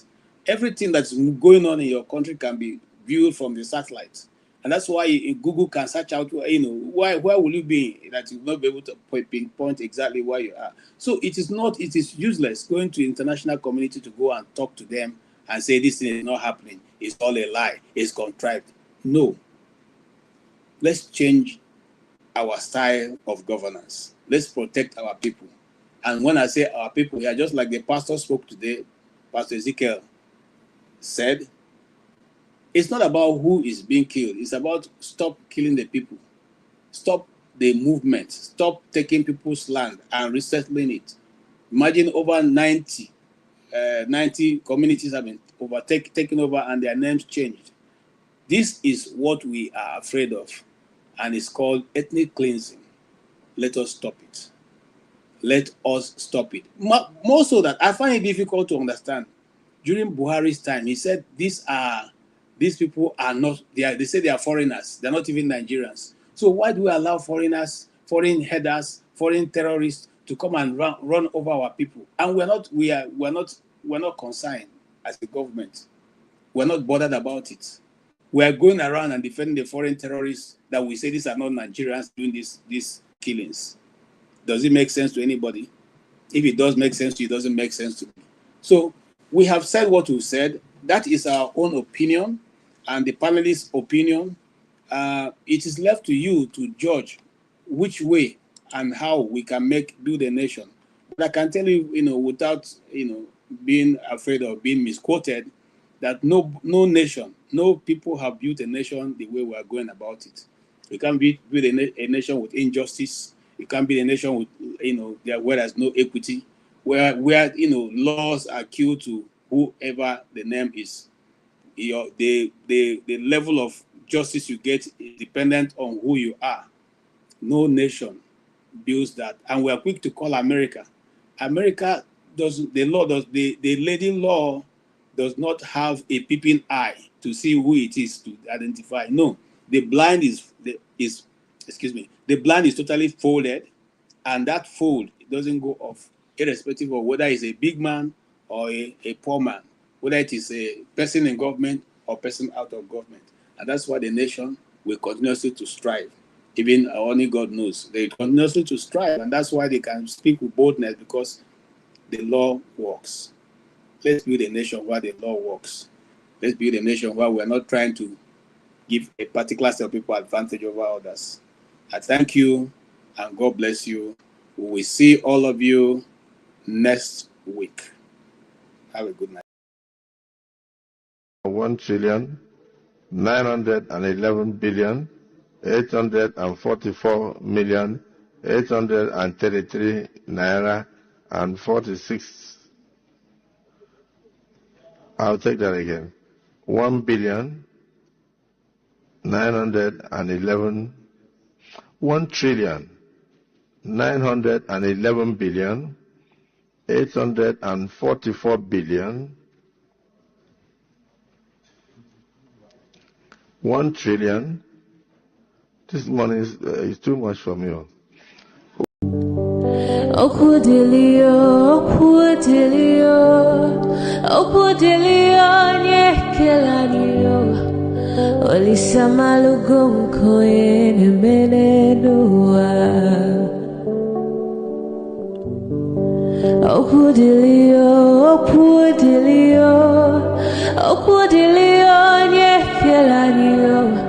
Chukuna malugo yo biadi ocha